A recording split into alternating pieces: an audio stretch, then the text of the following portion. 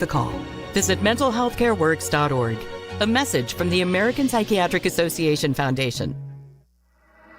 This is ESPN Chicago, WNVP, WTBC, HD2 Chicago, a Good Karma Brands radio station. This is Chicago's College Tailgate. With Shay Norman and Tyler Atkins. Shay and Tyler on ESPN Chicago. Good morning and welcome on in. Chicago's College Tailgate on ESPN Chicago every Saturday morning, 9 to 11 a.m. And before we get to football, we're even going to talk some baseball today too. Apologies to you, my friend. I know it's been a rough morning for you, but it may have been better. Morning's been great. I think the morning actually has been all right for you because of this very strange rabbit hole you've dug yourself down over there. By the way, we're brought to you by Yingling. Thank you to our friends over at Yingling for bringing you Chicago's College Tailgate every single week. You walked in, sat down at your computer, opened up your phone, saw a clip of Pablo Torre and Mina Kimes doing smelling salts, and now all of a sudden you're in. I'm going to buy them. You've never done salts before. I've never used salts. So I've never used smelling salts. And I saw the video of them using it. They didn't even know that they were running an ad. But here I am. I'm in a rabbit hole now, and I'm on Amazon, and I'm going to buy some smelling salts because I think it'll make me focus better. You think this is a life improvement? Yeah, it's something that I think that I need in my life is to focus better.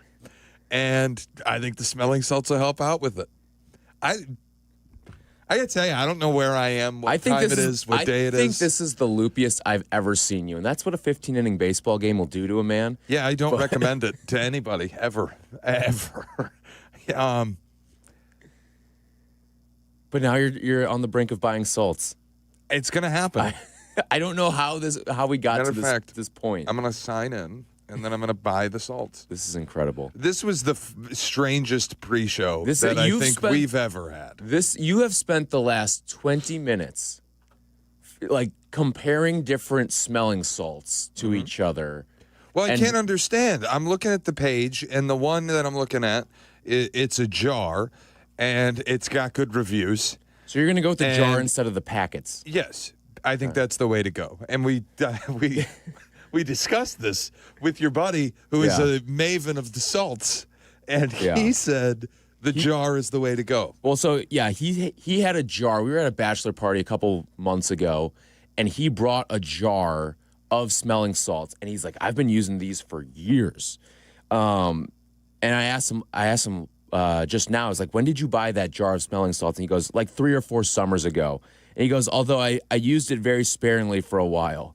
But still, I mean, if you're getting something for, it's like $20 or less, and you're getting 3 or 4 years of use out of it. I'm just going to throw it in my backpack and use it every morning before the morning show, the smelling salts. This is how you should lead off Shay's platform. You should just rip salts. Rip a salt and then get into it. But again, I can't like frequently bought together. You know how Amazon does that? Yeah. So like you're buying a TV. It's actually funny sometimes. Yeah, you'd be buying a TV and then it's like frequently bought together and it's like a PlayStation and a Blu-ray player and you're like, no. Sound bar. Yeah, like I don't actually know. Frequently bought together here is smelling salts, boom boom nasal stick, and more smelling salts. But they've got all the different... What, are you just doing flights of smelling salts? Yeah, apparently it's like a tasting menu of salt where you've got the jar of smelling salts for athletes in hockey. Why it's specifically hockey is if there's some difference. Don't get these if you're a football player. These won't work the same. These are specifically hockey salts. That seems absurd. But like... that and then the boom boom nasal stick vapor flow technology. I think you got to get the boom boom nasal stick because I'm all about longevity here. I want something that's I want bang for my buck, and I want something that's gonna pay me back. I think the jar gonna pay you back. I think the jar is the way to go. The boom boom nasal stick. Look at the packaging here. There's only 4 boom boom sticks in the package. That can't be enough. I feel like I'd run out of that immediately. Those look like chapstick. And then they've got like the snap-off traditional smelling salts that you see the NFL players use for $42.99. No, thank you. The jar. A 40-pack? I'm paying more than $1 a snappable salt. Yeah. No. So I think the jar is the way to go. So you've never done them before, and I'm No. debating if I should give you the big warning. Mario, have you done salts before? You're a former college athlete. You've definitely done salts before. Yeah, every game. I was about to say I can give you some advice on which ones to get. The one with the tiger on it is the best. The one with the tiger on it is the best. Yeah. Okay, thank you. Because What that's makes that gonna one better? It's going to save me $7. I appreciate you. It really hits the nostrils. Like, it just Okay. really, it smacks you in the face like your mom did when you were 5. Like, it's insane.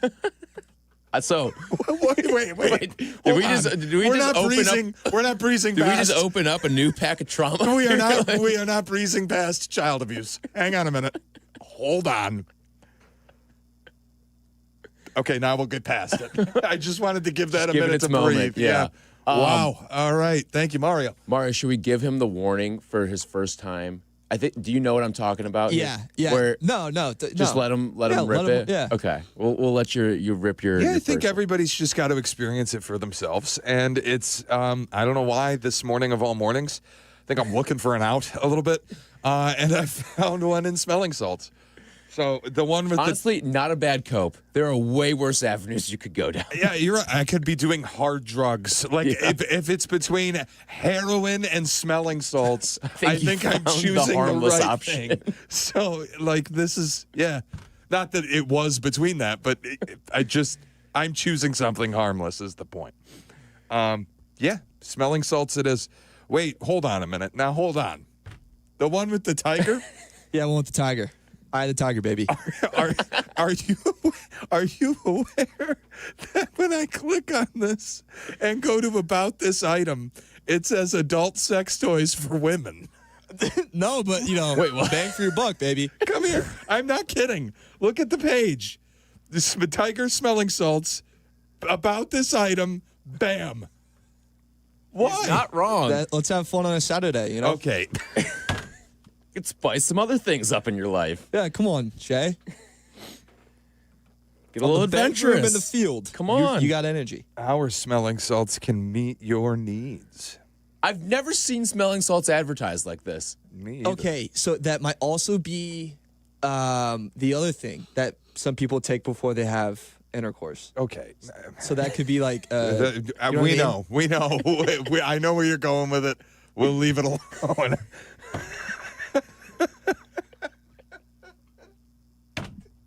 What a start. What a start. What is going on? I know Amazon can get these things shipped in like a day or two. Like this thing will Oh be my at your God. front door tomorrow. I But hope I almost that feel there's like same day I almost feel like you have to make your debut with these on the next air. week. Yeah. Oh yeah. Next Shay's week on this platform. show. Oh, okay. I can You do want that. to save them for next week? Maybe like before we do the picks. We do the picks and you rip a little salt before. That sounds like a wonderful idea. Hold on. I'm logging into my Amazon so that I can make the purchase. All right. So I'm gonna- you're locked in. Yeah, Are you I'm going to getting- also have it sent to the office because I don't need my wife asking questions. Oh, she probably orders plenty of stuff on Amazon that you're like, really? Right, that's Really? true. That's You know can what? order smelling salts one time. You know what? Fair. Why do I have two things in my What, car? so wait, are you getting the sex toy ones? Will you just relax? I mean that you're getting the tiger ones, right? I don't know. I feel a little That bit also is like, you know how like sometimes you'll find a product on Amazon and you're like, clearly this looks like it was made by a bot, like the description and everything. I think it's a little mislabeled because it says smelling salts for athletes, instant energy, salts for athletes in hockey. Again, why? Why specifically hockey? Focus and motivation, potent smelling salt formula. But then in the description, that's where it says adult sex toys. I think there's a mislabeling issue going on. So I used to work for a store and we would post stuff on Amazon to sell, and you'd do a lot of copy paste. I wonder if this is a copy paste issue where they just copy and pasted from the wrong thing. And maybe they do have some adult sex toys too. So All right. is that in the what's in the frequently bought together for the tiger ones? A lot of the same? Let's see. I didn't actually look, but I did just place the order, so we're good to go. We're in? Frequently Danny will be happy. Frequently bought together creatine monohydrate and nitric oxide booster.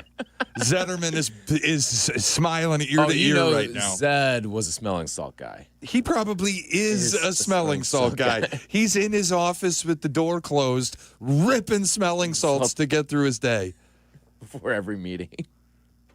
I feel like if you just if somebody took this segment and just said, like, instead of every time we say smelling salts, just turn it into one of us saying cocaine.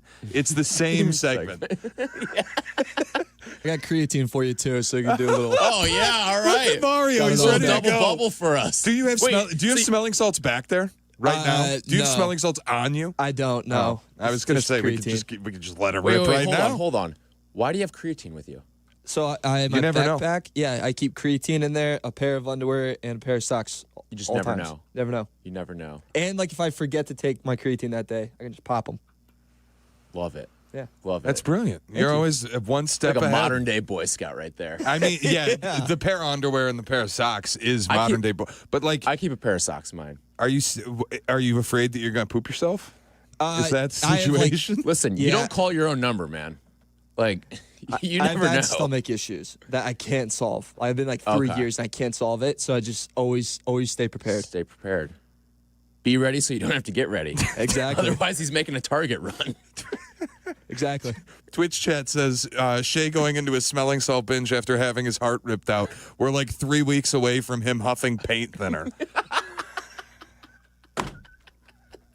Just wait till Michigan State plays tonight. Like I care. Like I even care. I won't watch. Oh no, Michigan State's a 7.5-point favorite against UCLA tonight. What a thrilling event. This would be good content. Like Waddle teaching you how to use salts, because there's the old John Madden clip of him saying Tom Waddle did have to use a lot of smelling salts. Yep. And that, like, just Waddle giving you the old salt demo. There is a method to it. Otherwise, you could be in a little danger.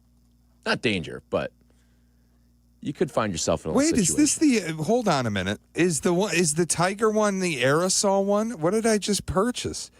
What's happening here? Is it a jar? Yeah, it should be like a jar. You have Should to be a shake it, jar. and then you pop it, and then you just put your nose in. Okay. It says aerosol.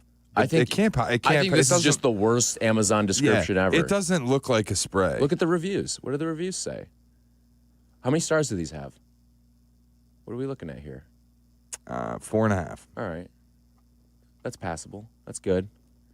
There's probably a lot of reviews on it too, so Yeah. you're good there. 110. It feels like a large number.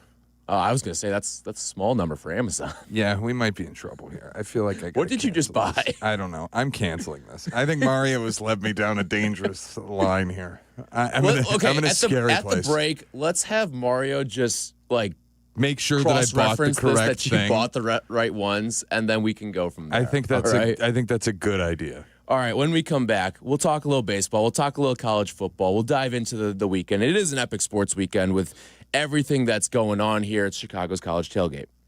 Chicago's College Tailgate returns in a flash on ESPN Chicago. The Cubs hold serve at force at Game 5 in the NLDS. We reconvene tonight in Milwaukee. Game 5 coverage begins at 6:30. Brought to you by Credit Union 1, Potawatomi Casino Hotel, and Maurice Longo and Associates. At People's Bank, earning $400 cash has never been easier.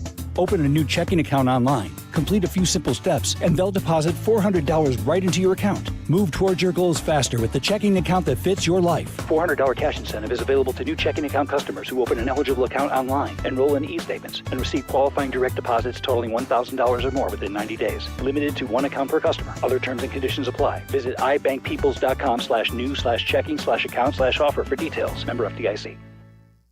Do you ever scream at your screen when your 5G internet freezes? It's the worst. So why not switch to Astound? Wi-Fi that just works.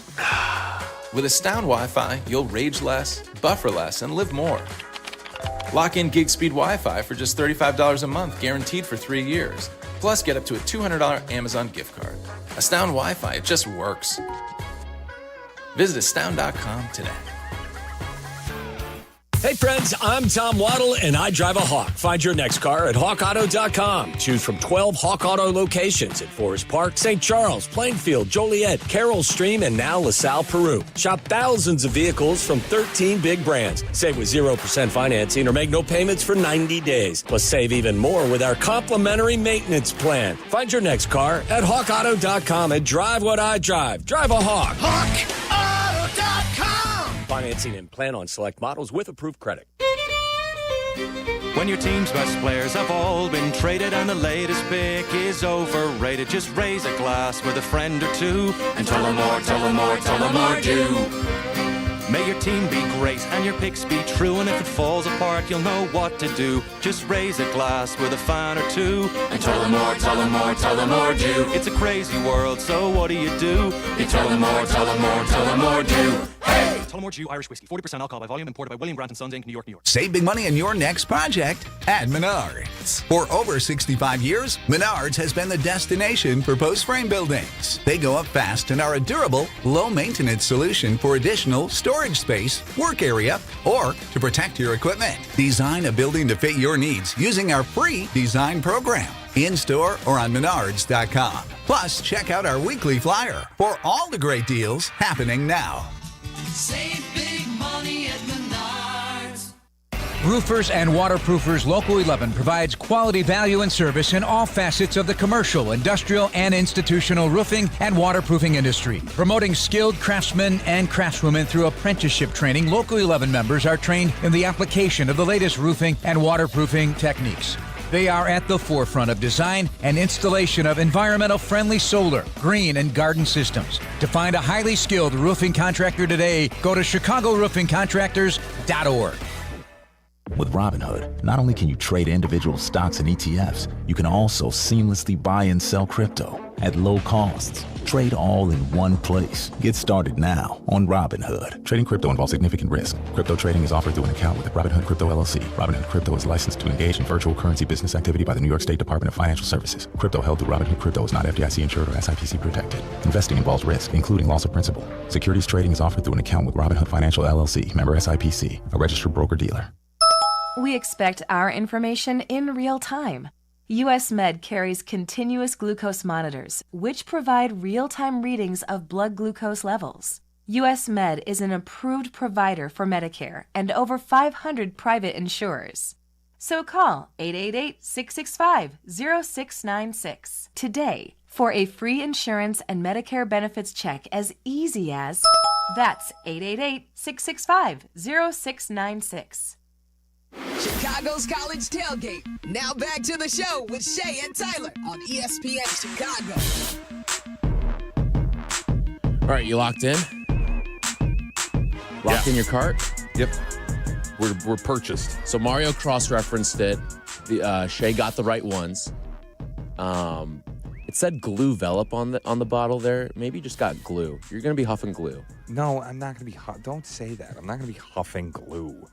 I'm not going to be huffing paint thinner either. I don't know why. I saw the Instagram video of Mina Kimes and Pablo Torre doing smelling salts, and I thought, you know what? What the hell? I want to try. This is your cope. I guess. Cope for Tigers loss There's last worse. night. Again, there's worse things I could cope with.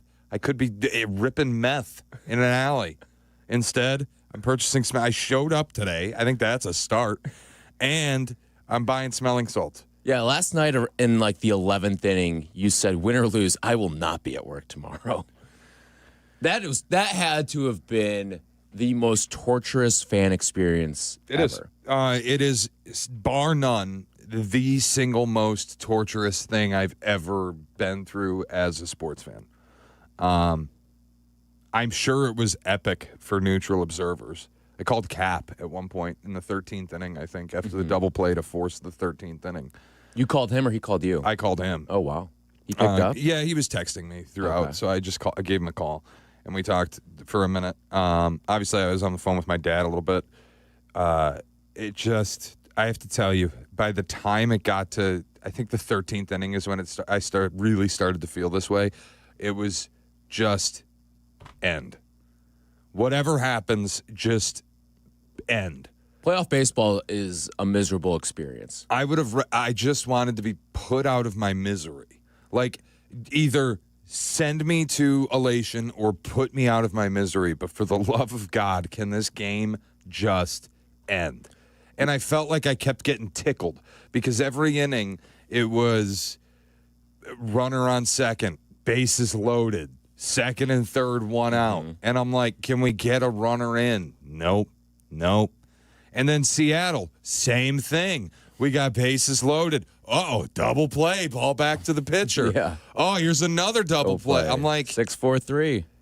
I'm like, can this please, for the love of God, just end? And it was even worse because the big bats kept coming up. The heart of the order, 2, 3, 4, and 5 in our lineup. Like, Gary Carpenter was spectacular. Yeah, got on base 6 times. He's the first player in Major League. This is a true stat that I could not believe when I saw it. Gary Carpenter was the first player in Major League Baseball history to get on base 5 times and hit a home run in a postseason game since Babe Ruth. That's incredible. It was astonishing. And I thought Skubal had a performance for the ages. Yeah, man. You know, okay, there was one thing that pissed me off about, and it wasn't anything Skubal did, but it was he gets pulled from the start with 13 strikeouts. He looks dominant. It's one of the best postseason performances we've seen. And then you get all the baseball writers going, what a performance by Tarek Skubal. By the way, he's a free agent in 2 years, or in a year. That was terrible. That was annoying. Stop. You know what else? Stop. You know what else annoyed me too was, and nothing against Adam Amin. Adam Amin's wonderful. It's just, did you know that Tarek Skubal played college baseball 10 miles from the stadium? You don't have to tell me every inning. It became Matthew Stafford and Clayton Kershaw played high school baseball together. I don't need to know. Like, it just, I don't know. I was frustrated. And as a fan, I would wish that on nobody. Like, Cubs fans, I hope that you guys blow out the Brewers today and you're good to go and it's over in 9. If you go 15, I mean, I'm lucky I got up and got into work today. I don't know how I did it. I don't feel particularly good. Yeah. I was up a little later than I planned to be. And, yeah, it stung. But it was kind of just the worst part was you were the road team, too. We were texting about this last night. Yep. The worst part in a game like this is being the road team. Because you go out there, when you put your goose egg up, then it's like tight sphincter for the bottom half. Yep. And there is the most stressful thing you can go through. Like, I'm thinking back to the Cubs run when even the games that even the years that they didn't win, there's really only 2 extra inning games I remember. Obviously, Game 7 of the World Series, which that's hell. And you're sitting through a rain delay on top of that after you just blown the lead. That's like one of the worst experiences. And then there was the wild card game they had against Colorado that I think went like 13 or 14 innings. Those are like the only 2 that I really remember going to extras. I could be wrong on that, but it just, I've never felt anything like that. A winner take all. I mean, game 163 against Minnesota, I think it was 2009, was similar. But game 5 of the ALDS going to 15 innings. And it was the perfect finish for that team, the team that blew a 15-and-a-half game division lead, that by the end of the season were just a punishing watch. All they did was, like, hurt people that were fans of them. To go then 15 innings and lose in game 5 of the ALDS, what a fitting end for that group. 2, 3, 4, 5 in your order, go 0 for 23. Spoil a fantastic Skubal start on top of that. Man, like, I felt for Tigers fans last night, and I would have felt the same way for Mariners fans on the flip side. Like, that's no way to go out. No. That is no way to go out. No, and you saw how many starting pitchers got into this game, too. I think there were a total of 6 starting pitchers that pitched in last night's game. It was, I mean, that was not for the faint of heart last night. It really was. A buddy of mine works for the Mariners, grew up a Mariners fan. Okay. And we were texting last night. And when it got to, like, we've been kind of just giving each other jabs back and forth throughout the series. Once it got to the 10th inning, both of us were like, listen, man, GG's. It's been a great series. Whatever happens here happens. Best of luck to you. That was pure torture. And again, I called Cap to say, I'm sure that this is incredible. Like, as for you as a neutral observer, this is one of the great all-time postseason games. Well, you know what? It was funny.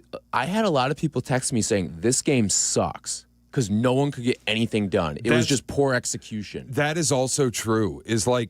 I didn't feel that way, though. Like, sure, it was poor execution offensively, but the pitching was stellar. The pitching was incredible. Like, some of those pitches that Flaherty put up there, and you heard Adam Wainwright and A.J. Przinsky talking about it, like, those were some gutsy pitches that he laid in there. Yeah, going breaking balls and 3-1 counts. Yeah. And, I mean, it was every pitcher that got in that game last night on both sides was nails until you got to Tommy Kahnle. And once Tommy Kahnle got in the game, I said, thank God this is over. Tommy Kahnle getting into the game metaphorically was a bullet to the back of the head. Like, I just knew at that moment, game over. Lights out, shut it off. We're done here. Former White Sox. Yeah, Tommy Kahnle. It was the black bag over the head and a knee to the face. Tommy Kahnle entering the game. That's the equivalent. What would you have done there? Would Nothing. you just throw Flaherty another? Or what? Probably. I mean, at that point, he's got 43 pitches. At that point, you've already blown up game one, though, and he's going okay. Like, I Should just have been going through the lineup a second time there. I know Kahnle ends the game. I just know that. Yeah. But they were on arms. What are you going to do? Like, you've got to see it. I'll tell you the biggest winner last night. And did you see the Blue Jays tweet? Yeah, they tweeted the meme of the boxing official watching the two guys beat each other to death. They're the big winner of last night. Yeah, because or as Joe Davis calls them, the Blue Jays. Correct. Whoever won last night is entering now a game one where they've just exhausted every arm that they have. Blue Jays are up. Blue Jays should feel like they're up 1-0. You can barely even do a bullpen day if you're the Mariners going into this game. You exhausted every arm. Like, Munoz was out there throwing high leverage pitches. What did he throw? 20 pitches? 25. Munoz is out there throwing high leverage pitches in the 8th and 9th. And then you go to Logan Gilbert. And then you go to Luis Castillo. And now you're sitting there and you're like, who are we starting Bryce Miller in game one on short rest now? Is that where we're at? Yeah. Like, you don't have very good options. Really, both starters in this game were fantastic, too. Like, George Kirby on the other side was great. And he didn't really throw that many. And he didn't really throw, I don't know what's going on here. Sylvia making a cameo out of nowhere. Remix. Out of nowhere. But yeah, no, it was a fantastic game. 312-332-3776. If you've got any baseball thoughts from last night, any baseball thoughts for today as well, we'll take your Cubs calls too. And we are going to talk a little college football. Yes, because we will get to it. It's a great slate today. It is. Yeah, there's really good games. There's it's some like nice rivalry games everything's today. kind of like polar opposite. It's either great or it's I do not give a flying you-know-what about it. And there's not much in the middle. I got to tell you, I thought you were going to let it fly for a minute. I feel like Pat McAfee on College Game Day. I thought you were going to let it rip. Just let it rip. We don't have the cable allowances here on ESPN Chicago. Dean's downtown. Morning, Dean. What's up, fellas? Yeah, that game last night, I had a buddy text me, and he was like, this game's amazing. I was asleep by then. You know, I wanted the over badly in that game, and I kind of realized that wasn't going to cash. I was like, I forgot that they don't carry over those extra inning rules in the postseason, which kind of glad about. But long story short, I also wanted to say before I got to my college football point, it was funny that my girlfriend got COVID, so it's bittersweet. I tested positive too, but anytime I've ever gotten it, like, I don't even know. I just don't get really sick. And so I can't go to work. I got invited to the Cubs game last week, and I was like, no, I got to work. It's Saturday night. And, you know, I just took off from Vegas. Like, I just can't take off like normal people. I got to work and stuff. But I had to stay home, so it's like a little staycation, a little bittersweet that I can't go to the game, but I get to watch football. And I got a couple of props for you guys that a buddy ran by me, and before I pulled the trigger, I wanted to see what you guys thought. So it's 3 QB props, and I wanted to see what you guys think. You ready? Go ahead. All right, so the first one is Sorsby. They're all over on the passing yards. Sorsby, Arch Manning, and the kid from TCU. So I know you guys watch these games more than me, and you could tell if they're going to be close or not, or if they're going to pass a lot. And I just wanted to see what you guys think. Have a good one, fellas. Enjoy the weekend. Have a nice time at the game. I think Sorsby blows. I think Arch blows. But sure, like I don't even know what the number on those is. I don't do. Frankly, I don't do a whole lot of player props, anyways. But certainly not in college. One of the more sicko things I think people do is the college fantasy. Yeah, it's insane. It's wild because you're trying to get some scrappy back at Washington State that is going to throw or that's going to run for 200 yards or something. Right. Exploit an FCS matchup. The guy that grabbed Cam Scadaboo at Sacramento State. Right. On fire. Yeah. I don't know. Sorsby's always a threat to run since he can really bog down offensively. I don't know if I'd love a passing yards over, but again, I don't even know what the number is. So do your thing. If you want to bet it, bet it. Who cares? Yeah, I'm not big into the college props. Arch, I would probably go under. Oklahoma's defense is fantastic. Who's the third quarterback he had there?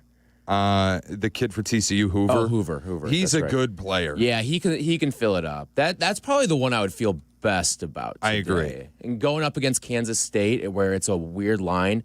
Maybe TCU's losing and Hoover's just throwing the ball all around the yard.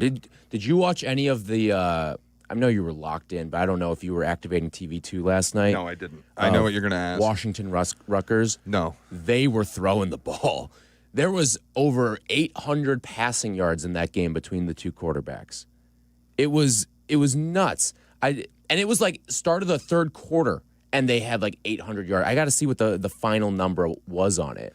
I didn't even turn on North Texas laying 1.5. Yeah, I that bet game the was game. Nuts too. And I looked at my app in the middle of the baseball game, and I saw 63-36 USF. Okay, Bulls. I guess we're going to the college football playoff. Yeah. By the way, I stand corrected. There were 788 total yards of passing. Jesus. But I'm not kidding. These were numbers at midway through the third quarter. There was not a lot of completed passes to end the game here. Was that a Tim Brando game, Friday night special in the Big Ten? I had it on mute, so I have no idea who was Big doing the game. Ten Saturday night. Who won? Washington did. So if you listen to the Pick a Side podcast, available wherever you get your podcast, we gave out Washington minus the 10. They won by 19 last night. So, well done. You can find us on YouTube. You can find us on Apple Podcasts, the ESPN Chicago app, Spotify, wherever you get your podcast. How long is Rutgers going to do the Greg Schiano thing? I think they're probably just comfortable with it. It's just, I guess, if you're Rutgers and you just accept that, we'll be okay.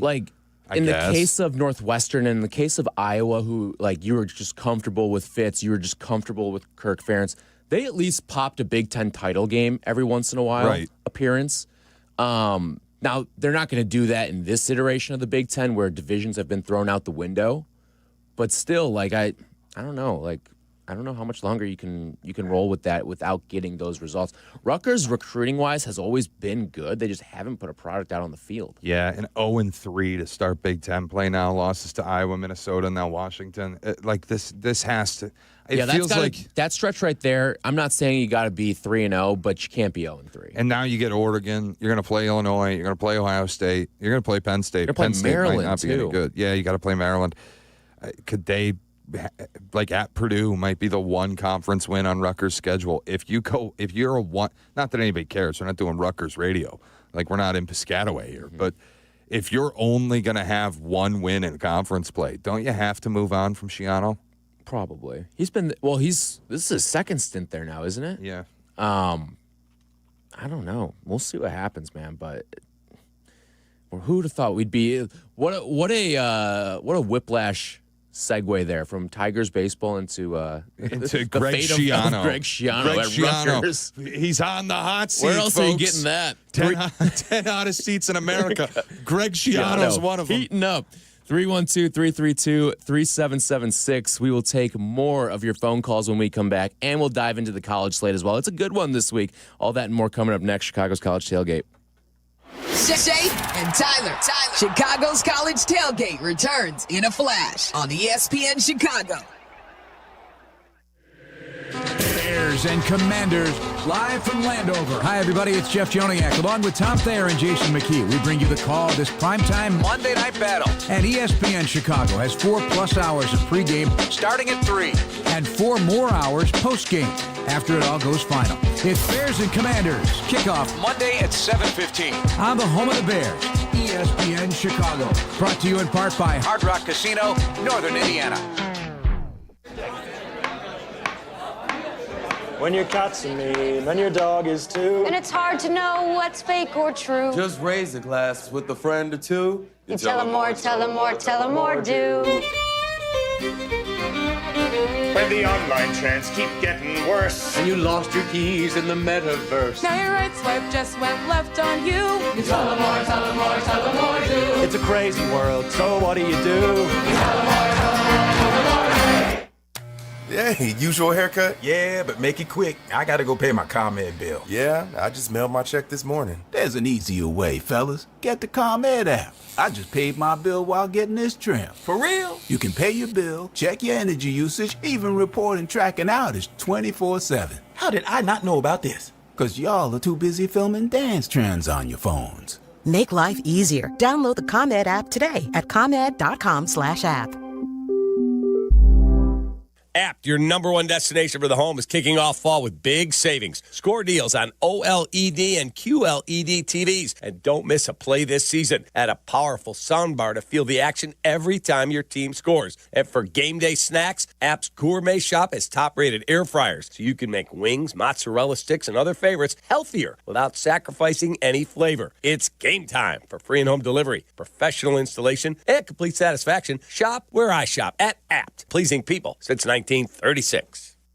Dude, did you hear Fry the Coop has Vienna beef on their chicken sandwiches now? Wait, hot dogs on chicken? That's interesting. No, not their famous hot dogs. They're pickles. Vienna beef has been making pickles for over 100 years. Now their zesty pickles are stacked on Fry the Coop's epic fried chicken sandwiches.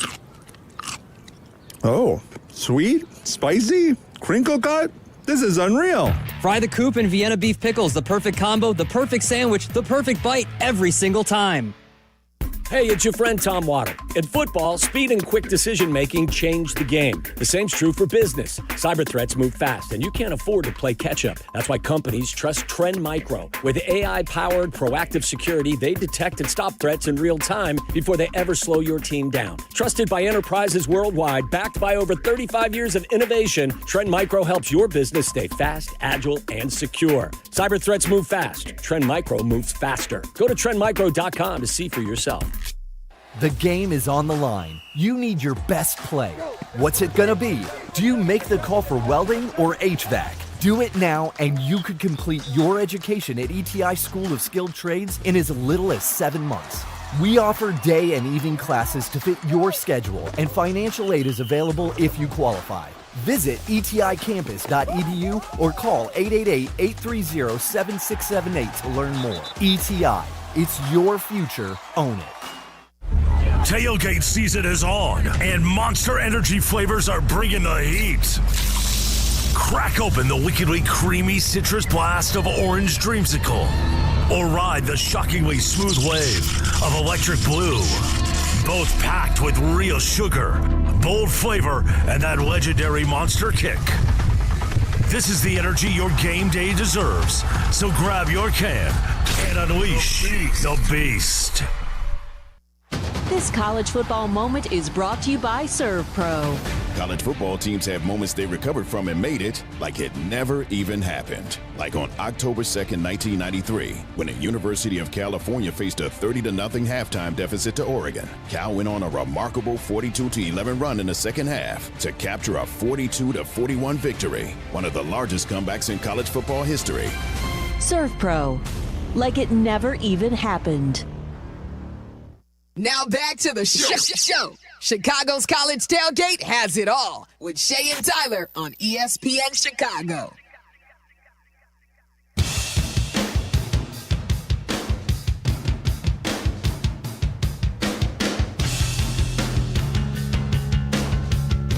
We'll get you ready for Cubs and Brewers a little bit later on, 7 o'clock.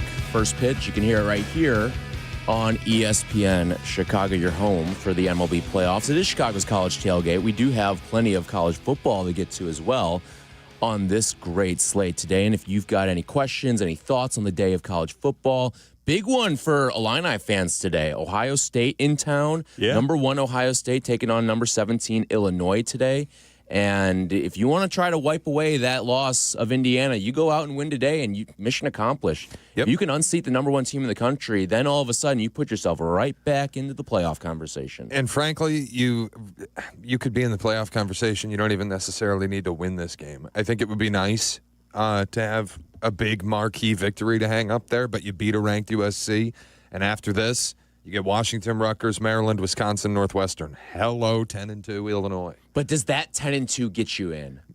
I think with because we could be seeing a lot of 2-loss teams this year, particularly in the SEC, when those teams start to cannibalize each other as we get deeper and deeper. And we're already in week 7. Yeah. So there are definitely sample size and data points to take from here, but doesn't it feel like a lot of the 2-loss SEC candidates are going to end up with 3 or 4 losses, though? Potentially. Potentially could be that way. Let me pull up the SEC standings real quick. I think Vandy probably ends up with 3 losses at least. Yeah, I think Illinois would get in over a Vandy, but like if you have a 2-loss Georgia, if you have a 2-loss Bama, who's getting in? Is it Illinois or is it Bama or Georgia? I think the answer is pretty simple there. Well, even like LSU. There's also in your own conference, if Michigan wins today, they probably finish the season 10-2. And if Michigan's 10-2, they're getting in ahead of Illinois. That's what's going to happen. Mm-hmm. Right or wrong, which I kind of think it would be wrong. I think Michigan's pretty fake. But I think they'd get in over Illinois because the brand means everything. Well, I think while I don't necessarily believe in what they would be at 10-2, your resume, at a certain point, you have to take what you did this season. And Michigan lost 24-13 on the road to Oklahoma, a team that all of a sudden has risen and could be one of the 5 best teams in America. That's going to be their only top 25 game, except for Ohio State. Mm-hmm. But that loss to Oklahoma looks a hell of a lot better than the Illinois loss to Indiana.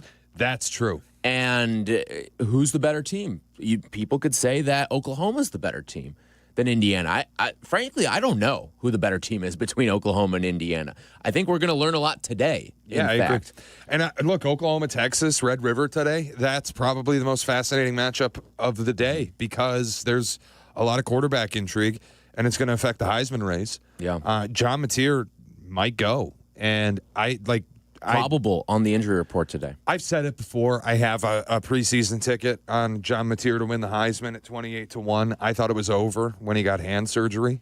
Really impressive performance against Auburn with a broken hand for 3 quarters.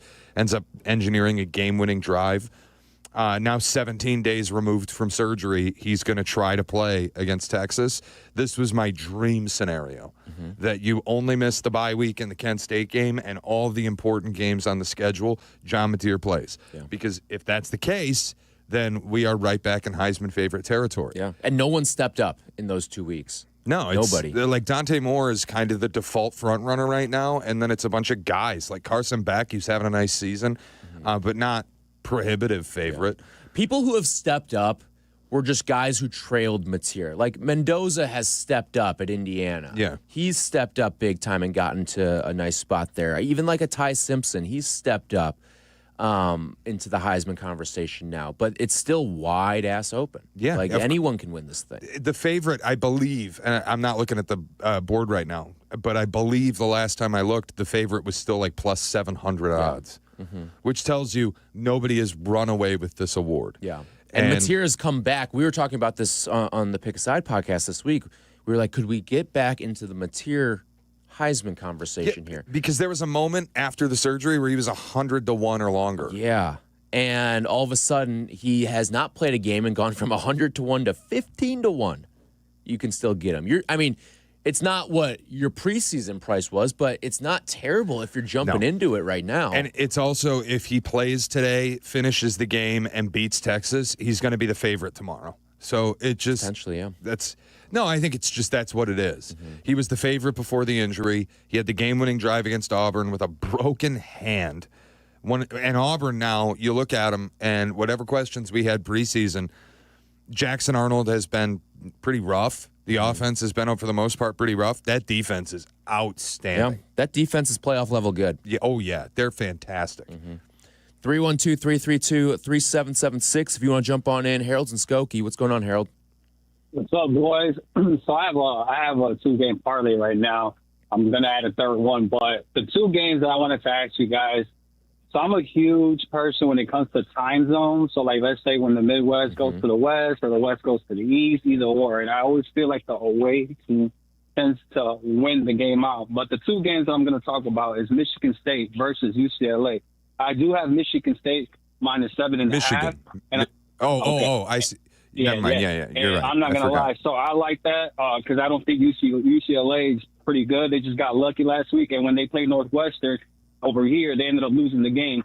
So that's one game. But the second game also is the Oregon-Indiana game. And I do like Oregon. I'm not going to lie, man. Yep. Oregon looks strong. Yep. They look tough. Even though Indiana beat the crap out of Illinois. But I do like Oregon. So I want to hear your thoughts on both of those games, man. Like I said, I'm a huge when it comes to time zone. And I always see like either like when a team is going away, for some reason they tend to struggle. So I want to hear your thoughts, man. Hey, Thank Harold, you guys. Harold, can I go ahead? Not that I'm one to like add legs to a parlay here, but if you are big on like the time zone stuff, I would add USC, man. Yep. Say that again? I couldn't hear you. I'm sorry. I would add USC to this. Oh, USC? Yeah. Okay. Because you've got Michigan going, and of those 3 games, the spread that I feel strongest about in the 3 is USC as a 2.5-point favorite. Yeah. Harold, I'd even go further, and I'd say just take Michigan State out of all of this and use USC against Michigan if you want to 2-game it. Look, man, perfect, man. Michigan State, the left tackle, he's horrible. Horrible. I don't even want to see him on the field today. They can't run the football. Their defense is absolute sewer trash.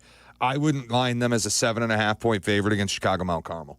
So, that sounds perfect. Yeah, because like look at the game last night, Washington and Rutgers. Rutgers, went off all right, but then they struggled after that second half, and Washington just came over, man. Yeah. So, but it's always good talking football with you guys. I'm always excited to hear about. What's always new every Saturday with you guys, man. So keep up the good work. I'm a huge fan. I follow you guys on YouTube. Like I said, thank you guys.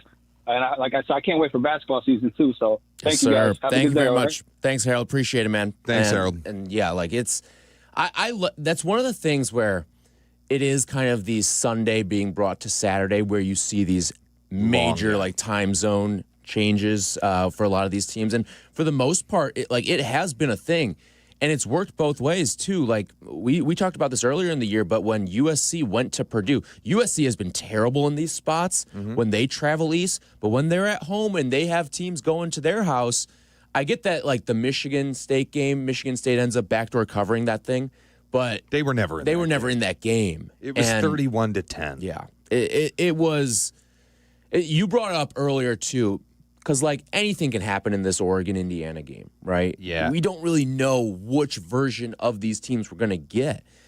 But we do know this, like, out of the blocks, it could be a little bit of a stumble, and maybe you look at an Oregon in the first half. What did you say? It was like 4.5? 4.5. So as long as you clear it by a touchdown in that first half, then you feel all right about it. I kind of feel like Oregon goes out and drills them, but I'd be more comfortable laying the 4.5 in the first half and just get me home in the first half by a touchdown rather than messing around with a hook and a potential backdoor cover from Indiana, late game touchdown. Like, if Oregon's up 28-14, just say we're living in that world. It's the fourth quarter and Oregon's up 28-14 and there's a minute and a half to go and Fernando Mendoza drives Indiana down the field for a touchdown. Oops, there goes your 7.5. Yeah. Like, I feel a little more comfortable if I'm going to bet Oregon taking the first half. Yep. All right, 312-332-3776. If you want to join, jump on into the conversation. We're talking college football. We'll get to some Cubs and Brewers a little bit later on in the show. We also have to touch on Bill Belichick as well because that has been, what a week it's been in Chapel Bill. We'll do all that when we come back. It's Chicago's College Tailgate. Chicago's College Tailgate returns in a flash on ESPN Chicago. Monday, the game is here and the pregame talk is here. Football fans join in the fun with pregame tailgate on the Waddle and Sylvie Show. Monday from 3 to 5 on ESPN Chicago. Presented by Bradley University. Kennedy Express lanes closed? Well, the CTA doors are open. Why are you sitting in traffic? When you could ride the train. Park and ride is available at the Cumberland exit, number 79B. Get into the city and back fast and stress-free. Avoid the hassle of stop-and-go traffic and spending money on gas. $5 covers your trip and back on the CTA. Just sit back. We'll do the driving. Tap to Pay is available on all CTA trains and buses. Save money, do more, and ride CTA. At People's Bank, earning $400 cash has never been easier. Open a new checking account online, complete a few simple steps, and they'll deposit $400 right into your account. Move towards your goals faster with the checking account that fits your life. $400 cash incentive is available to new checking account customers who open an eligible account online, enroll in e-statements, and receive qualifying direct deposits totaling $1,000 or more within 90 days. Limited to one account per customer. Other terms and conditions apply. Visit ibankpeoples.com/new/checking/account/offer for details. Member FDIC. There's still time to save big on your landscaping project at Menards. Create stunning patios and strong retaining walls with our huge in-stock selection of concrete blocks ready to take home today. Plus, get pre-estimates fast with our easy-to-use design and buy program in-store or on Menards.com. Don't miss out. Check out our weekly flyer and start saving on landscape blocks now at Menards. Save big money at Menards. Roofers and Waterproofers Local 11 delivers expert roofing and waterproofing across Chicago. Their trained professionals lead in solar, green, and garden systems. For trusted contractors and top quality service, visit ChicagoRoofingContractors.org. That's ChicagoRoofingContractors.org. Hey, you want to talk about your stuff? You know, the things you as a sports fan have collected over the years. Talk about it with a pro. Sports Collecting with Tom Morgan. Saturday mornings at 7 on ESPN Chicago. Presented by Huggins and Scott Auctions, ERC Delivery, and REA. With Robinhood, not only can you trade individual stocks and ETFs, you can also seamlessly buy and sell crypto at low costs. Trade all in one place. Get started now on Robinhood. Trading crypto involves significant risk. Crypto trading is offered through an account with Robinhood Crypto LLC. Robinhood Crypto is licensed to engage in virtual currency business activity by the New York State Department of Financial Services. Crypto held through Robinhood Crypto is not FDIC insured or SIPC protected. Investing involves risk, including loss of principal. Securities trading is offered through an account with Robinhood Financial LLC, member SIPC, a registered broker-dealer. Tailgate season is on, and Monster Energy flavors are bringing the heat. Crack open the wickedly creamy citrus blast of Orange Dreamsicle, or ride the shockingly smooth wave of Electric Blue. Both packed with real sugar, bold flavor, and that legendary monster kick. This is the energy your game day deserves, so grab your can and unleash the beast. Actual price will depend on product and subscription plan. Featured products are compounded drug products, which the FDA does not approve or verify for safety, effectiveness, or quality. Prescription products require an online consultation with a healthcare provider who will determine if appropriate. See website for details, restrictions, and important safety information. Want a boost in and out of the bedroom? Hims has you covered. Introducing a new 2-in-1 approach to level up your game. Tadalafil for better bedroom performance and zinc for testosterone support. Put it all together and you've got what you need to turn things all the way up. Getting started is simple. Just go to hims.com/joy to start your free online visit. Through Hims, you can access ED treatments including pills, chews, and more. 100% online. No office visits, no pharmacy lines. Just fill out a simple intake form and a licensed medical provider will determine if treatment's right for you. If prescribed, it ships free and discreetly to your door. Find affordable treatment options at up to 95% less than brand names at hims.com/joy. That's hims.com/joy, HIMS.com/JOY. This is Chicago's College Tailgate. With Shay Norling and Tyler Aki. Shay and Tyler on ESPN Chicago. With you every Saturday morning, 9 to 11 a.m. on ESPN Chicago. Tyler Aki and Shay Norling talking college football with you. We'll get to Bill Belichick about 7 minutes from now here on Chicago's College Tailgate. But first, Brett's in Lake Zurich. Morning, Brett. Good morning. Hey, guys. Caveat, I am an Illinois fan, so I'll ask this question first. But I wanted to get your thoughts on where Altmaier stands or why he's not getting talked about more for the Heisman race. I saw something this past week comparing his stats to like the 3 of the top 4 favorites that are quarterbacks. Sure. And he's got a higher efficiency. He's got 0 turnovers. He's got more touchdowns, more yards than I think 2 of the 3 of them. I know it's a brand thing, but if it's a numbers and performance, he outdueled Jordan Maava, even though Maava had a great game, but he had a turnover late in that game. Obviously didn't play great against Indiana and Mendoza, but how come he's not getting more attention? He's outside the top 10 in odds, if not top 15, with where Illini stand and how he's been. It's because of that last thing you said. I think you answered your own question, yeah. That Indiana game is a smudge that I don't know if you'll be able to wipe. Yeah, you can't get rid of that. Actually, stain. well, you can today. Today against Ohio State. If you drop a great game on the Buckeyes Dome today. If he goes out, throws 3 touchdowns, 350 yards, and beats Ohio State today, then sure, we can start having the conversation. But right now, the stats are wonderful, and the USC game was nice, but it's built a lot off of Western Illinois and Duke and Western Michigan and Purdue. And the Indiana game, I'm not trying to be rude, but the Indiana game, you lose 63-10 in a game where you attempt 22 passes, nah, you're done. I can't seriously talk about him as a Heisman candidate. But you can wipe all that away today. And to be honest, this is probably his last chance to do so. Oh, yeah. If they go out and lose today and he's got a pedestrian stat line, then forget about it. Yeah. But if you win today and have a good stat line or even decent stat line and then you just stat pad the rest of the year. But I would tell you the key is even less than stat padding the rest of the year and beating up on what is really the dregs of this conference, Washington, Rutgers, Maryland, Wisconsin, Northwestern to close out the season.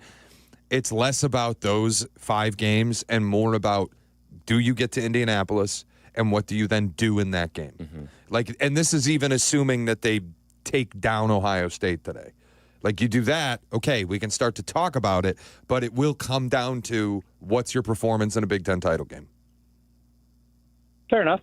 That makes sense. I figured it would. I know the Indiana game was there. I think that Duke win might be better over time with the ACC being down, and they'll just rack up some wins. But they're not a good team either, so I get it. I just had to get my point in there and kind of see, knowing what the schedule is coming forward, and obviously knowing how much hinges on today's performance. Absolutely. Thanks for the call, Brett. Appreciate it, man. You have a good Saturday, and good luck to your Fighting Illini as well today. That is one of the key and marquee games of the week. It's a good slate this week. You're talking about some good top 20, 25 matchups here. Bama, Mizzou. We'll get into the picks a little bit later on in the show. But that's a big one. You got Indiana, Oregon. That's the lone top 10 matchup. And then even some of these games that they're not ranked versus ranked, but they kind of have a feel of ranked versus ranked today. I would throw Florida A&M in that conversation, even Georgia, Auburn, especially when you look at that spread inside a touchdown. Michigan, USC certainly has that feel to it today. I think we could see a little chaos today. Oh, Oklahoma, Texas, another one, Red River. I think we could see some chaos today. I don't know. I can't necessarily pinpoint which ones it's going to be, but I do think we're going to look back on the season and be like, that's the week that kind of shook up college football. Yeah, I mean, there's certainly, how live do you think Arkansas is against Tennessee? That could really screw some stuff up. How live do you think Florida is against A&M? That line's moved now to inside a touchdown. A&M was 7.5-point favorite, now just a 6.5-point favorite. Mizzou is one of the most interesting games of today. Mizzou and Bama. Yeah. That's a game, Mizzou at home. South Carolina, LSU. I mean, South Carolina, I know it hasn't gone their way really in conference play, 1-2 in the SEC, but they have a good quarterback. They have a good coach. They had some preseason pedigree. LSU hasn't been anything special. Nuss doesn't look great. USC, Michigan. I think there's a lot of opportunity. And honestly, you want to go to the Big 12? There's 2 ranked Big 12 teams playing tonight, late, BYU and Arizona State. I think both are live to lose, and that's easy to say with Arizona State. They're a 10-point dog. Yeah, no starting quarterback, no Sam Levitt today. Ranked team going on the road to Utah for at altitude. Arizona State today? Did you see? Mm-mm. Our old friend Jeff Sims under center. Oh boy! If you want to watch one of the worst displays of quarterback play ever in your life, tune into Arizona State, Utah, 9:15. Dude, Jeff Sims is one of those guys I just couldn't quit for the longest time. Jeff Sims had Gus Johnson ready to jump out of the booth 2 years ago in a Nebraska-Colorado game. Yep. I remember that one fondly. That was a good time. All right, when we come back, we will dive into everything that is taking place in Chapel Hill with Bill Belichick. What a week it's been down there in North Carolina. That's coming up next. Chicago's College Tailgate, back in 2 minutes. Chicago's College Tailgate returns in a flash on ESPN Chicago. With more than a century of heritage in Templeton, Iowa, Templeton American Whiskey embodies the spirit of its community with roots that trace back to the Prohibition era. This holiday season, Templeton is releasing their new flagship product, Templeton Straight Rye Whiskey, a 90-proof, full-bodied rye whiskey with notes of ripe cherries and dark chocolate and all the great rye spice that is perfectly served neat, on the rocks, or in a classic cocktail. Pick up a bottle at your local retailer today. Drink responsibly for 21 and over. Good Karma Brands is proud to be an equal opportunity employer, providing equal employment, development, and advancement opportunities to all teammates and applicants. To learn more about careers with us, please send an email to talentacquisition@goodkarmabrands.com. That's talentacquisition@goodkarmabrands.com.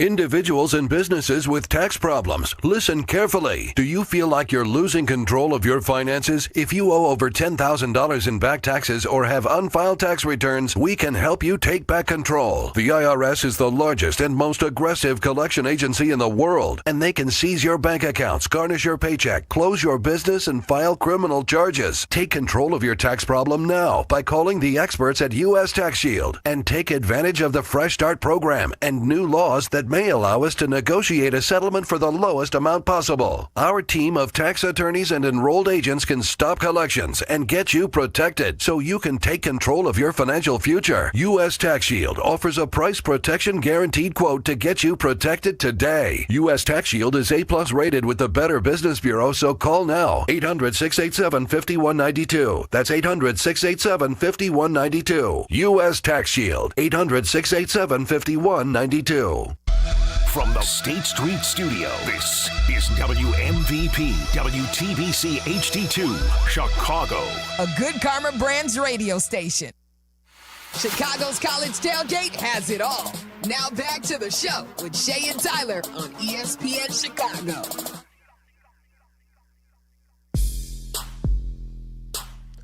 Chicago's College Tailgate with you on ESPN Chicago every single Saturday morning, 9 to 11 a.m. By the way, thank you to everyone who came out to Will's Northwoods Inn last week. We had a blast out there. It's good to be out on the patio, see everyone, and just had a good time with our friends from Tullamore Dew. And it was just getting ready for the college football and also the baseball for the day as well. So thank you to everyone who came out last week and supported the show. Yeah, it was awesome. And we should have a couple more on deck. We'll keep you updated once we get those dates, times, locations, all that good stuff. But yeah, thanks to everyone who came out to Will's Northwoods Inn, one of our favorite spots in the city. We have watched many a game there before and hope to do some more of that over the course of the next couple of weeks here, as we're already kind of at the halfway point of the college football season, believe it or not. This is week 7. Yep. And there is turmoil in Chapel Hill right now with Bill Belichick. Now, we'll put it lightly. This came out just moments ago from Diana Rossini, who said, she tweeted out that college and NFL sources say Bill Belichick and Michael Lombardi, the GM of the program, have no plans to leave North Carolina at the moment. So a lot of it has to do with the buyout and everything like that, but there were reports earlier in the week that Belichick was trying to find ways to massage that buyout and find ways out for himself, looking for a TV job or some sort of other job that he could get if he were to leave the program midseason, which, like, you're in your 70s, dude. Like, just hang it up or like, take the rest of the season off to just reset your life. But some guys, they just can't turn it off. It was really bizarre seeing, and it all kind of happened Wednesday, midday, and it just went on into that evening.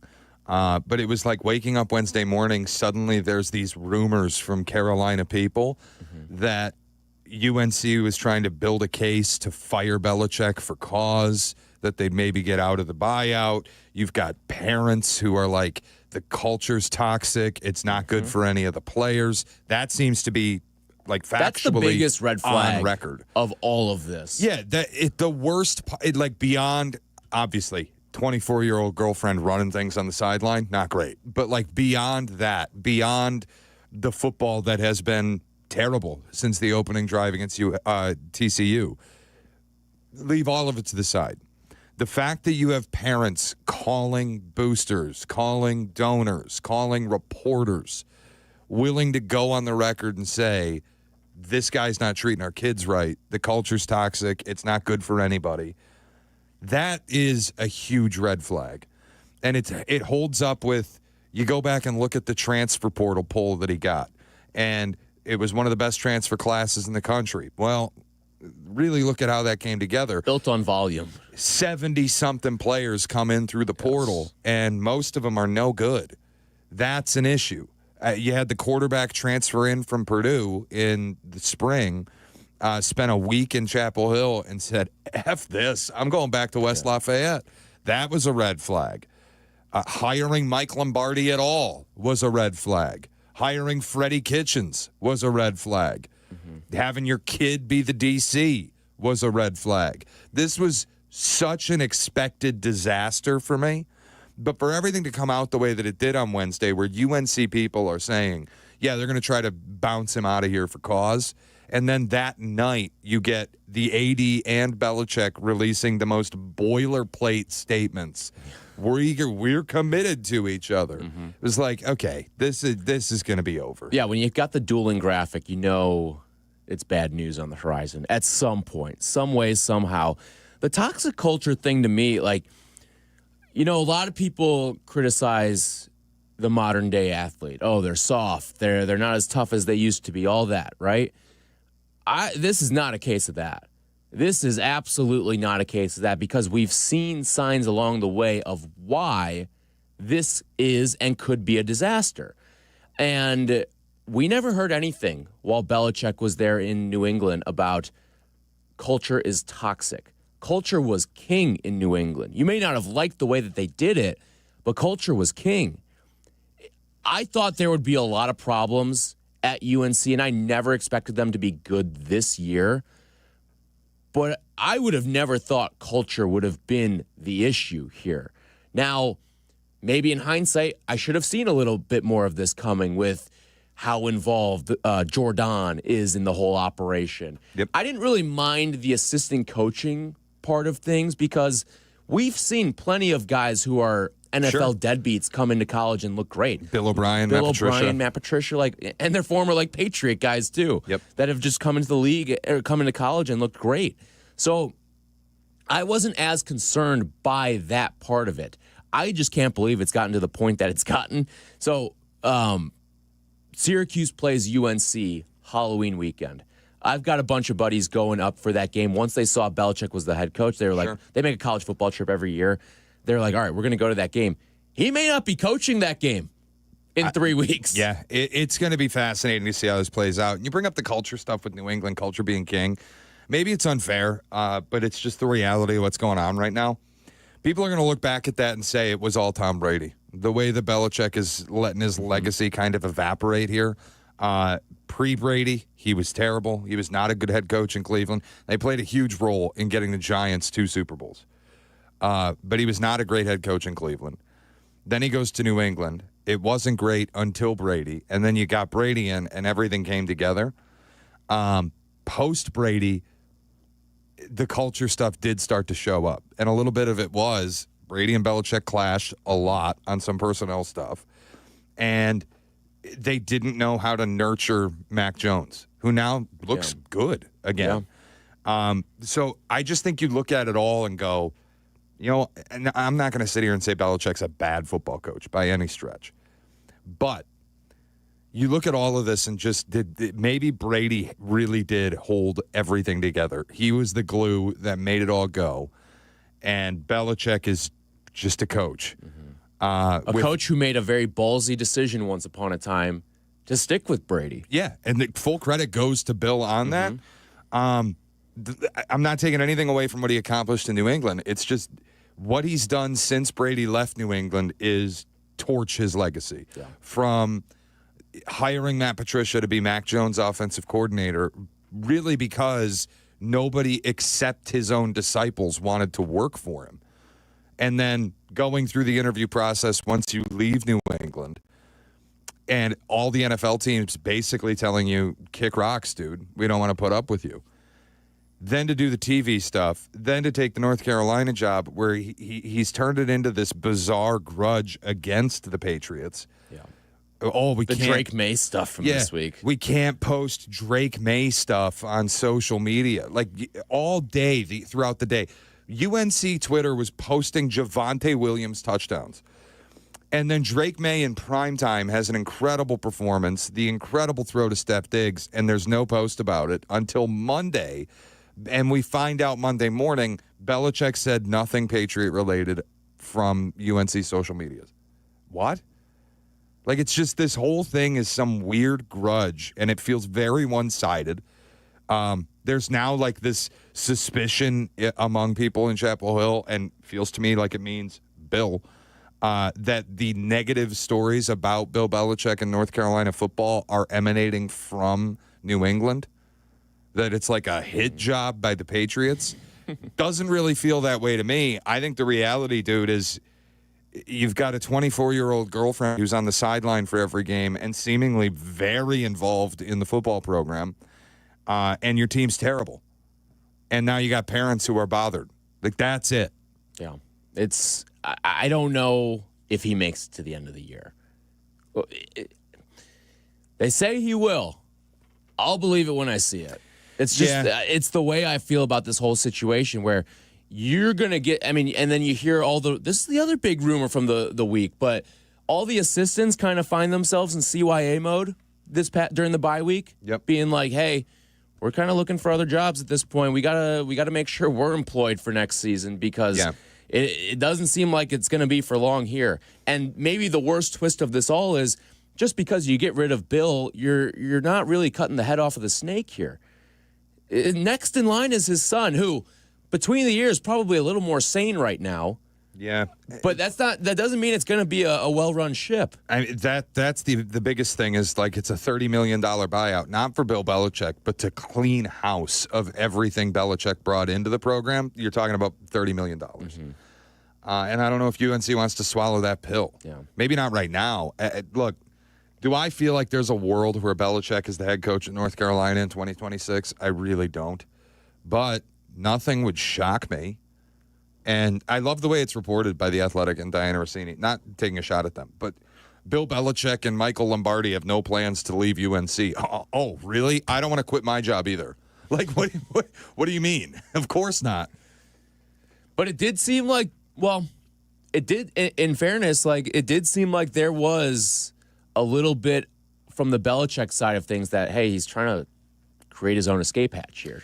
Yeah, and he came out and said never considered taking a buyout, because there was, remember all the rumor mongering in the offseason where it was like he might not even make it to week one. He might just take his $1 million buyout and try to get an NFL gig or go back on TV. He said he never considered taking it. He kind of dismissed all that rumor stuff. That's fine. I just think the UNC side of it's more fascinating. If you're an athletic director, and this was always my worry, you hire Bill Belichick. How do you expect Bill Belichick to sit in a living room and tell a parent that I'm the guy to develop your kid to be an NFL talent, especially with what you've seen on the field so far? When you're not answering phone calls, when you're not answering text messages from parents, like that's just, in the NFL, you're dealing with pros. And like Tom Brady's dad is not calling Bill Belichick, asking him questions about Tom Brady. You're an adult now. But in college, it's a different dynamic where you do have to deal with parents.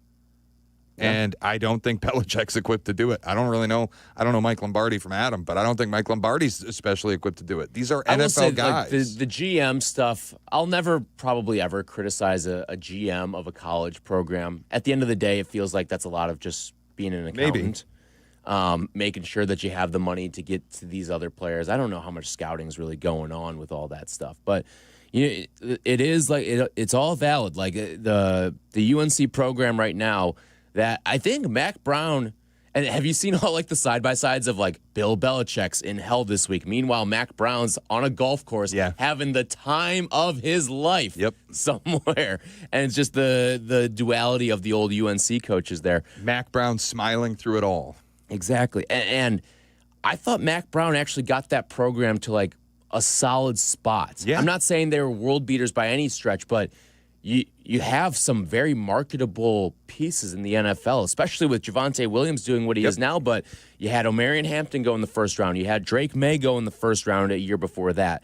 You're starting to bring in some good talent and some good recruits, and it feels like all of that goodwill in recruiting has kind of been pissed away by Belichick at this point. Yeah, and like North Carolina under Mac Brown was terrific offensively, terrible defensively.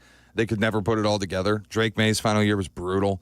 The year before, the offense was great, and the defense let him down. But even Sam Howell, there were moments that I can think of where like there was legitimate Sammy Heisman stuff going on. That was what this program was under Mac Brown. And yeah, they never made a playoff. They never won an ACC, but they were relevant and they were a good watch and they were fun. This is total incompetence. Yep. Cannot watch it. Unwatchable. No fun, and nothing redeeming about it either. All right, we will get into the full day's worth of games slate when we come back. And if you want to talk Belichick as well, 312-332-3776 is the phone number. It's Chicago's College Tailgate. Chicago's College Tailgate returns in a flash on ESPN Chicago. The Cubs hold serve and force at Game 5 in the NLDS. We reconvene tonight in Milwaukee. Game 5 coverage begins at 6:30. Brought to you by Credit Union 1, Potawatomi Casino Hotel, and Maurice Longo and Associates. Twin Peaks is the best in the game. Here, your favorite drafts are poured at a frosty 29 degrees, and rare barrel-aged whiskeys are served just the way you want them. It's bigger game days and bolder fight nights. I mean, where else can you find a scratch kitchen that always comes in clutch every day from lunch to late night? Only at Twin Peaks, the #1 sports bar. Twin Peaks Scratch Kitchen scores every time. Dig into hand-smashed burgers, chef-inspired flatbreads, and more at your local lodge. Hi, this is Dave Musial, owner of Four Seasons Heating, Air Conditioning, Plumbing, and Electric. With our biggest sale ever, furnaces from $39 a month, furnace and air conditioning combos from $59 a month, plus 72 months interest-free financing and up to a $4,000 system rebate. Four Seasons guaranteed to beat any competitor's price by up to $1,000 guaranteed. So call today for your free in-home estimate and same-day installation. For all the right reasons, call 866-4 Seasons. Hey, this is David Kaplan. ComEd wants to help you manage your energy usage and save using the ComEd app. With the app, you can better understand how much energy you're using and when, so you're able to manage it more efficiently and stay in control right from your phone. Anytime, anywhere, so make your life easier and save with the added control and convenience of the ComEd app. Download the app today at ComEd.com/app. When it comes to looking sharp, I don't mess around. That's why I head to White Buffalo Barbershop. These guys aren't just barbers, they're artists. Whether it's a classic cut, a fresh fade, or a hot shave, they do it all with precision. And the vibe is top-notch, blending tradition with a modern twist. At White Buffalo, every cut is as unique as you are, born original, just like you. White Buffalo Barbershop, born original. Now in LaGrange and Hinsdale. Visit whitebuffalobarbershop.com to book your appointment today.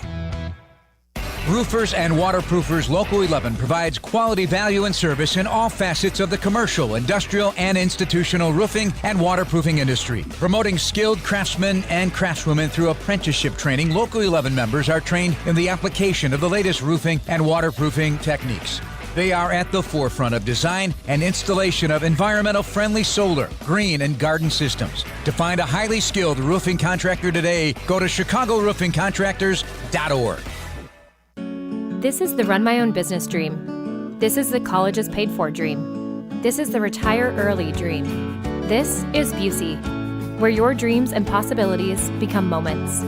Through trusted guidance and expertise, through lifelong relationships. Because we're here to help you achieve the life you've always envisioned. Busey Bank, building business, growing wealth since 1868. Member FDIC.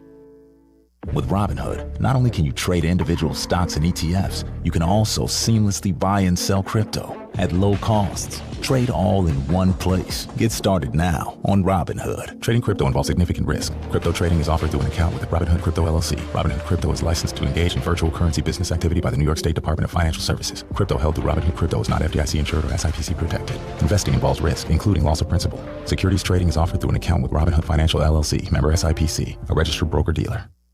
This college football moment is brought to you by ServPro. College football teams have moments they recovered from and made it like it never even happened. Like on October 2nd, 1993, when the University of California faced a 30-0 halftime deficit to Oregon. Cal went on a remarkable 42-11 run in the second half to capture a 42-41 victory, one of the largest comebacks in college football history. ServPro, like it never even happened. Now back to the show. Chicago's College Tailgate has it all with Shay and Tyler on ESPN Chicago.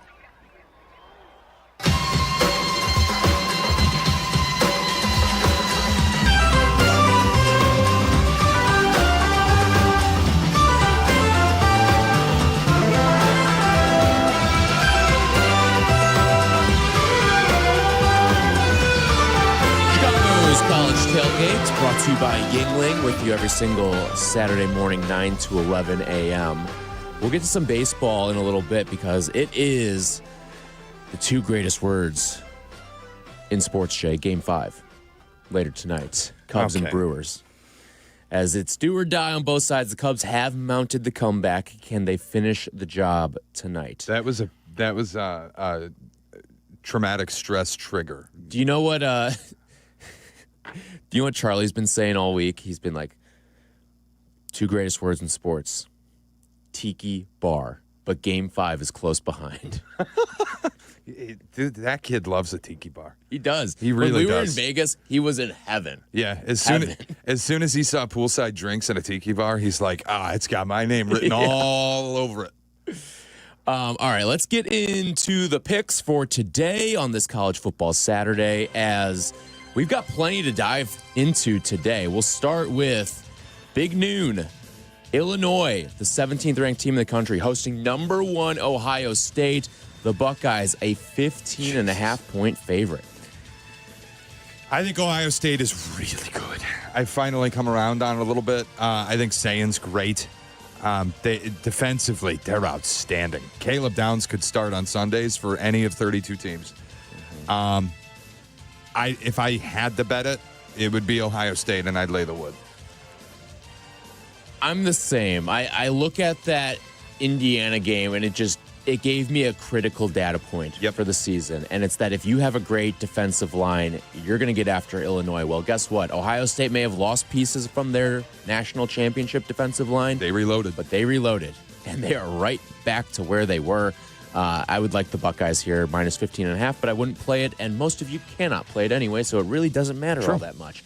Bama on the road, number 8 Alabama Crimson Tide, taking on number 14 Mizzou. Bama, 3.5-point favorite on the road here. It just feels like a schedule spot to me. Mizzou's got America's leading rusher, Ahmad Hardy.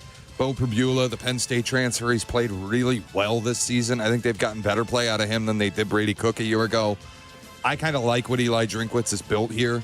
And Bama, that side of it, they've played well, but it's two really emotional wins, Georgia and Vandy, which is funny to say Vandy is an emotional win for Bama.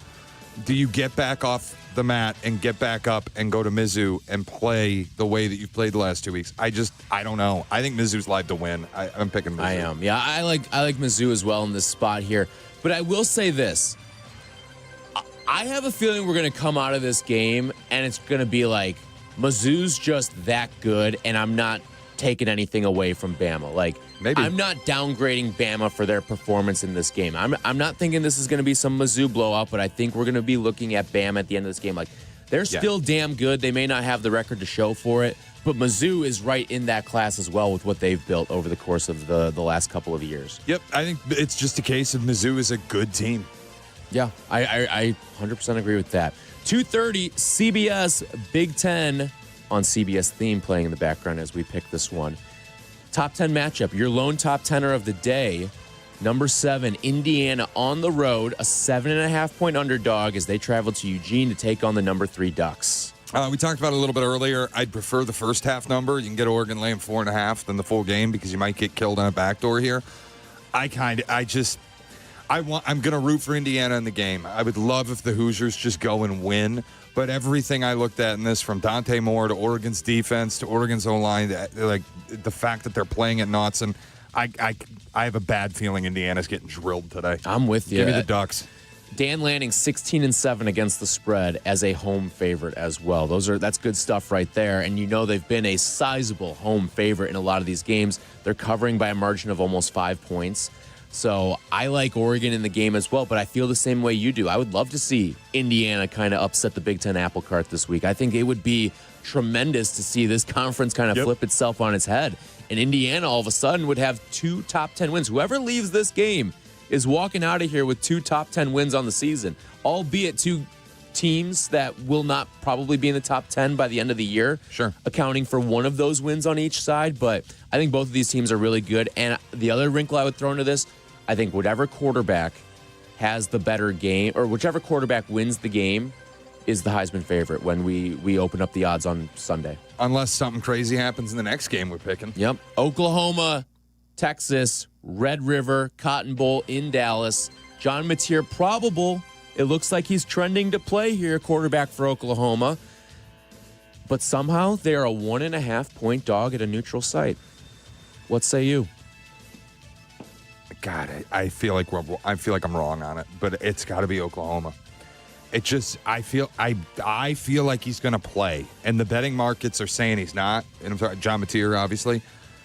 The fact that Texas is still stuck there at 1.5-point favorite, they're telling you they don't feel like Mateer's going to play. Or maybe they don't care. Or if he's going to play, he's going to be so severely limited. Or maybe they know he's playing and they've known he's playing, and this is just what that number is. This is baked in that they think Mateer's playing today. This is just it's so classic me in this spot, an unranked team, even in a neutral site, against a top 7 opponent, and the unranked team is favored. You just blind bet them. But I can't get past the eye test here. Oklahoma's got one of the best defenses I've watched in America, and Texas looks terrible. So, Boomer Sooner. Yeah, I'm with you. I don't get the line. That's the fishiest part to me, is the fact that this number has not moved one bit. But I'm with you. I just think Oklahoma's the better team all around. I think it's going to be a lower scoring game too as well. Usually we see this game get played in like the 60s and 70s. We've got a total sitting at 44.5 today, and I don't think it's all that off. So, yeah, that's the way I'm leaning right here. Florida on the road at A&M. No. 6 o'clock start on ESPN. How are these numbers still in this range? Texas A&M, a top 5 team in the country, at home. And they're a 6.5-point favorite against Florida. Just no. This thing's gotten inside of 7 now. I am spite picking A&M. I can't keep looking at Florida in this exact spot. Every single week, they're a 6.5-point dog against a good team. If you bet on them, they throw their heads in a garbage can. If you don't bet on them, they win outright. Like, just go figure. I can't do it. F Florida. I hate them. I can't stand them. So I'm taking A&M. I'm going to go the other side here. I'm going to touch the stove this week. Oh, my sweet God. Florida plus the 6.5. I liked it obviously a lot better when it was 7.5, but I'm going to roll with the Gators here. I feel like we have to pick this game if we want this show to continue. Kansas on the road in Lubbock to take on a top 10 Texas Tech team. Yeah, Texas 14.5. Texas Tech was my one good snipe in the preseason because they spent all the money. They saw the window. They bought the most expensive defensive line in football. I'm going to get taken off the air for it. Kansas is getting drilled today. I know there's the fun stat out there that they cover almost exclusively when playing top 10 teams or top 25 teams. One problem, few of those are a little fake. Kansas played a Colorado team that had a number next to their name for no reason. Kansas played a BYU team that wasn't all that good, but was ranked 6th in America. And those were spots I bet on Kansas, if you remember. I've made money in these games. Those are Shayhawk games. A lot. They happen. Kansas against ranked opponents has been one of my favorite spots. Today, I can't do it. Texas Tech is too good. Kansas is getting drilled. All right, I'm going to keep this show on the air for us. I'll take Kansas and the points today. Yeah, it's just another meeting I'm going to have on Monday. Tyler's so nice, and you're just a miserable bleep hole. People who think those meetings are made up, you are incorrect. Georgia on ABC today, number 10 Georgia, a 4.5-point favorite on the road at Auburn. Typically, again, like the line looked funny early in the week. Auburn was getting 3.5 points at home against the top 10 Georgia, and you go, don't you just take the 3.5 with Auburn? Not so fast. I think speaking of teams getting drilled, I think Georgia drills Auburn. Interesting. I really do. I'm taking the 4.5 or laying the 4.5 with the Bulldogs. I don't think it's a drill, but I think it's like 7-10 today. And I think it's lower scoring as well. I like Georgia as well. I think Gunnar Stockton is going to get back to kind of being the Gunnar Stockton that both you and I really liked ahead of that Alabama game and the guy who showed up on the road against Tennessee.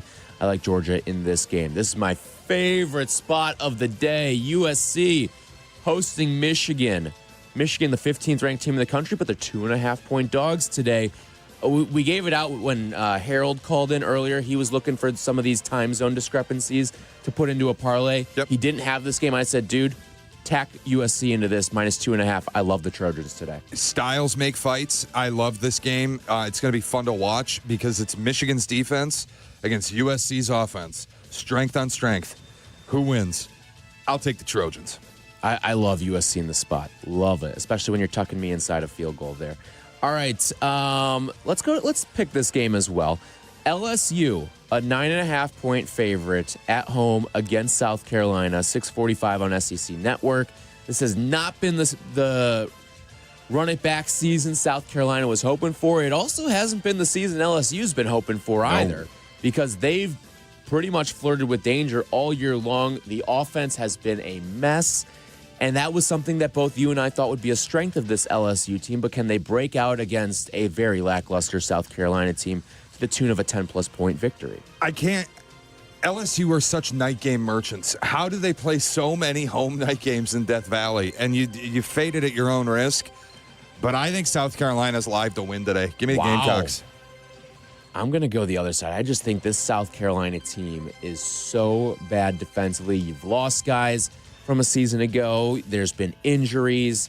Lenore Sellers has been just fine, especially when he's had to work behind a makeshift offensive line. I'm going with LSU. Night game energy in this one, and I just think that at some point, the offense rather has to break out, and this is actually going to be one of the cushier defenses that they end up playing so far on their slate this season. It's hell after this for them, by the way. At Vandy, home against A&M, at Bama. Good luck with that. So I'm gonna take LSU here with the 9.5. SEC scheduling is so brutal. Like, I'm looking at South Carolina's too. They get at LSU and then home against Oklahoma, home against Bama, at Ole Miss, at Texas A&M. Have fun, dude. This conference, I don't think the champ comes out of the SEC this year, but the week-to-week of it is a grind. It's insane. And it may be the reason why we don't see the champion come out of the SEC this year. Yeah, these teams just beat the hell out of each other. Yep. All right, those are the picks. There's nothing else you wanted to get to. Do you want either of these Big 12 games here? No. Utah, you're getting the worst of the number. There's no quarterback for Arizona State. You could have had this at 5.5 early in the week. Now it's at the 9.5. I think we both like Arizona tonight. We'll throw that out there. Yeah, Arizona at home against BYU. I think BYU's a little fake. They got a quarterback who wears an ugly number. If you're up at 7 o'clock and at home and you want to tune into this, quarterback wears 47. It's disgusting. It's heinous. They can't keep winning. Arizona. Yeah, I like Arizona too, and we've liked Noah Fafita on this show for a couple of years now. So that is going to do it for the picks. When we come back, we'll dive into some baseball. Cubs and Brewers, Game 5 tonight. You can hear it right here on ESPN Chicago, your home for the MLB playoffs. We will break down Cubs, Brewers coming up next. Shay and Tyler. Chicago's College Tailgate returns in a flash on ESPN Chicago. Peggy and Dionne. This morning from 9 to 11 on ESPN Chicago. Presented by Advantage Acura in Naperville. It's fall again, and that means football, falling leaves, cozy fires, and of course, a fresh haircut at Great Clips. Whether you want a whole new look for the season or just a trim on a cut you already love, the skilled stylists at your local Great Clips salon are ready to bring it to life for less. With convenient online check-in, you can add your name to the list and stop in whenever it works for you. They'll even send you a ready next text when you're up next for a haircut, so you can get all of your fall errands done rather than waiting in the salon. Once your cut is finished, the friendly stylists at Great Clips will save the details in clip notes so you can get the look you love every time you come in. And the best part? Great Clips' everyday affordable prices means you'll have money left over for fall fun as well.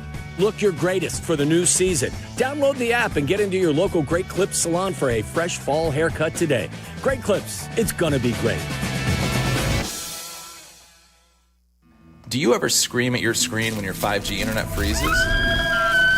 It's the worst. So why not switch to Astound? Wi-Fi that just works. With Astound Wi-Fi, you'll rage less, buffer less, and live more. Lock in gig speed Wi-Fi for just $35 a month, guaranteed for 3 years. Plus, get up to a $200 Amazon gift card. Astound Wi-Fi, it just works. Visit astound.com today. Welcome to Goodfellas, Joliet's brand new cigar lounge, a place built for good smoke and good company. And now it's time to celebrate the grand opening, Thursday, October 16th, 5 to 8 p.m. White Sox legend Frank Thomas will be at the grand opening at Goodfellas and featuring his own FT35 vodka. Get your tickets now at joesbev.com. Every ticket includes a bottle of FT35 and an exclusive meet and greet with Frank Thomas. Don't miss the grand opening of Goodfellas Cigar Lounge in Joliet. Goodfellas, where legends light up the night. All right, let's be honest. Game day isn't just about football. It's about the food. And for me, that means Nancy's Pizza. Your game day might include putting your favorite jersey on, the remote in hand, but also make sure Nancy's Pizza is front and center. Whether it's with the crew or you're flying solo, nothing beats that crispy crust, molten blend of mozzarella cheese and those legendary toppings. Nancy's has been doing it right since 1971. Make Nancy's Pizza part of your game day routine. Order now at nancyspizza.com or go to their flagship restaurant in the West Loop. Seal out drafts, dust, and moisture with MD brand weather stripping from Menards. A well-sealed home is more comfortable and energy efficient. We have the largest selection of in-stock weather stripping with over 100 products available to take home and start lowering your energy bills today. Save big money on weather stripping right now at Menards and check out our weekly flyer on menards.com for more great deals happening now. Save big money at Menards. Are you ready to make a difference for the environment while helping the visually impaired at the same time? Then donate your vehicle to Heritage for the Blind today by calling 1-800-983-6530. Every donated vehicle will either be properly recycled in an eco-friendly manner or given a new life through reuse. Donating your vehicle is easy. Simply call 1-800-983-6530 and Heritage for the Blind will do the rest. They'll even arrange for your vehicle to be picked up at no cost to you. And for a limited time, when you donate your car, you'll receive a $200 restaurant voucher and a 2-night, 3-day hotel stay at one of 50 locations. Call 1-800-983-6530 right now to schedule your vehicle donation and make a positive impact on the environment while helping others. Heritage for the Blind, where every car donation counts and every person makes a difference. Call 1-800-983-6530 now. This advertisement is paid for by Heritage for the Blind. Chicago's football game day starts with Chicago's College Tailgate. From red shirts to mascots to your school's alma mater, Chicago's College Tailgate has it all. Now back to the show with Shay and Tyler on ESPN Chicago. By the way, before we get into baseball, we've got game day on. The best game day environments are the West Coast ones because it is still dark out. Yep. And you got to bring in so much light to all of this. It's the best. This show started black. This show started at 6 a.m. local time in pitch darkness, and you've got the fans in Eugene going nuts. And there are terrific signs. Yes. Fantastic. My favorite one that they've shown so far is a playoff of the Oregon Trail, but the Hoosiers have died of dysentery. That was good. Also, like a 5-year-old kid holding up a sign that said, "I missed my court date for this." Incredible. Is it great? Court on a Saturday, right? All right, let's get into Cubs and Brewers today. 7 o'clock. You can listen to the game right here on ESPN Chicago, your home for the MLB playoffs. And the fact that we're having Game 5 here is why I feel good. It's one last one. Indiana's idea of a bowl is a salad. I don't know if that's true. It's not true anymore. But once upon a time. All right, go ahead. Sorry to derail your Game 5 thoughts. Anyway, Game 5 tonight, and the fact that we're even playing Game 5 is why I feel good. Now, neither team has committed to a pitcher for tonight. Whether that's gamesmanship, whether it's they really just don't know who's going. I think both teams have fascinating decisions on their hands. But from all the reporting done on this station, from Sylvie and from Jesse, it sounds like Shota not only won't start, but probably won't see the mound at all tonight unless it's a situation of desperation for the Cubs. So you're talking about one of your horses from the regular season, and not just this year, but the last 2 years, and he's not even going to touch the ball on full rest here and no injury really to speak of. And that's a red flag for me, but the bats, I think, have woken up for the Cubs. And now you go to Miller, or AmFam, or whatever the hell they call it now, Wrigley North, we'll call it. And that's a place that's very hitter happy and a place that the Cubs have slugged at this year. They've put up double digits in that building before this season. And I just think the bats have woken up at this point. You poke the bear and you let Kyle Tucker wake up in that game, who, by the way, if you now start to look at Kyle Tucker's postseason numbers, they look pretty good. Yep. I mean, he's hitting over 300. He finally got into the power department. He's got a weighted runs created plus of around 150 in the playoffs now. He's started to wake up in big moments and situations. If you can just keep riding this hot wave, I mean, Michael Busch, there's not a hotter hitter in all of baseball right now than Michael Busch. The way that he's going, the power. We've seen what Seiya's done. Was yesterday or 2 days ago the wake up for Ian Happ that he needed. Nico Horner's been incredible. He's got the most hits in Cubs history through the first 7 games of their postseason career. He's outstanding. He's been so nails. Like, he's just the guy right now that when he's in the box, I trust him. Mm-hmm. I don't blame anybody for not running Shota out there, by the way. This is a moment where you have to win today or your season ends. And Shota right now is not somebody I trust in a spot like that. He's just not. He hasn't been good for going on a month and a half now. How you duct tape this together with your arms, that'll be fascinating to see. On the Brewers side of things, it feels like they won't commit to a pitcher either, obviously, but it feels like it's going to be Mizorowski. I wonder how they want to deploy him, because if he is going out of the chute here, then he gets the lefties at the top. Like, he's going to have to face, and he'll probably have to face them at some point too. And when you throw 104, it may not matter what any of the splits are, but you do have to face Busch. You do have to face Tucker. You do have to face Ian Happ. You're going to have to go up against all of those lefties there, and I don't know if that's what Pat Murphy wants. Maybe they run some sort of opener out there, and they throw Ashby, or they throw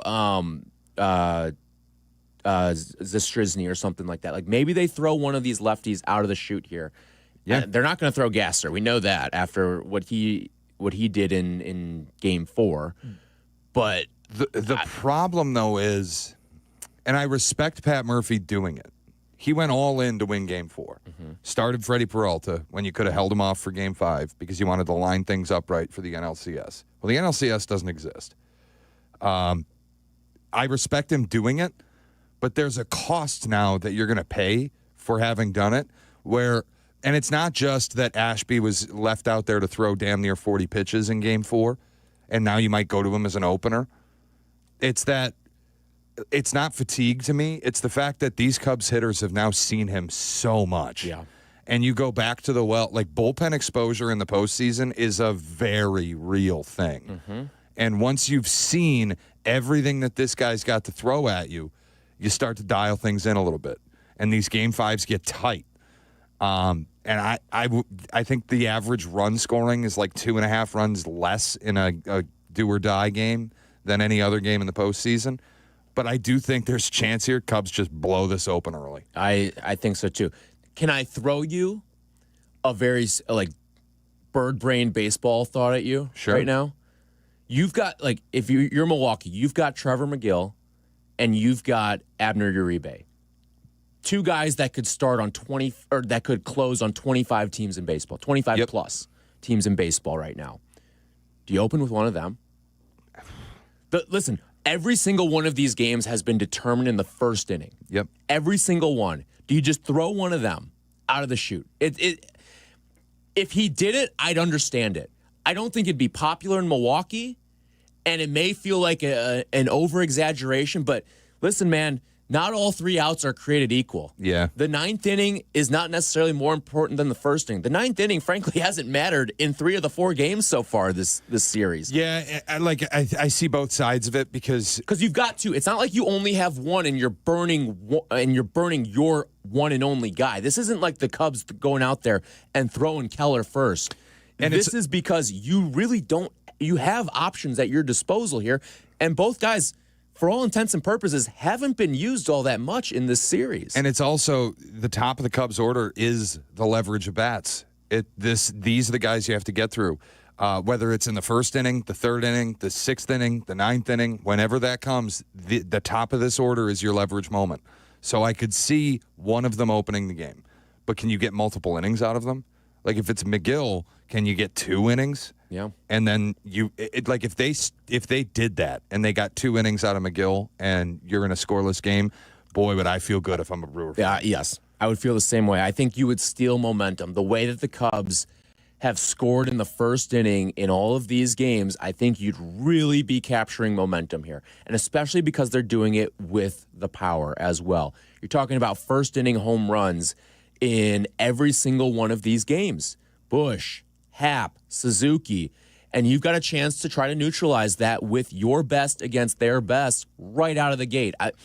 I think if you only had one, I would never recommend doing something like that. But because you've got 2 guys that could be a closer on 25 plus teams in baseball, if I was Pat Murphy, I'd do that. The bigger question on the Cubs side, too, is do you trust Craig Counsell to press the right buttons at the right times? I do. I think he's Craig done well. Counsell, I'm just going to say it. I think he's managed laps around Pat Murphy. There's some stuff that Murphy's done in this series that I don't think he's getting enough flack for.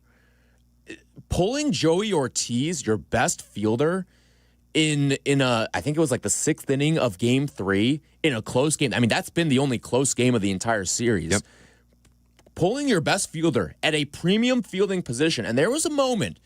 It didn't end up anything coming to fruition out of it, but there was a moment where they brought in Andrew Monasterio to play shortstop after they yanked Joey Ortiz. And there was a bouncer, one that I think Ortiz charges and Monasterio stood back on, and they didn't get a double play out of it. It was bang, bang at first. It was Seiya who hit it, and all of a sudden you had runners at the corners with 2 outs, and Ian Happ ends up striking out, so it's a moot point. But that was one of those moments where the Cubs could have tacked on a very critical insurance run. Yeah, and I looked, Zach Bunting down 3 in Game 4 in the 5th inning, I thought was desperate. Leaving Ashby in for as long as he did, I thought was a little odd and maybe a mistake that blows up in his face today.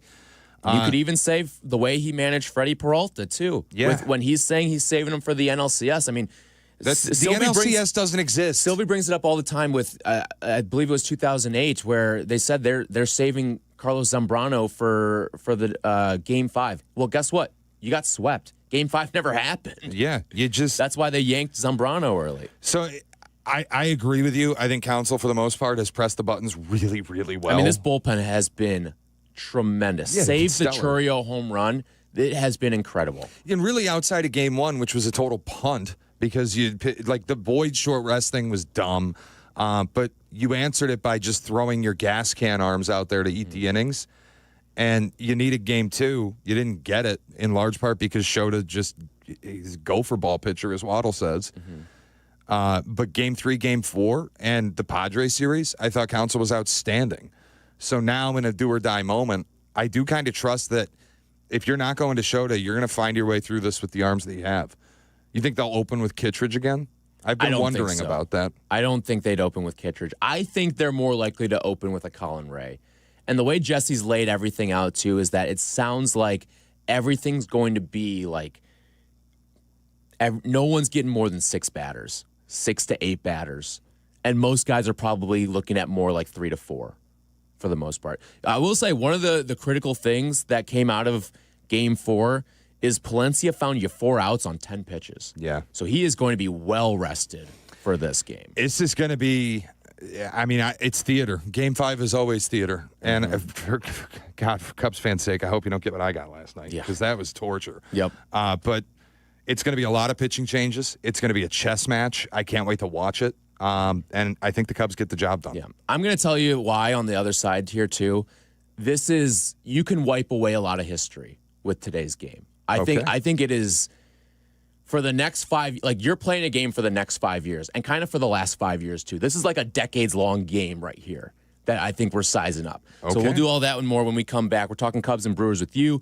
312-332-3776 is the number if you want to jump on in. It's Tyler and Shay on Chicago's College Tailgate.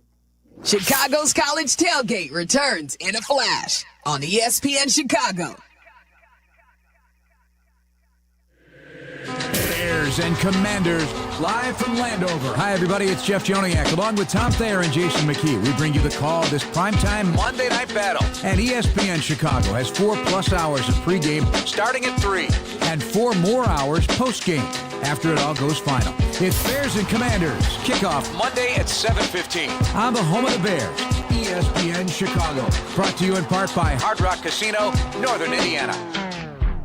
Hey friends, I'm Tom Waddle and I drive a Hawk. Find your next car at hawkauto.com. Choose from 12 Hawk Auto locations in Forest Park, St. Charles, Plainfield, Joliet, Carroll Stream, and now LaSalle, Peru. Shop thousands of vehicles from 13 big brands. Save with 0% financing or make no payments for 90 days. Plus save even more with our complimentary maintenance plan. Find your next car at hawkauto.com and drive what I drive. Drive a Hawk.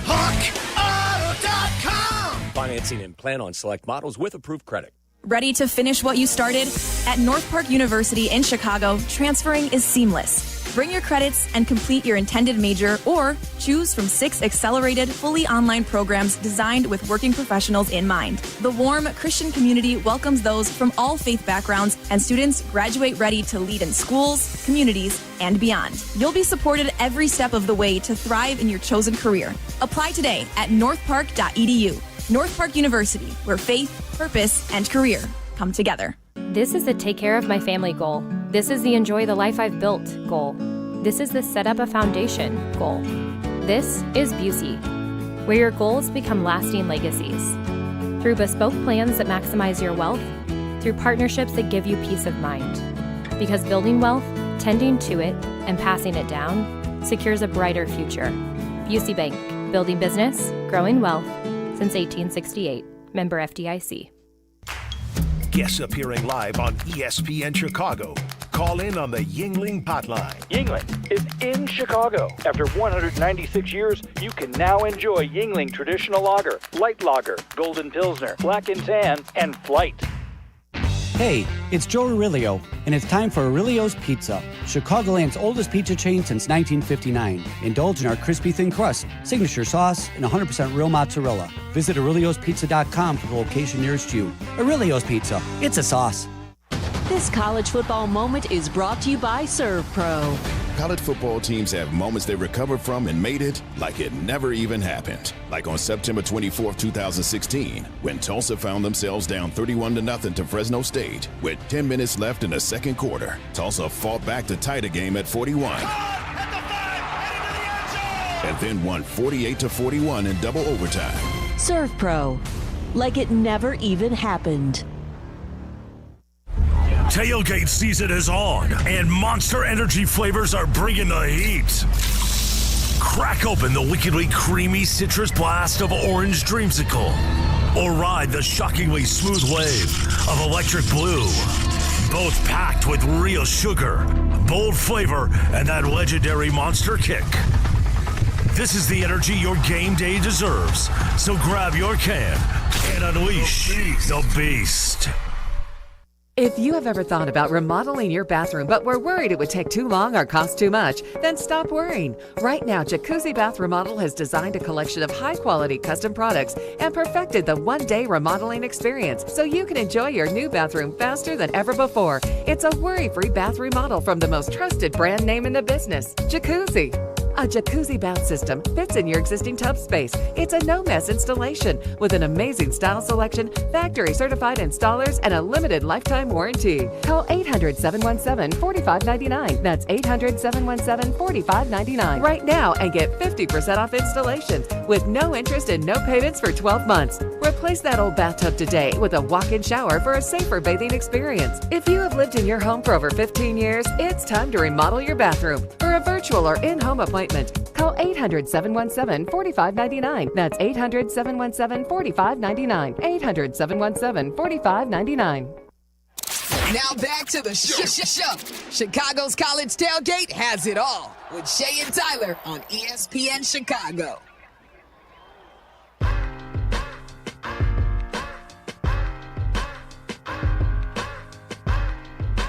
Thanks to Mario Heron for producing today's show.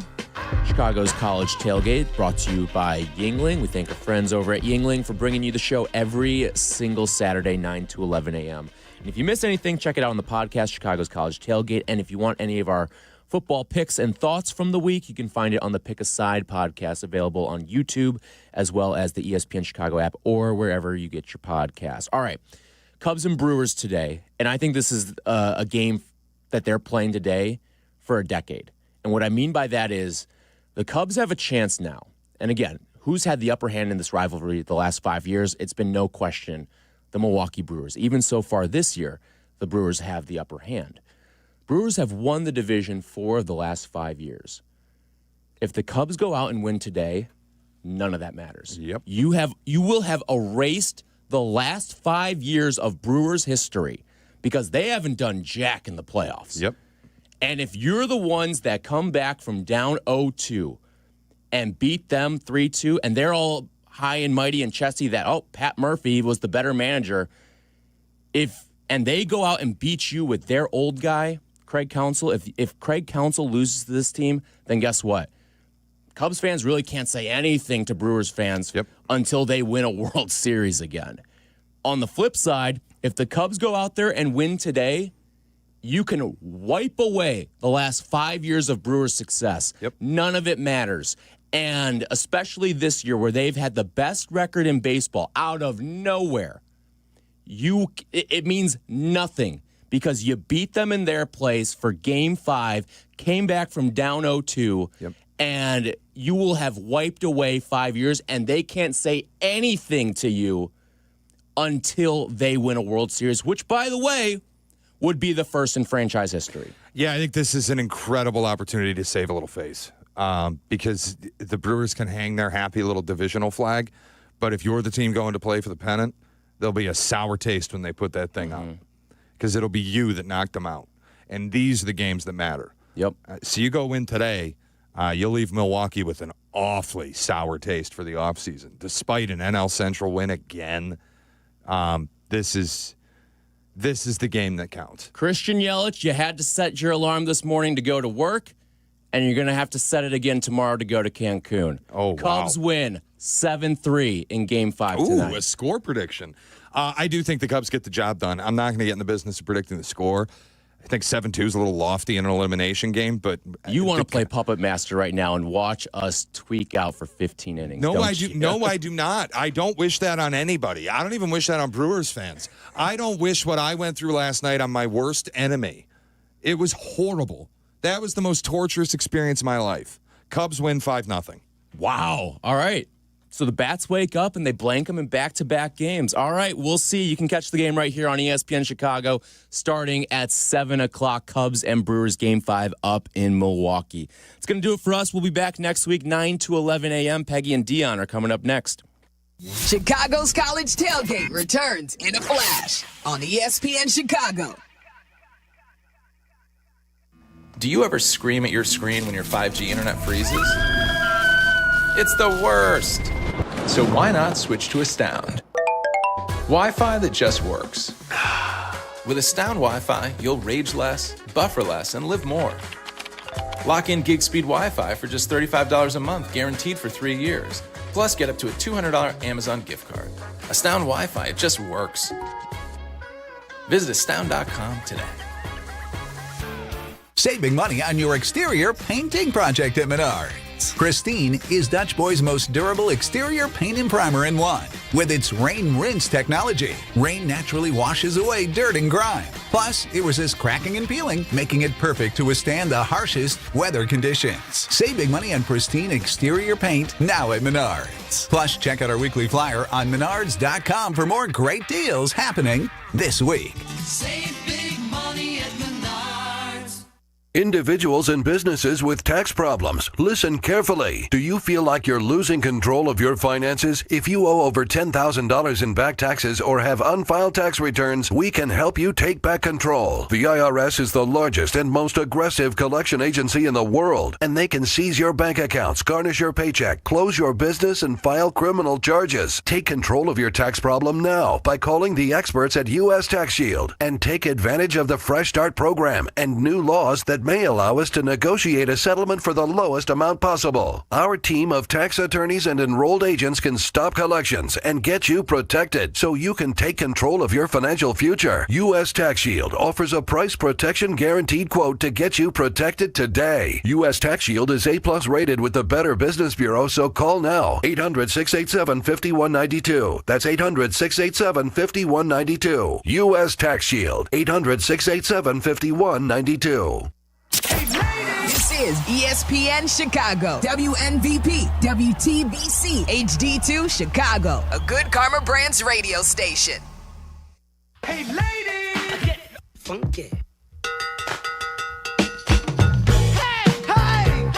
Hey, ladies! Woo! Good Saturday morning, everybody. Have quite a Saturday, Dionne. I mean, this is the type of fall Saturday that Chicago fans should be hoping for. Not only a do or die Cubs Game 5, but how about previewing the Bears Monday Night Football in a rematch with the Commanders? Oh, my Lord. Peggy, this has felt like the longest bye week of all time. I just feel like they've been off for so long, and I know there's been so much happening between that. Like the Cubs could potentially win 2 playoff series between Bears games. Like that feels like an extensive amount of time between games. I know this is a crazy Saturday. Both you and I are Wisconsin bound on a Saturday. You are headed to Milwaukee for the Cubs Game 5, and I am also surrounded by Packer fans for this week's NFL slate. So, but we cannot bury the lead here. You had a magical week off.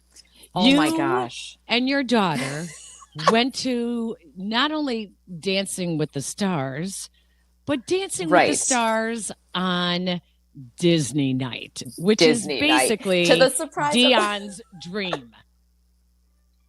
Oh my gosh, even better that the appetizer was 12 hours at Disneyland, racing through both parks all day long. We had the best time. Oh yes, I love this song.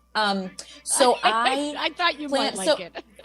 I love it so much. So Noah had asked me a year ago, I think, or maybe last spring, I forget. She had said, how do you get to sit in the studio for Dancing with the Stars? Because we had gone to like the tour. We had done the tour and we thought that was so fun.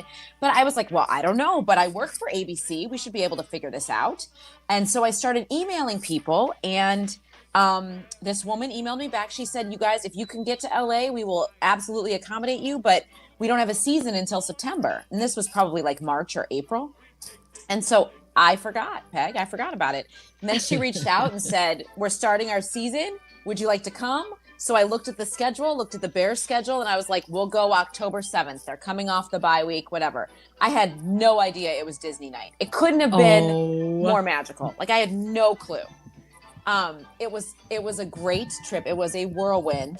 It was a whirlwind. I mean, we landed in LA. We landed at John Wayne Airport at about 10 a.m. on Monday morning, California time. We were at the park by 11:15, and we went to bed at 10:30 p.m. I mean, we went park. We were running. And then the next day I signed us up. This is the best part, Peggy. The next morning, I just did a quick reservation for breakfast because I'm like, we need a good meal. You know, you're running around parks. We didn't really eat well on Monday. So I'm like, we need a good breakfast. We have a long day. We have Dancing with the Stars, whatever. So I make a reservation. We show up and check in, and Noah goes, Mom, there's Minnie. And it was a character breakfast because, of course, it was. I had no idea. So we had all these characters there. Oh, my gosh, it was so fun. And then as I'm checking in, the woman behind the counter says, Dionne, that's my work sister's name, spelled exactly the same way. I was like, stop it. She's like, yeah, she's running around here somewhere. So I'm like, well, I have to find her. So we go into the restaurant, into the Plaza Inn, and she comes walking out with her name tag with my name on it. And I was like, Dionne. And she's like, I said, my name's Dionne, spelled the same way. So I pull out my work ID to prove it. And then later she was like, oh, I was named after Dionne Warwick. I was like, so was I. Oh, so stop it. So we instantly start chatting, and I took a picture with her because I couldn't believe I had someone else who works for Disney that also is named Dionne, spelled the same way. And then she's like, here, text me. She has nieces who attended DePaul. She comes to Chicago. I mean, it was like this wild thing. And then after all that magic, then we went to Dancing with the Stars, and it was awesome. Peg, it was quite the production. Okay, let me tell you. So who were the celebrities in this version of Dancing with the Stars? Well, I don't know that many of them. Oh my gosh. I still don't know that many of them. Alec Baldwin's wife was the one who was voted off.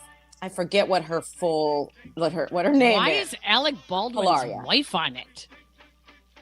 Peg. I don't know. What? She has 7 kids. Maybe that's her celebrity status. I don't know. The girl who played Topanga on Boy Meets World, Andy Richter, the comedian. Never heard that show. Andy Richter, okay. Your kids just missed it. Andy Richter, the comedian. 2 moms from the Secret Lives of Mormon Wives. Oh, yeah, I watched that. Okay, which it was the redhead. Whitney and Whitney, another one. Yep. One named Whitney, I think, and then I forget the other one's name. They were both very good. And then Steve Irwin's son. Oh, he's very popular. Cool. Steve Irwin's son, the crocodile hunter. Yeah, he's very, very popular. I didn't know all of them, but I will tell you what I was blown away by was the production level. It was, I mean, as much television as you and I do, to watch behind the scenes and see how they set up each set individually and how much attention to detail they put into everything. Like, it was the 70th birthday for Disneyland, so they had a giant birthday cake out there for the opening number. Peggy, it was floor to ceiling, pyro, fires, all these things for literally the first 7 minutes of the show, and then they took it apart, wheeled it out, and on we go. I mean, it was crazy, and they're so talented. They're so talented. And my sweet daughter had on her glitter mini ears, of course, and Carrie Ann, one of the judges, looked up in the balcony and saw her and pointed at her and said she loved her ears, which made Noah's whole world go round. Then Pluto was there because the Disney characters were there. Pluto told her he loved her ears from the floor. He saw her. And then the guy, like the ballroom host who was getting us hyped up, came up to the balcony and interviewed her during a commercial break and gave her a free t-shirt. Oh, it was so great. It could not have been a better trip for you guys. Like, it could not have been a better trip. No. Am I exhausted? I am. Yes, I am. Yeah, but you know what? That's exactly what we do as moms, especially when you're working moms. That's what we do. That's what we do. It was the first time. Yes, of course. It's so okay. It's the first time Noah and I had ever done like a mom-daughter trip like that. And I feel like we set the bar pretty high, like that. That's pretty cool. That was pretty spectacular. Yes. It was very cool. And so Mario, our producer, Mario, in case you did not gather from Dionne just now, she and her family are Disney files. I mean, through and through. You could try to talk them into any other vacation, and they always end up just going back to Disney. It's true. So true. My in-laws, not my in-laws, but like my brothers-in-laws are the Disney family. So Dionne, I understand it. I actually understand the hype. I do. I get it. I don't actually. We've gone through this. I have had people like talk down on me on social media because they think that I am degrading the whole Mickey Mouse network, and I'm not. I'm just saying I just don't get it. I don't I took my kids to Disney. They both, all three kids went 2 or 3 times when they were younger, from the ages of, I'd say, 3 until about 9. And then I thought that was enough. But Dionne does not feel that way. We do not share that as a common thread. And so we accept each other's differences. Let's just keep it at that. We do, without judgment. We do without judgment. We were walking through, the best part of Disneyland, Peggy, is accessibility. It is like the best of Disney World in Orlando because you can do both parks in the same day. Downtown Disney, they're all connected. You just walk from.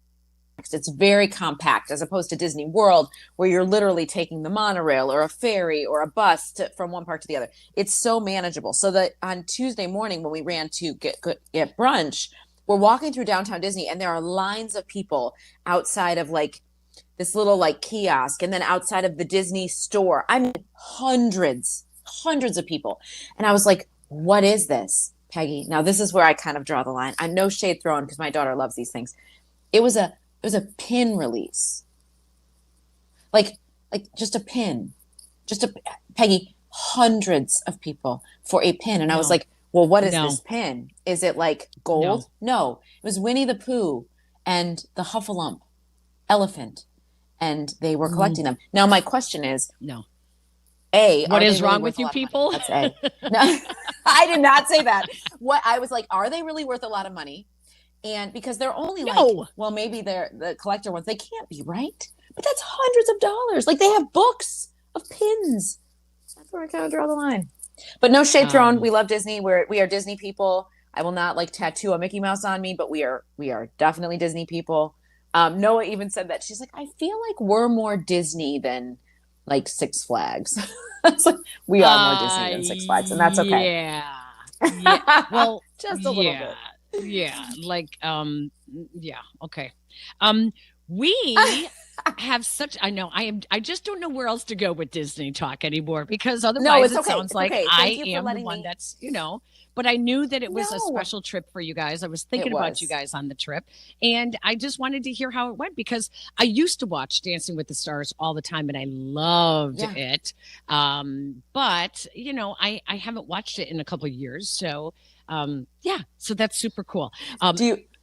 Okay, go on. Go. Do I what? Well, I was just gonna say I didn't want to admit that the first time I had ever watched the show from start to finish was, in fact, in the ballroom. I had never seen it all the way through. So Noah loves it, and I've seen bits and pieces. I know the premise of the show, but I've never sat down and watched a full 2-hour episode. So they tape it live, or is it live to tape? It's all live. It's all live. The only thing they did live to tape was the opening number. And that was 7.5 minutes. And they ran it through a rehearsal, and then they did it for real. And they had us. We stood for 3.5 hours. Peggy stood cheering for 3.5 hours, pretty much. I wore the wrong shoes, which was just my own fault. But at the beginning number, they really want us to hype it up, and then so they run through that. They do it. A rehearsal, then they do it live to tape, and they said we got it in one take, and then they count down and everything else is live. Amazing. Yeah, it was cool. He's treat this like a sporting event. I was like, please, sir, please. Yeah, I got you. You're like you're talking to the right girl here. I got you. Like we get it. Of course. Speaking of sporting events, we have the Bears Monday Night Football game to preview. Bears are at practice today at Hallis Hall. Ben Johnson is scheduled to speak any minute now. Here's a quick injury report from yesterday. Grady Jarrett still has not practiced this week, even with the off week last week. Kyler Gordon did return. He has been limited in practice Thursday and Friday. Colston Loveland is limited in practice Thursday and Friday.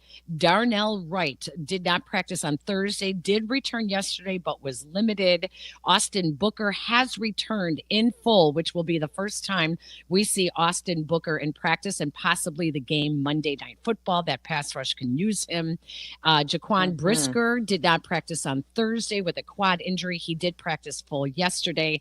TJ Edwards, who missed the last couple of games with a hamstring injury, is back full practices. Travis Homer is back full practices, and the running game could use him, though he's been more of a special teamer, so we'll see how he is used. Jonah Jackson with an rib injury was limited on Thursday. He practiced in full yesterday. Kyle Monungai, another running back, did not practice Thursday with a thigh injury. He was back full practice yesterday. And Cairo Santos is back full practice Thursday and Friday, but that bears something to keep in mind with that thigh contusion, I think, whether or not that comes back to bother him after full practice. And hopefully we get a full injury report later on today. We are expected to hear from Ben Johnson momentarily. So let's take a break. When we come back, we will turn our attention from Disney to the Disney Network's Monday Night Football, Bears and Commanders. It's Peggy and Dionne, live, ESPN 1000. You're listening to Peggy and Dionne on Chicago's home for sports. This is ESPN 1000. Monday, the game is here and the pregame talk is here. Football fans join in the fun with pregame tailgate on the Waddle and Sylvie Show. Monday from 3 to 5 on ESPN Chicago. Presented by Bradley University.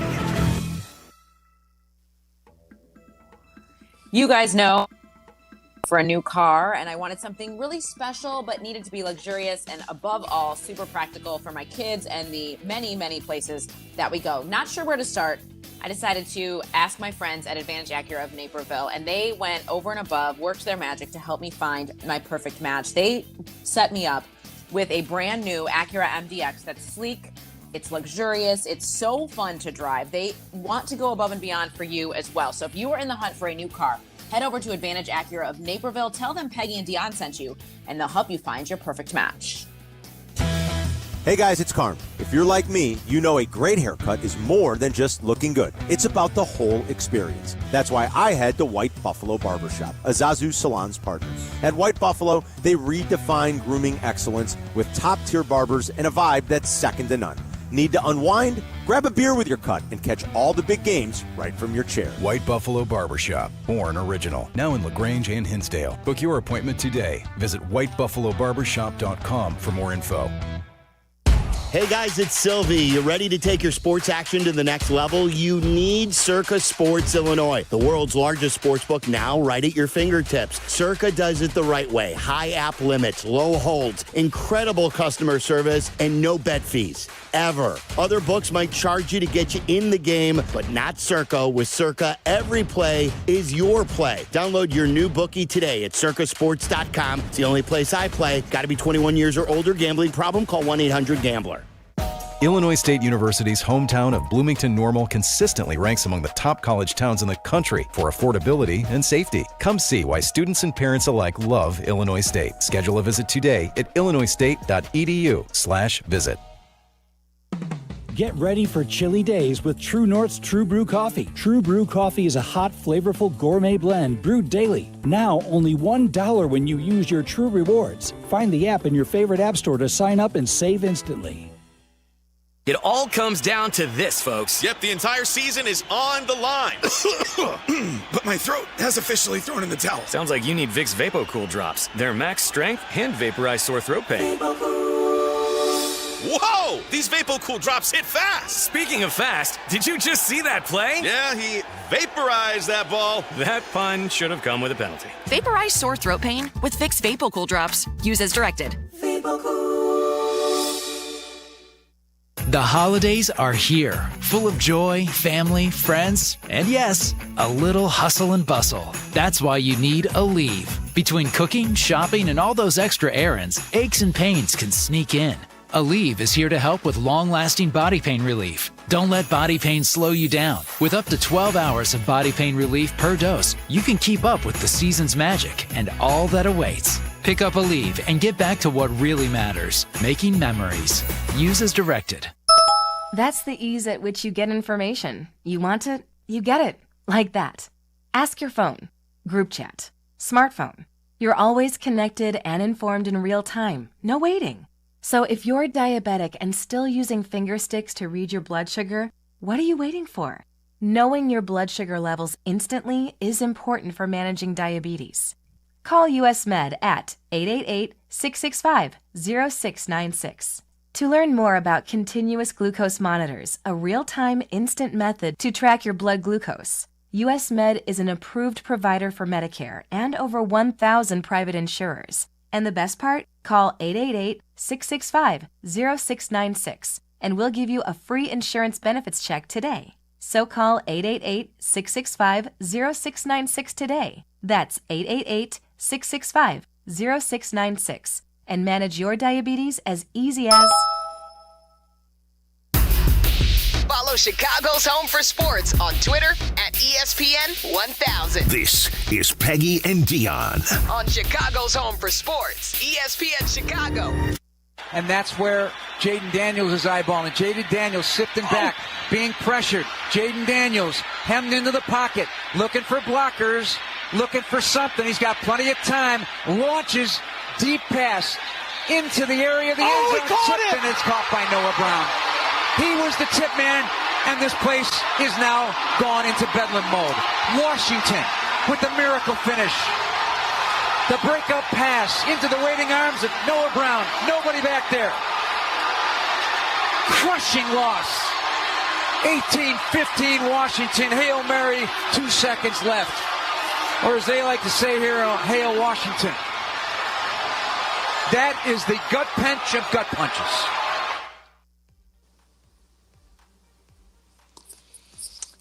Yeah, it still hurts, Peg. As soon as you hear it, you feel that feeling in your gut. You just remember exactly where you were, and you're thinking, no way did that actually just happen. And who would have known? Every time I hear it, I remember standing up in the conference room and we were watching, and then you're just like, oh my gosh, right. no way. How does he has all this time. I mean, you could hear it in Jeff Joniak's voice, like he's looking for words to fill the void because there was so much time. Oh, it was awful. Awful. It was awful. And who knew in the moment that it would set off a 10-game losing streak and firing the coach midseason, right? Like such a pivot point for not only the season, but it felt like for the franchise. Like it changed a lot, and that was really heavy. So Monday night comes up, and they will be getting to face the Commanders again on Monday Night Football. You can watch that game on the Mighty 7. We have a pregame show for that as well, so that'll be a fun time. But not hey, we have a pregame show for it as well on ESPN. Oh, that's true. That I'm also on, right? I'm also doing that too. Goodness sakes, it's a lot of Dionne.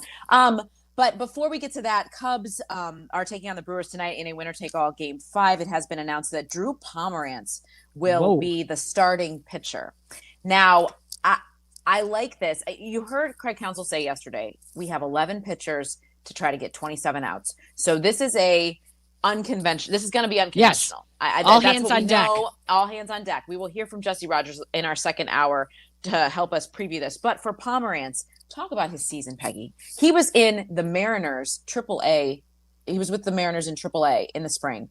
The Cubs got him, and he has retired all 15 batters he's faced in the postseason. He's 36 years old. He hasn't pitched in the postseason since 2020. And now here he is getting the start in this pivotal game on the road. I mean, it's a remarkable story. So hopefully he gets to set the tone tonight. And what Craig Counsell is doing is all you have to do is look at the trend in this series. The first and second innings has decided these games. And so if you can keep the Brewers off the board in the first or second inning, you have a chance. But the Cubs bats have to stay hot as well. And I know we have Jesse Rogers coming up at the top of the hour, so we are going to really be heavy into Cubs Brewers coming up at the top of the hour. We'll get the latest as well from Jesse in Milwaukee. But yeah, that's very interesting move there by Craig Counsell. Yeah, what Counsell said yesterday, you almost have to treat the first inning like the ninth inning because that's the way it's played out in these first 4 games. I'm so interested, too, to see how Cubs fans show out tonight. Thursday night. Well, yeah, remarkable. I have a lot of thoughts about that too. It makes me a little concerned. Hey, speaking of concerning, I gave you the Bears injury report from yesterday, but just as important, I should tell you the Commanders injury report for them as well. They're not coming off of a bye, obviously. It's pretty interesting because Terry McLaurin did not practice Thursday or Friday, still has a quad injury, did not play last week. So coming off that win, he did not play. Their running game, number 1 in the NFL, and running back Chris Rodriguez Jr. also has not practiced the last 2 days with a calf injury. Now, with Jaden Daniels, and I always listen, he's on my fantasy team, and I still have to look up his name every single time because it's one of those hyphenated names. What's their running back, McCreary Merritt? Sure. He has been phenomenal. So yeah, that's here. I'm looking at it. I swear to God, this happens to me every time with this team. You still have to keep an eye out for their run game because Jaden Daniels has been amazing. Deebo Samuel they use all the time coming out of the backfield, and Jacoby Krosky-Merritt. That's it, Jacoby Krosky-Merritt. Yes. So, but Chris Rodriguez Jr. Is supposed to be their featured back, and he has not practiced the last 2 days. Deebo Samuel is also limited in practice with a heel injury, and Jaden Daniels seems like he forever is going to be hampered by his knee, although he has practiced in full the last 2 days. So hopefully we get an updated injury report from both the Bears and the Commanders as the Commanders are back at practice for what would be their typical, I guess their Friday walkthrough. And for the Bears, this is a little bit more atypical for them since they're coming off their bye week. So interesting. Yeah, very interesting. I'm interested to hear what Ben Johnson has to say too, and how he feels like the team has kind of come back into rhythm after the bye week and after winning back-to-back games. I find it so interesting, Peggy. Yesterday we were up at Hallis Hall and just thinking about last year, right, in that moment and how they weren't able to recover from that Hail Mary.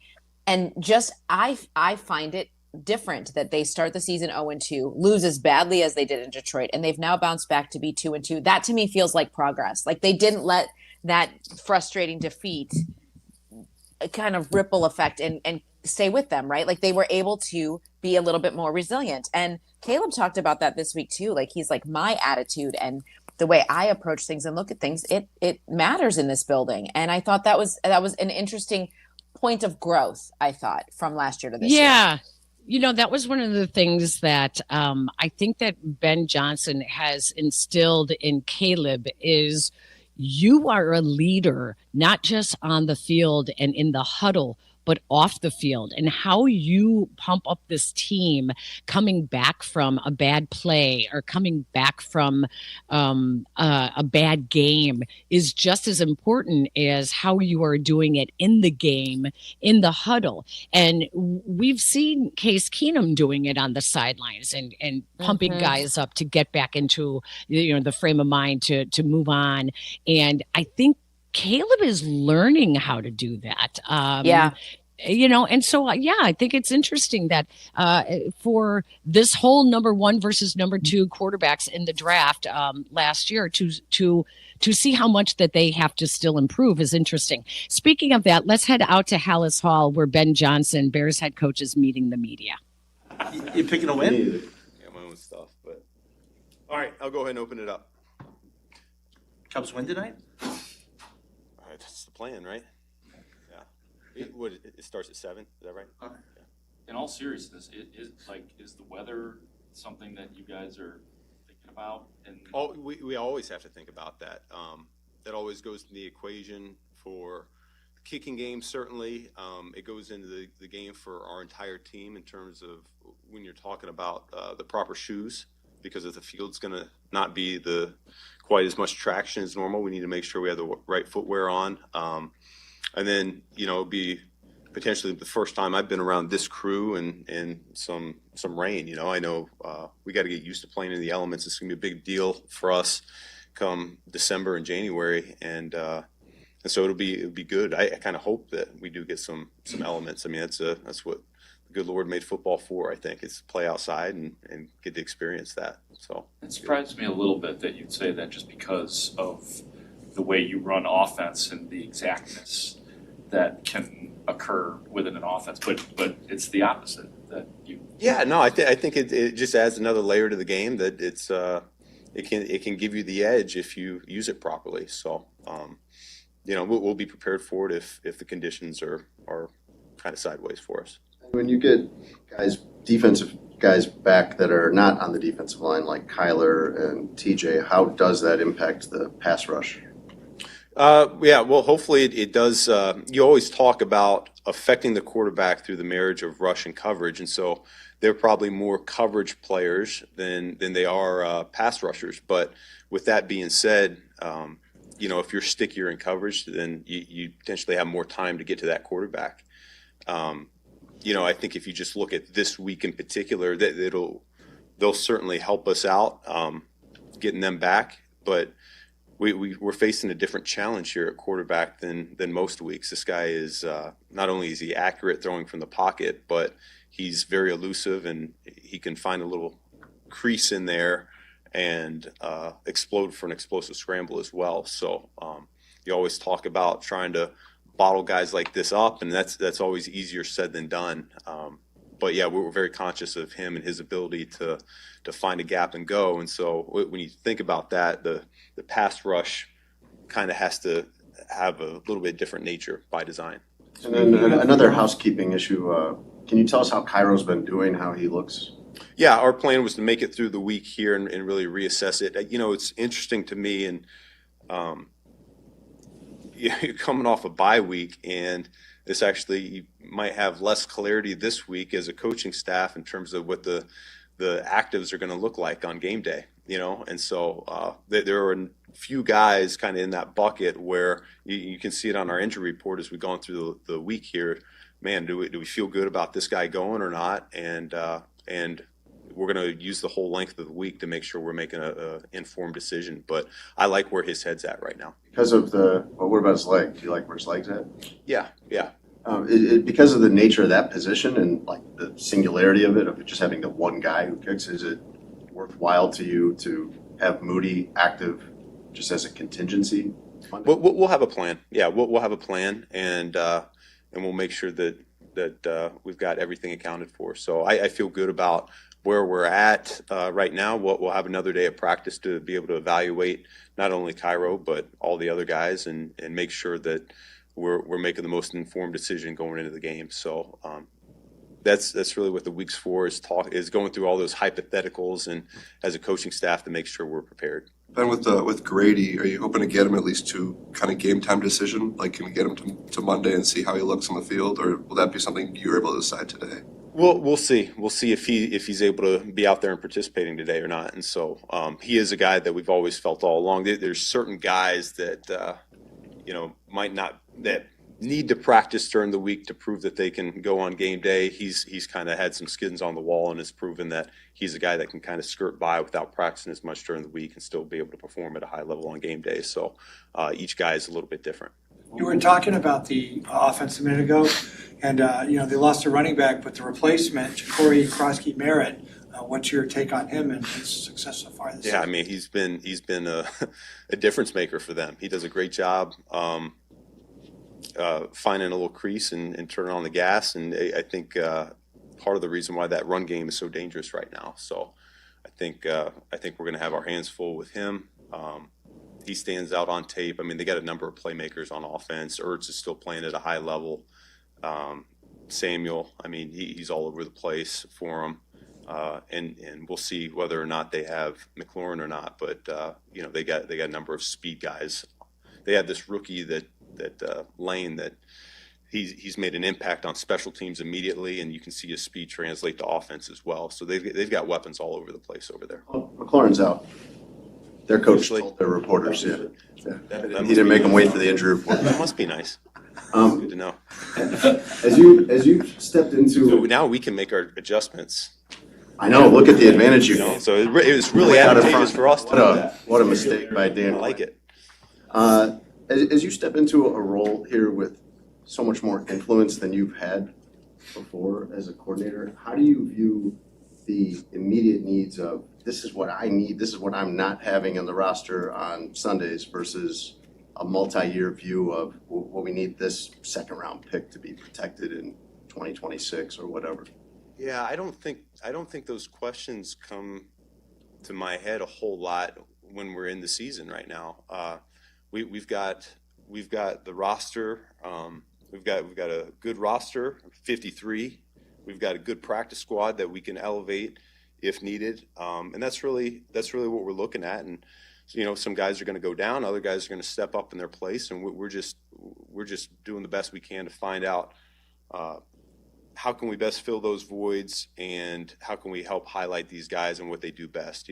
That's our mission as coaches. So I don't look into what we don't have or what we would love to have, things like that. That's not really the thought process this time of year. Once we get through the year, we'll go through the evaluation process and make sure that we feel good about who our guys are, and whether we need to extend some guys or whether we could potentially upgrade the roster somewhere. So that's end of the season stuff for me right now. I really don't think that big a picture. We've got what we've got, and we can win with what we got. How did you view it? How did you view it coming in, where you're looking at kind of shifting the roster more toward how you want to run things? They've already been building for 4 years, putting this roster together, but you're in year one, and it needs to be tailored to how you want to play. Yeah, it's to me, communication is the starting point, and we need to have a shared vision on what we want to look like, what we want the building to look like, what we want the locker room to be composed of, what we want, how we want meetings to be ran, practice.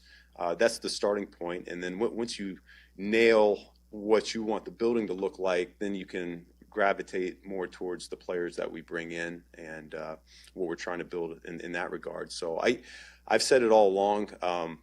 I feel strongly about the leadership here from the top all the way down, and so I think the vision is shared. We're still working towards getting all those elements in place. I think it's rare that year one a new coach comes in and everything is exactly the way you want it.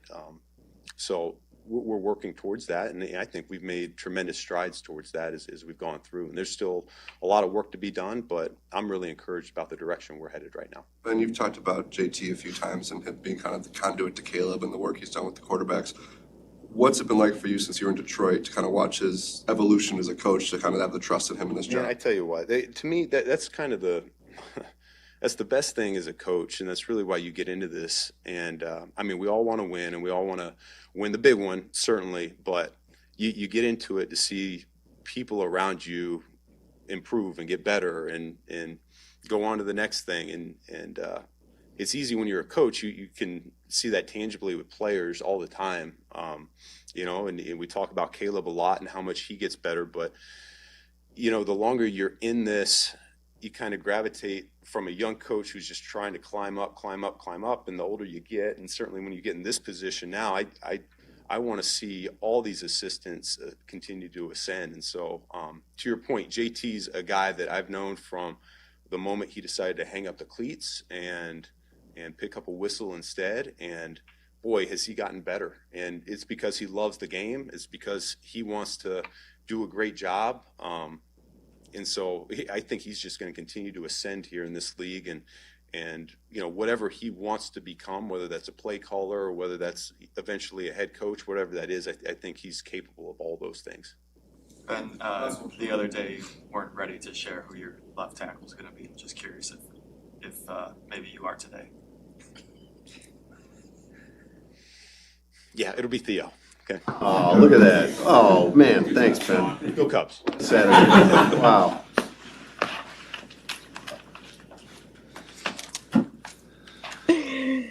Wow. Bears head coach Ben Johnson meeting the media today. A couple of things to get out of that real quick, and I know we do have to take a break here. But Terry McLaurin is out for the Commanders. Dan Quinn already let reporters in Washington, D.C. know that ahead of the injury report. And so in turn, as you just heard, Ben Johnson, who likes to keep things a little bit tighter to the vest and would not reveal who their left tackle is, just now did say Theo Benedict will be their starting left tackle Monday night. You heard about weather. There is an 85% chance of rain in Washington, D.C. on Monday, late Monday afternoon, maybe a little early evening, but it doesn't look like it should be at kickoff at Northwest Stadium, which is an open-air stadium. So that could have a factor, and a lot to dig into here, because when you talk about the weather and it's going to be a plodding game, if it's going to be, a wet turf, then expect it to come down to the running game. And the Bears are still without Grady Jarrett, trying to stop Jaden Daniels and that Commanders' #1 running offense. Lot to dig into here, Dionne. Let's take a break. When we come back, let's talk about that. And also some of the other rumors going around the NFL in terms of the Bears. Grady Jarrett doesn't look like he may be coming back anytime soon. Do the Bears need to make a move at defensive tackle to help their run defense? So much to talk about. We don't have a lot of time, so let's take a break. It's Peggy and Dionne, ESPN 1000. You're listening to Peggy and Dionne on Chicago's home for sports, ESPN Chicago.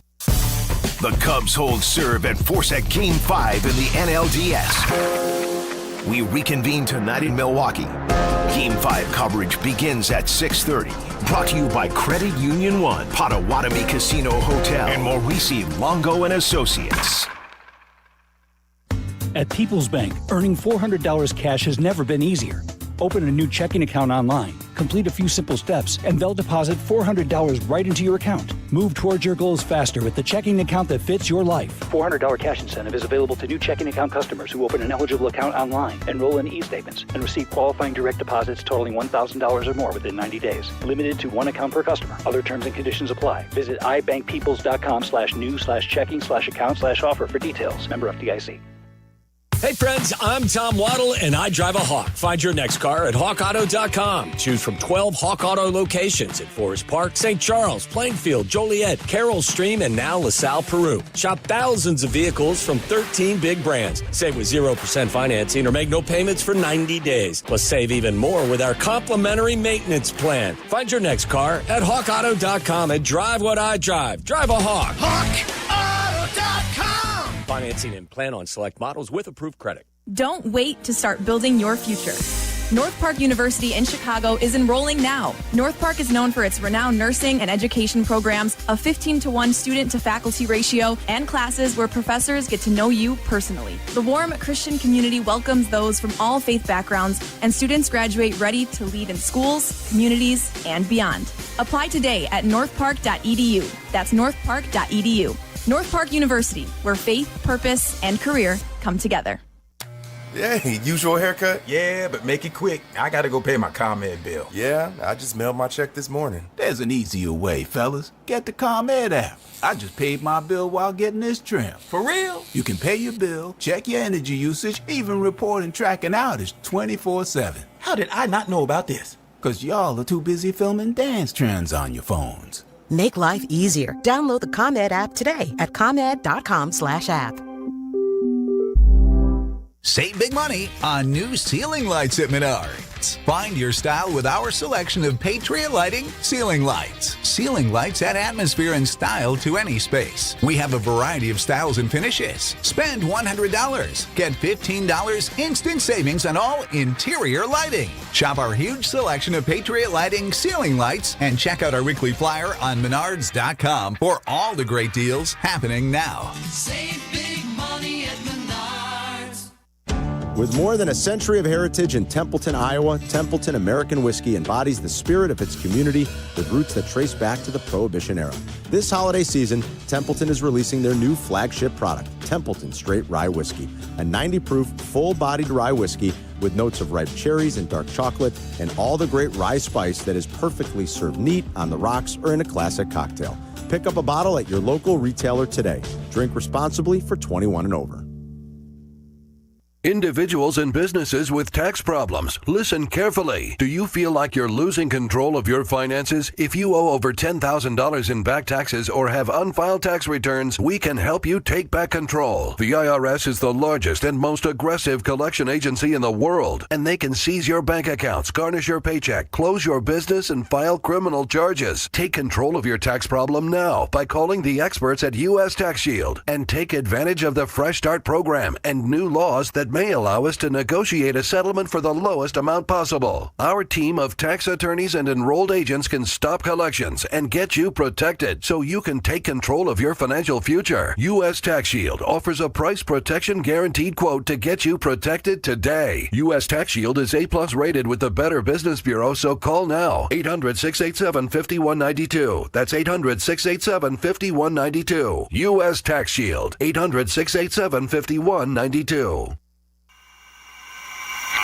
Follow ESPN 1000 Chicago on Twitch.tv or the Twitch app. Welcome back to Peggy and Dionne On ESPN Chicago, Chicago's home for sports.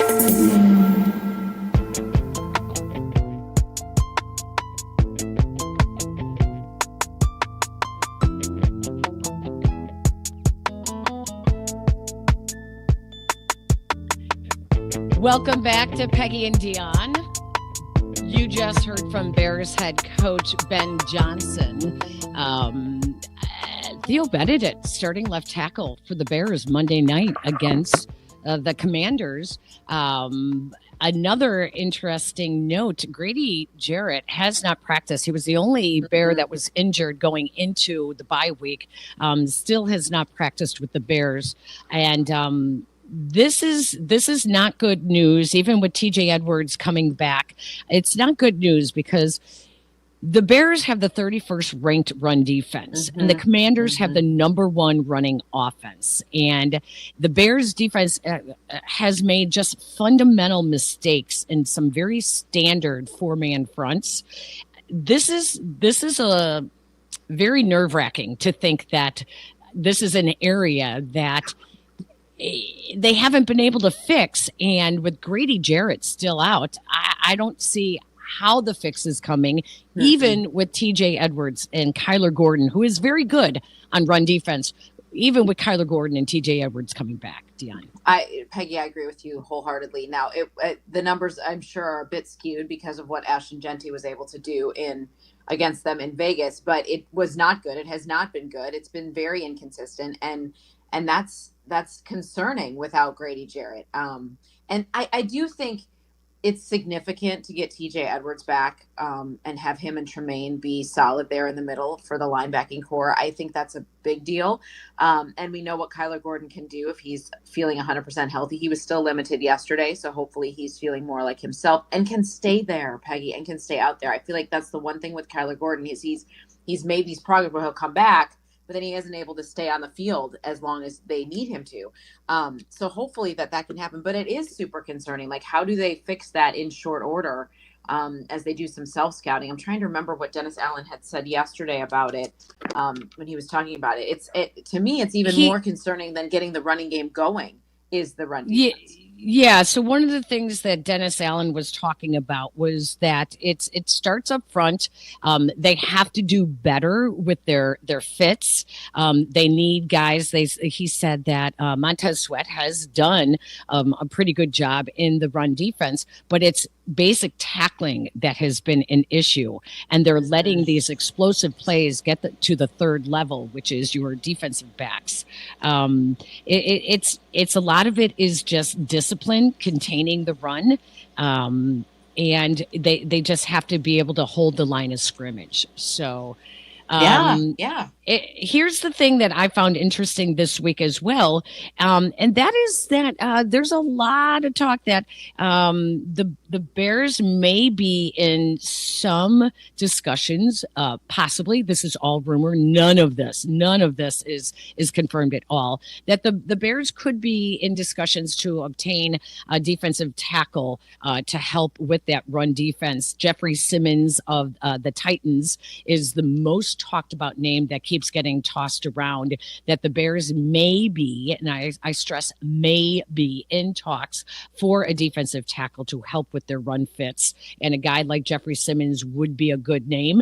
The question, Dionne, is what are the Bears going to give up for a guy like that? Are they willing to give up one of their offensive weapons? Are they willing to give up a DJ Moore and high-priced receiver like that? I don't know. But there's a lot of talk going around with the Bears when it comes to the trade deadline. They're not talking about getting their own running back. They're talking about helping on defense with the run game.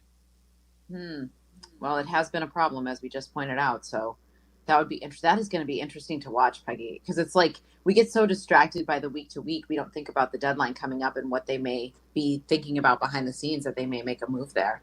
That would be and Ryan Poles has always been someone that likes to make those trade deadline moves, and he tends to do it with defense. If you think about it, he does it getting, a Montez Sweat. He does it by shoring up where their holes are in defense. And they did say that with this self-scouting week off, they would take a look and see what they need, and the timing is perfect for them. If they say, listen, Grady Jarrett, this is not looking good, that the knee issue, it continues to be a problem for him and may keep him out, then they're in a little bit of trouble up the gut there.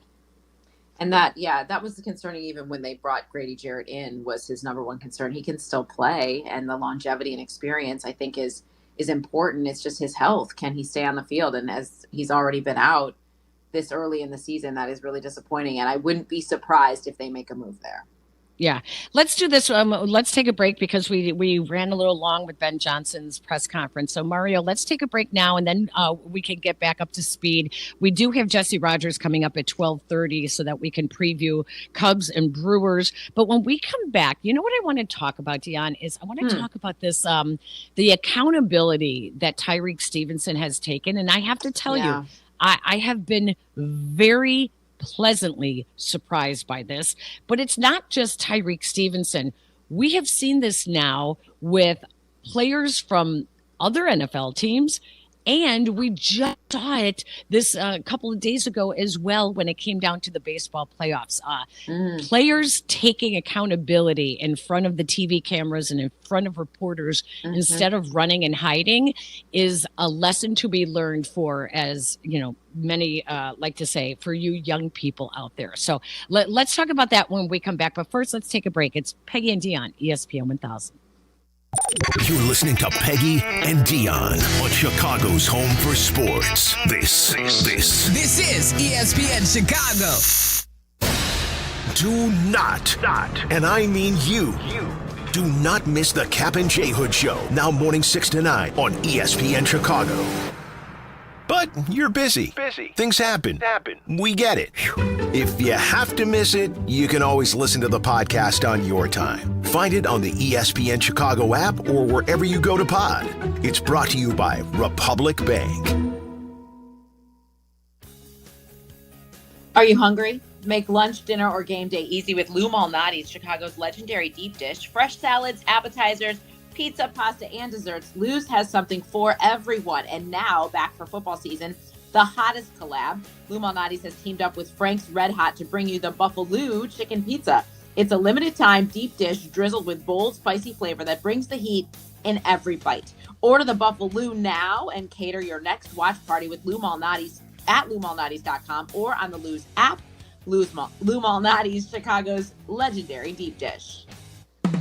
Whatever happens today, take it on with a fresh cup of True Brew coffee. Now only $1 with True Rewards. True North Store's True Brew coffee is a hot, flavorful gourmet blend created from coffee beans from around the world. As a free True Rewards member, pick the size that is perfect for you and pay only $1. Don't have the True Rewards mobile app? Find it in the Apple or Google Play Store to download and save instantly. True North Convenience Stores. Fast, friendly, clean.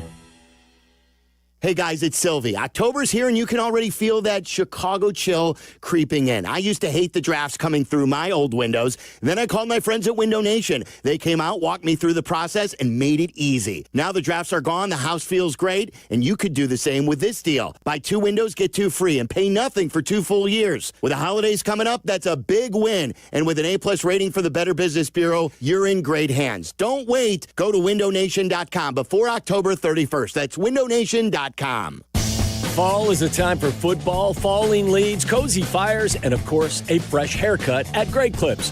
Whether you want a whole new look for the season or just a trim on a cut you already love, the skilled stylists at your local Great Clips salon are ready to bring it to life for less. With convenient online check-in, you can stop in whenever it works for you.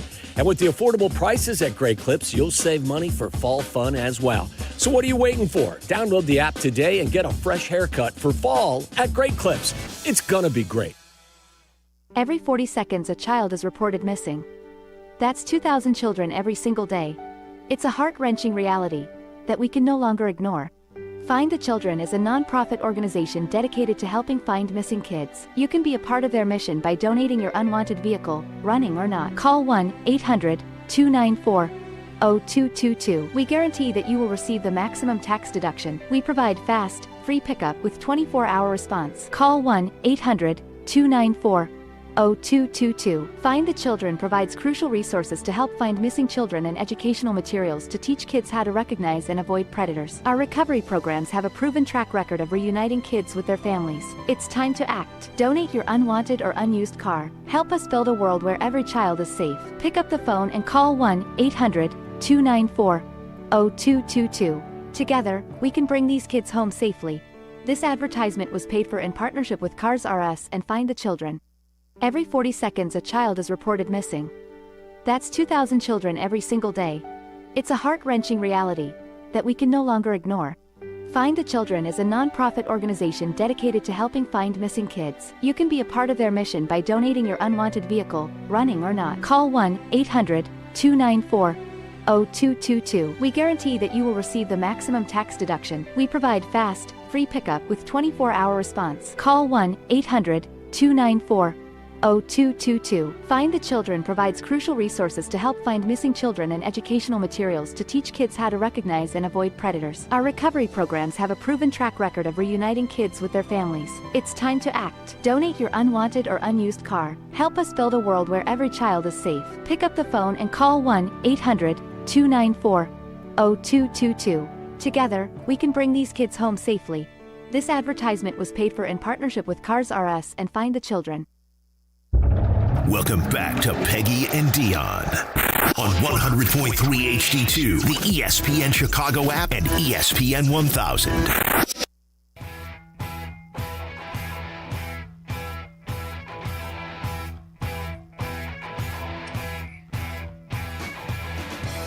Welcome back to Peggy and Dionne here on ESPN Chicago, brought to you each and every week by Advantage Acura of Naperville. And we thank them for continuing to sponsor the fun as we roll through this Saturday. The show is already flying by, Peggy. Holy moly. But you were talking about accountability, and I really want to make sure we talk about this because I feel like it's been significant. What we've heard from Tyreek Stevenson this week as he heads back to Washington, but also what we've heard in the sports world this week with what happened in that game between the Phillies and the Dodgers was remarkable to me. Yeah, and Mario, do we have that sound from the Phillies reliever? I think, how do you say his name? Orion Kirkering. Yes. I would love because bases loaded, 11th inning, 2 outs. He panics on a comebacker to the mound, and instead of going to first, which was the easy play, he throws wildly home, hits the backstop, allows not only the winning run, but the end of the series and the Phillies' end of their season. Let's hear what he had to say afterwards. Just kind of, once that pressure got to me, I just thought it was a faster throw to JT, a little quicker throw than trying to cross body the Bryce. So, just Yeah. Did you hear them telling you to go to first at all, or were you just in the moment that you wasn't even? Just in the moment. Yeah. Can you see JT pointing in that moment, or is it just kind of looking up? Just kind of looking up, just be ready to go. For sure. Yeah, the wall with a tennis ball for sure. But, yeah, just kind of keep going with it. Hopefully it started a long career. Just keep back in my head of this really sucks right now, but hopefully keep pushing, get over this hump, keep pushing. Oh, my gosh. You know, I mean, your heart just yes in that moment. Oh my gosh. We have been in locker rooms when a key play like that involving a player, and that player doesn't come out of the showers, is not made available. You don't get the reaction. It's a lot. It's in a way, there's a little similarity to that halftime interview that Ben Johnson did with Aditi of CBS. And in the sense that it is raw emotion in the moment of a sporting event. And to take accountability like this pitcher did, he was fighting back tears. 24-year-old. He's a professional. He gets paid. And that's what I always say. Listen, you know, you can't claim youth. They're young, yes, but they get paid to be a professional. Yeah. Then we saw Chiefs defensive tackle Chris Jones giving up on Trevor Lawrence's late touchdown, in which the Chiefs lost the game. And afterward, he faced the music, and Chris Jones actually owned it and said, you know what? It's a teaching point for me. It was a teaching point for me. A little adversity. I can't think the play is over. You know what I mean? And it's a learning lesson. You know, thought it was over. Thought we had him down. So I kind of stopped. Was about to celebrate, and then realized that he wasn't down. And you know, a teaching lesson for me is don't stop. You know. And now let's throw on Tyreek Stevenson, who was asked about the Hail Mary. And, you know, he was always undisciplined in the past and getting in trouble on the sidelines, tripping a Lions wide receiver on purpose when he was not involved, you know, off the side. And to hear how he has matured, just check this out on how he responded from Kevin Byard talking about it and asking him about it on the Interception podcast. When I hear people talk about it, I kind of get away from it. I see the video, I watch it, because at the end of the day, I want that to be a memory in my head of what not to do. Yeah. And I think that's the first time in my career I ever let the game be bigger than what it is. Yeah, exactly. Because I make the game, I make the plays, I do this. The game don't do that. I do it. So the fact that I let the game get in my head, I'm talking to the stands, I'm this, I'm that, every now and then you pop it and you want to embrace the game and all that. But I think that right there was a selfish moment, and I think just karma. How I look at it now, I just want to stack good days after good days after good days, and that's what I really been focused on. Wearing it like a jacket. It is what it is. It ain't gonna never go away. It's teach tape. And all I can do is, when y'all show this to the next generation of what not to do, you go look at Tyree Stevenson's stats and be like, after that, all pro. You feel me? So exactly. Feel like, I would say that's my second awakening of welcome to the NFL. Wow, what a difference in this young man. He said that if that had not happened, he doesn't know that he would have changed his unfocused habits in games, and that because this happened, it forced him to mature. He has a son now. It forced him to think about, my son is going to see this play forever, and I have to explain it to him. I have to own it. I mean, phenomenal way that he has owned it. Yeah, and done the work, the mental work, I think, to take that step. He's only 25 years old, Peggy. You remember, he's so young, and to have that happen, in rewatching that highlight, you hear I should know who the announcer was. I don't remember, but he's like, they're going to play that clip for decades. And you hear that and you think about, yeah, for the Commanders, that's like this awesome moment. But when it's heavy like that for Tyreek, I think he's done that work to kind of move past it and to own his role in it. I hear a ton of maturity in that. I think becoming a dad was a huge moment for him. He said he wants his son for people to say, oh, wait, Tyreek Stevenson is your dad? He's like, I gave him my name. Like, he's going to carry that. Whenever people hear it, they're going to think about who I am and the legacy I left on the football field. I think it's a powerful moment of growth for him, for sure. Let's continue talking about this when we come back on the other side of the break here. We also have Jesse Rogers coming up at the bottom of the hour to talk about the Cubs and the Brewers. So much for us to talk about, Dionne. We don't have enough time. Who knew? I know. It's Peggy and Dionne, ESPN 1000. Welcome to Goodfellas, Joliet's brand new cigar lounge, a place built for good smoke and good company. And now it's time to celebrate the grand opening, Thursday, October 16th, 5 to 8 p.m. White Sox legend Frank Thomas will be at the grand opening at Goodfellas and featuring his own FT35 vodka. Get your tickets now at joesbev.com. Every ticket includes a bottle of FT35 and an exclusive meet and greet with Frank Thomas. Don't miss the grand opening of Goodfellas Cigar Lounge in Joliet. Goodfellas, where legends light up the night. This is the Let's Revitalize Our Neighborhoods commitment. This is the Roll Up Our Sleeves and Pitch In commitment. This is Busey, where our commitment to strengthen our communities is a top priority. Through energetic, engaged volunteers, through monetary support, community leadership, and advocacy. Because Busey is more than a bank that does well, we're a bank that does good.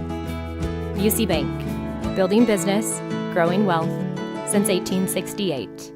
Member FDIC. If you have ever thought about remodeling your bathroom but were worried it would take too long or cost too much, then stop worrying. Right now, Jacuzzi Bath Remodel has designed a collection of high-quality custom products and perfected the one-day remodeling experience so you can enjoy your new bathroom faster than ever before. It's a worry-free bath remodel from the most trusted brand name in the business, Jacuzzi. A jacuzzi bath system fits in your existing tub space. It's a no-mess installation with an amazing style selection, factory-certified installers, and a limited lifetime warranty. Call 800-717-4599. That's 800-717-4599 right now and get 50% off installation with no interest and no payments for 12 months. Replace that old bathtub today with a walk-in shower for a safer bathing experience. If you have lived in your home for over 15 years, it's time to remodel your bathroom. For a virtual or in-home appointment, call 800-717-4599. That's 800-717-4599. 800-717-4599. This is ESPN Chicago, WNVP, WTBC, HD2 Chicago, a Good Karma Brands radio station. Follow ESPN 1000 Chicago on twitch.tv or the Twitch app. Welcome back to Peggy and Dionne. On Chicago's home for sports, ESPN Chicago.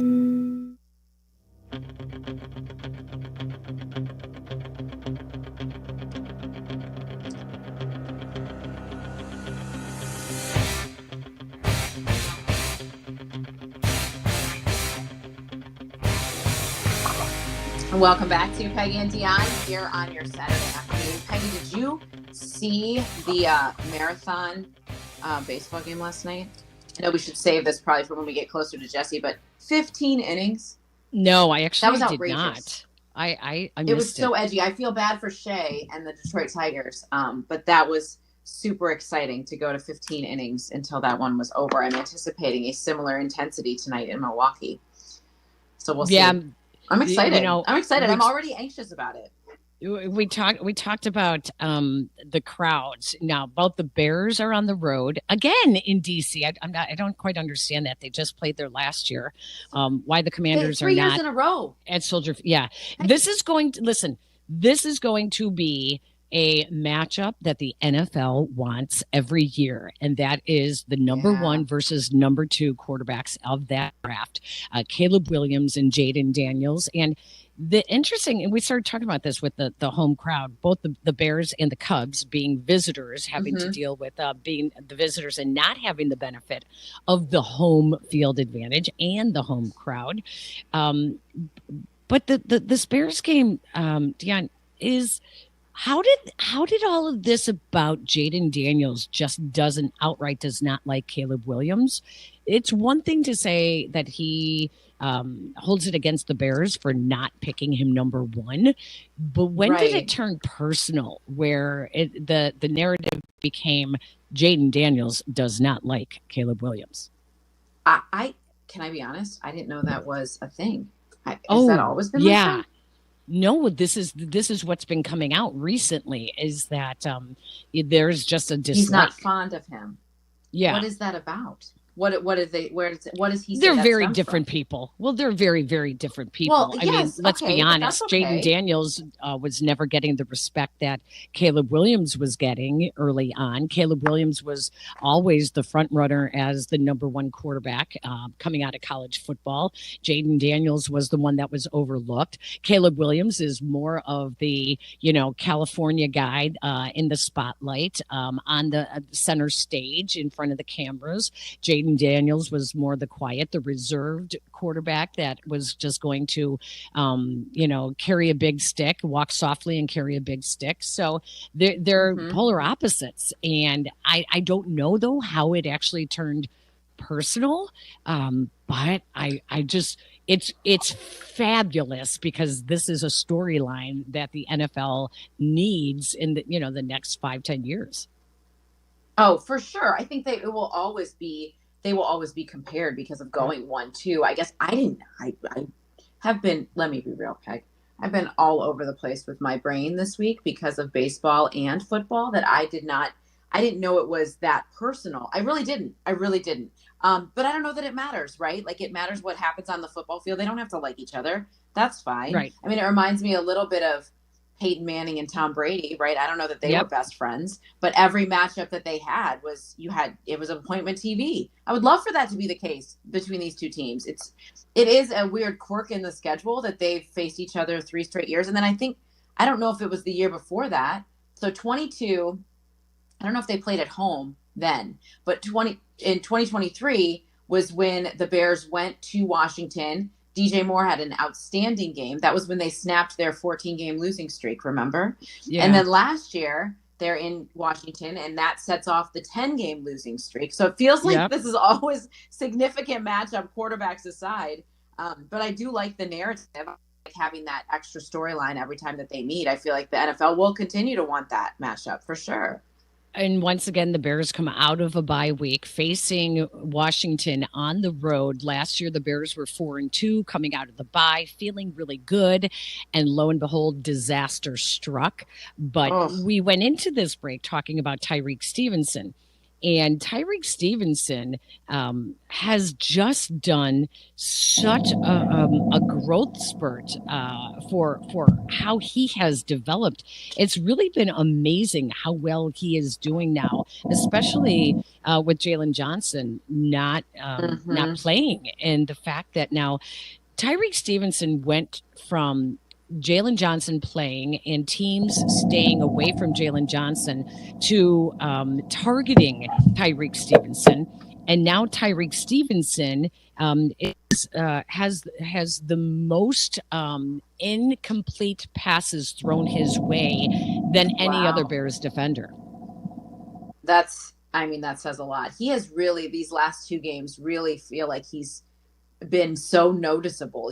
He's had such an impact on the game, and I think that's really important. Byard pointed that out too in his interception podcast, just how he's noticed Tyreek really stepping up the last couple of weeks. And you're right, with Jalen Johnson not there, this is an opportunity. And in the past, we weren't sure he would take advantage of such an opportunity, but we've heard and seen so much growth from him that he's really taken advantage of it. And I think that's going to be really important for the Bears, not just this season, but moving forward, to have him continue to grow in that way.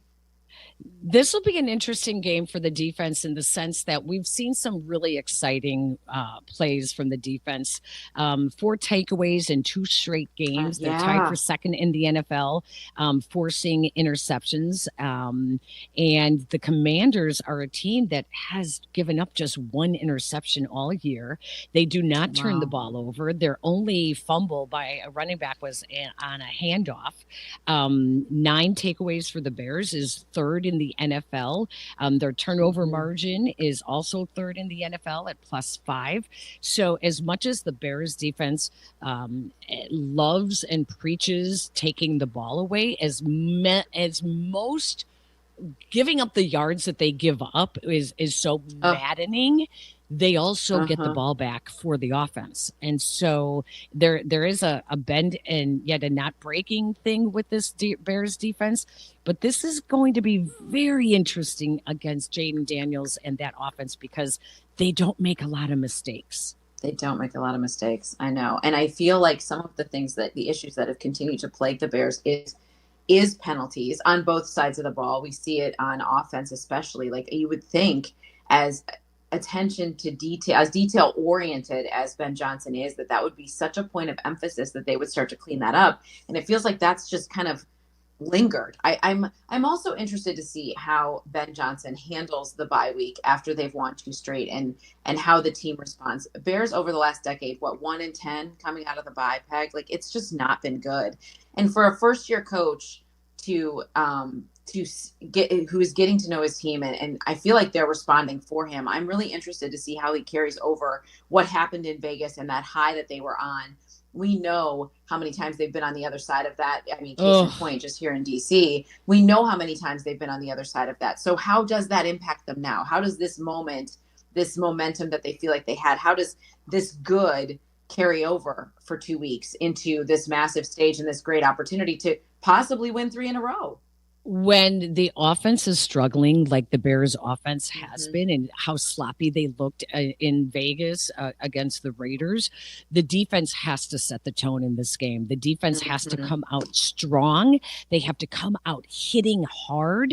If they're going to force turnovers, it has to be a vicious defense that comes to face the Commanders. The Commanders are banged up, whether it's their quarterback, Jaden Daniels, or we already heard Terry McLaurin is out. Chris Rodriguez is also banged up. You have to come out hitting hard and make the Commanders know that they were just hit by the Chicago Bears defense. That's what I believe. Yeah, they have to set the tone. Yes, they have to be felt. I agree with you, Peggy. I totally agree with you, especially when you're on the road. You've got to take the crowd out of it. You've got to put them on their heels a little bit. And the defense has to take charge of that. They right out of the gate. I think it's important for them to set that tone. Even if they are shorthanded up front, they need to find a way to be aggressive and make Jaden Daniels uncomfortable. The problem is he's so athletic. He can do so many things that makes him so dangerous. They have to try to find a way to make him uncomfortable. Yep. Let's take a break. When we come back, more Bears talk, more Cubs talk as well. Cubs and Brewers. We have Jesse Rogers coming up at the bottom of the hour. It's Peggy and Dionne, ESPN 1000. Peggy and Dionne on Chicago's home for sports, ESPN Chicago.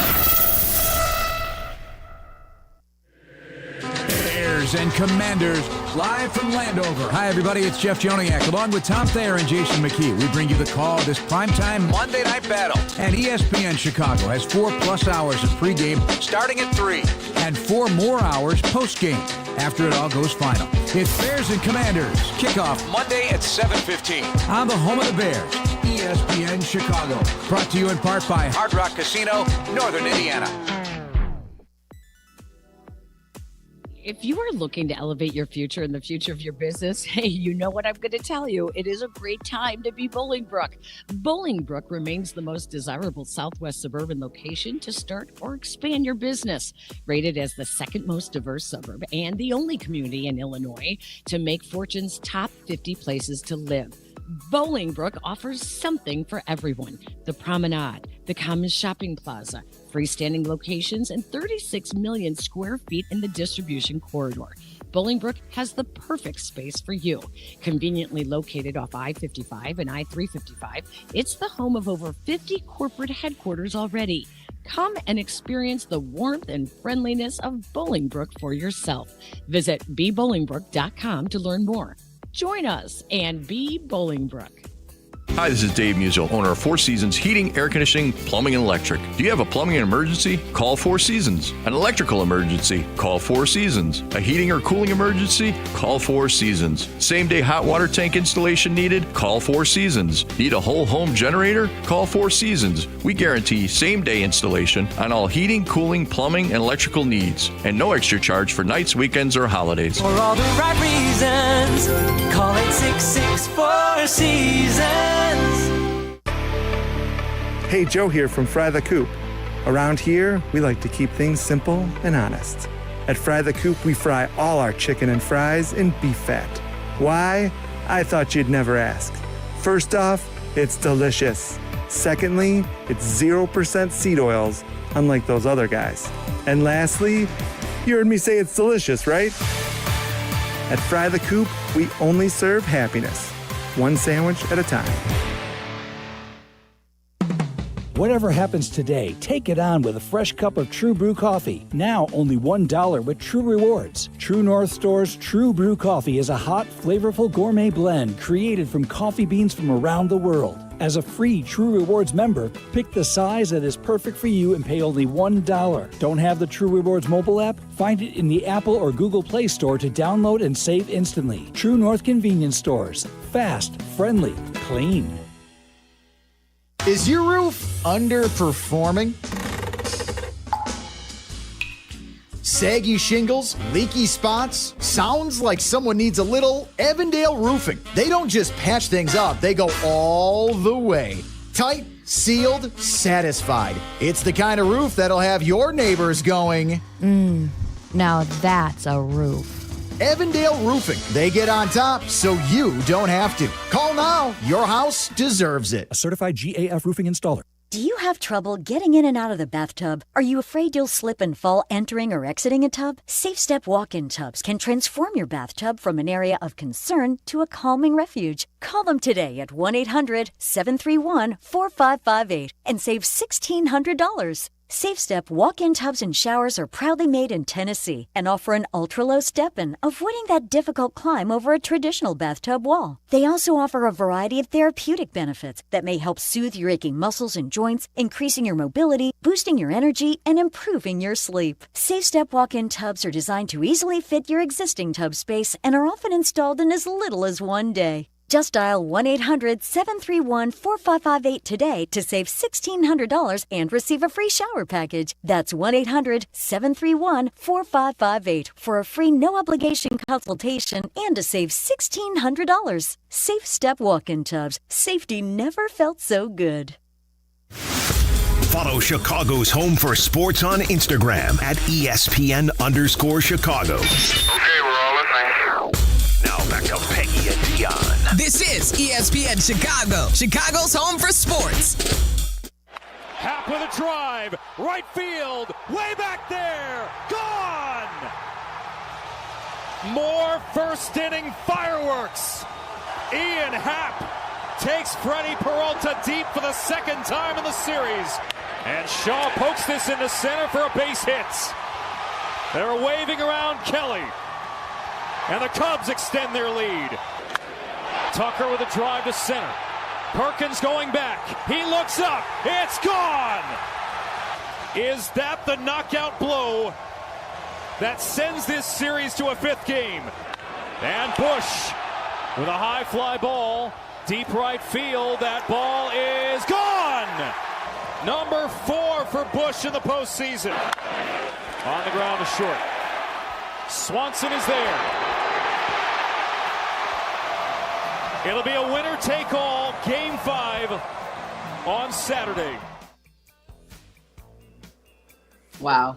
Gives me goosebumps. I was there. It was an incredible atmosphere. It was amazing to see that crowd of nearly 42,000 people get under Freddie Peralta's skin, really impact the way the Brewers played. They had said before the game that it feels like the crowd at Wrigley is an extra man out there. They truly were in Game 4 to get us to this point and force a decisive Game 5. I did see online, Peggy, that it looked like the Brewers were restricting purchases of tickets to only people with a Wisconsin address. Wow. Was that real? That was real, right? That's some of their don't- gamesmanship, apparently. I still Yeah. feel like Cubs fans will find a way, but what do I know?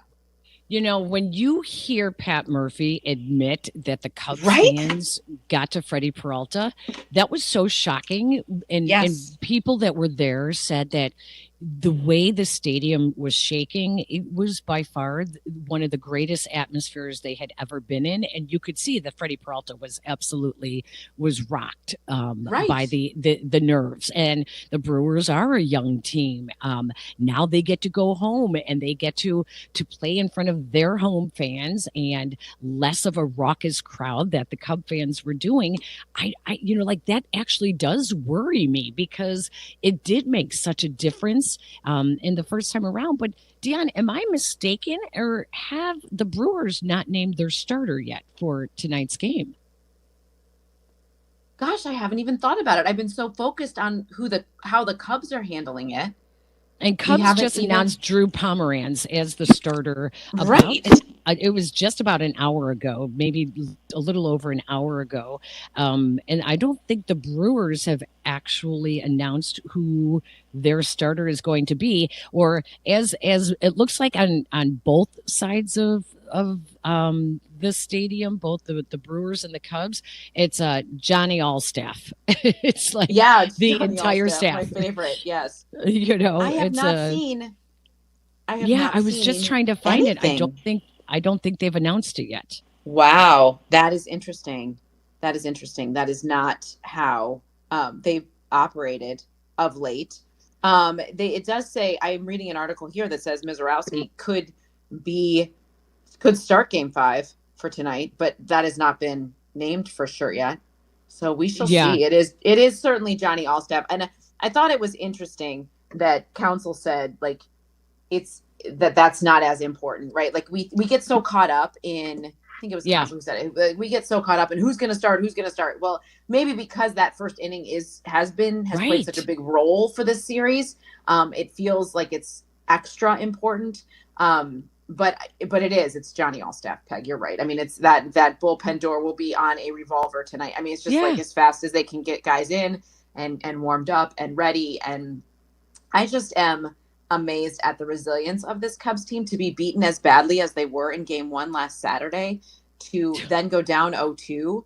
And after the game on Thursday night, we were interviewing Daniel Palencia, and we said, did you guys always have the belief in here, despite being down 0-2? Like, did you ever think this season might end? And he said no. And I felt like I looked at my fellow media members and was like, well, we all did. The way they lost those 2 games, you just kind of felt like, can they find a way? Can the offense break out in a more consistent way? Can Kyle Tucker be Kyle Tucker, which it looks like he has been? Ian Happ, who had struggled so mightily heading into that Game 4, I'm so pleased for him that he was able to contribute. He said afterwards, like, the guys have really been carrying me. Well, yeah, he was, what was he, like 2 for 21 in the whole series until he hit that 3-run homer, and that proved so valuable. And then Michael Busch has been just otherworldly when it comes to postseason batting. And then to get another homer from Tucker, I'm anxious to see how the offense, carries over into tonight, into this must-win moment, and will they show up on the road? Tony is in Joliet and wants to join the conversation on the Cubs and the Brewers deciding Game 5 tonight. Hi, Tony. Hey, friends. I love this moment, and I called last week, and my point was, with so excitement that we had into that after the San Diego series, we had so much excitement, and I was like, if the Cubs win Game 1, we're winning 3 in a row. And then I was not going to call this week, but I'm like, I could still be right. We are literally in the same exact spot we were last week with excitement. A whole new thing can happen. It's only happened twice, 91 and 2012, when a team came back 2-0. And we are set up for it. They're younger. Pat Murphy said our team didn't understand the moment, and I think they're going to have that. And I think we're not going to get let down twice. I think we're going to win it. And, man, how about a Monday night party with all of your best friends, with the Bears and the Cubs? Let's go, girls. Have a great day. Thanks, Have a Tony. great day, Tony. Yeah, that would be a fun problem to have. for sports fans in our city, right, Peg? So the Brewers website is speculating that it could be Mizorowski on the mound for Game 5. And you know what? He had a very nice showing in the last appearance against the Cubs. He was on fire. Yeah. But again, another young guy. You just hope that they can get to some of these young guys, right? Yeah, for sure. Whoa. Yeah, this is going to be interesting. Okay, we need to take another break because Jesse Rogers is coming up, and I know that he's super busy heading into all the pregame activity for the game tonight. So let's do that. Let's take a break now. When we come back, we will check in with Jesse Rogers. We can continue on the phone lines as well at 312-332-3776. Cubs, Brewers, Game 5, Bears, Commanders, Monday Night Football. Oh my, so much more to talk about. Peggy and Dionne, ESPN 1000. You're listening to Peggy and Dionne on Chicago's home for sports. This is ESPN 1000. Monday, the game is here and the pregame talk is here. Football fans join in the fun with pregame tailgate on the Waddle and Sylvie Show. Monday from 3 to 5 on ESPN Chicago. Presented by Bradley University. Hey friends, I'm Tom Waddle and I drive a Hawk. Find your next car at hawkauto.com. Choose from 12 Hawk Auto locations at Forest Park, St. Charles, Plainfield, Joliet, Carroll Stream, and now LaSalle, Peru. Shop thousands of vehicles from 13 big brands. Save with 0% financing or make no payments for 90 days. Plus save even more with our complimentary maintenance plan. Find your next car at hawkauto.com and drive what I drive. Drive a Hawk. hawkauto.com. Financing and plan on select models with approved credit. This is an ad by BetterHelp. BetterHelp therapists have helped over 5 million people worldwide on their mental health journeys. Hey guys, it's Sylvie. Moments in therapy can change lives. This World Mental Health Day, let's celebrate the therapists who have helped millions of people take a step forward. If you're ready to find the right therapist for you, BetterHelp can help you start the journey. Our fans get 10% off their first month at BetterHelp.com/timeout. That's BetterHelp, HELP.com/timeout. Save big money on your roofing project at Menards with Owens Corning Shingles. Your roof is the first line of defense against the elements and enhances the appearance of your home's exterior. Owens Corning Duration Shingles offer ultimate protection and impressive curb appeal. Choose from 24 colors of Owens Corning Duration Shingles and transform your home today. Plus, check out our weekly flyer on Menards.com for all the great deals happening now. Save big money at Menards. This is the run my own business dream. This is the college is paid for dream. This is the retire early dream. This is Busey, where your dreams and possibilities become moments. Through trusted guidance and expertise, through lifelong relationships. Because we're here to help you achieve the life you've always envisioned. Busey Bank, building business, growing wealth since 1868. Member FDIC. Morning, Zoe. Got donuts. Jeff Bridges, why are you still living above our garage? Well, I dig the mattress, and I want to be in a T-Mobile commercial like you. Teach me, Saldana. Oh, no, I'm not really prepared. I couldn't possibly. At T-Mobile, get the new iPhone 17 Pro on them. It's designed to be the most powerful iPhone yet and has the ultimate pro camera system. Wow, impressive. Let me try. T-Mobile is the best place to get iPhone 17 Pro because they've got the best network. Nice, Jeffrey. You heard them. T-Mobile is the best place to get the new iPhone 17 Pro on us with eligible trade-in in any condition. So, what are we having for lunch? Dude, my work here is done. 24 monthly bill credits on experience beyond for well-qualified customers plus tax and $35 device connection charge. Credits ended, balance due if you pay off earlier. Cancel. Finance agreement iPhone 17 Pro, 256 gigs, $1,099.99 and new line minimum $100 plus a month plan with auto pay plus taxes and fees required. Best mobile network in the U.S. based on analysis by Oak Cliff Speed Test Intelligence data 1H2025. Visit T-Mobile.com. Follow ESPN 1000 Chicago on twitch.tv or the Twitch app. Welcome back to Peggy and Dionne on ESPN Chicago, Chicago's home for sports. Dear Ian, you've been my hero ever since you've joined the Chicago Cubs. Much maligned and much chagrined, old number 8 always steps in.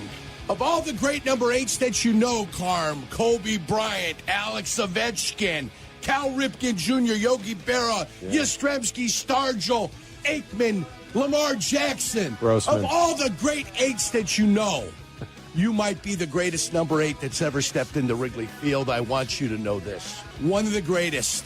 Can you please take your gold gloves and rub them against your bat? Maybe some of the magic will go ahead and switch to that thick piece of lumber that you swing. It'll be absolutely magical. If you could find a way to win game number 4 tonight at Wrigley Field, the hero to be is number 8, Ian Happ. Your destiny and your greatness, everyone will see, because Ian Happ will go 3 for 3. Maybe a walk, maybe a K, but the great Ian Happ will be here to stay. MVP of this series with the tremendous game 4 and 5.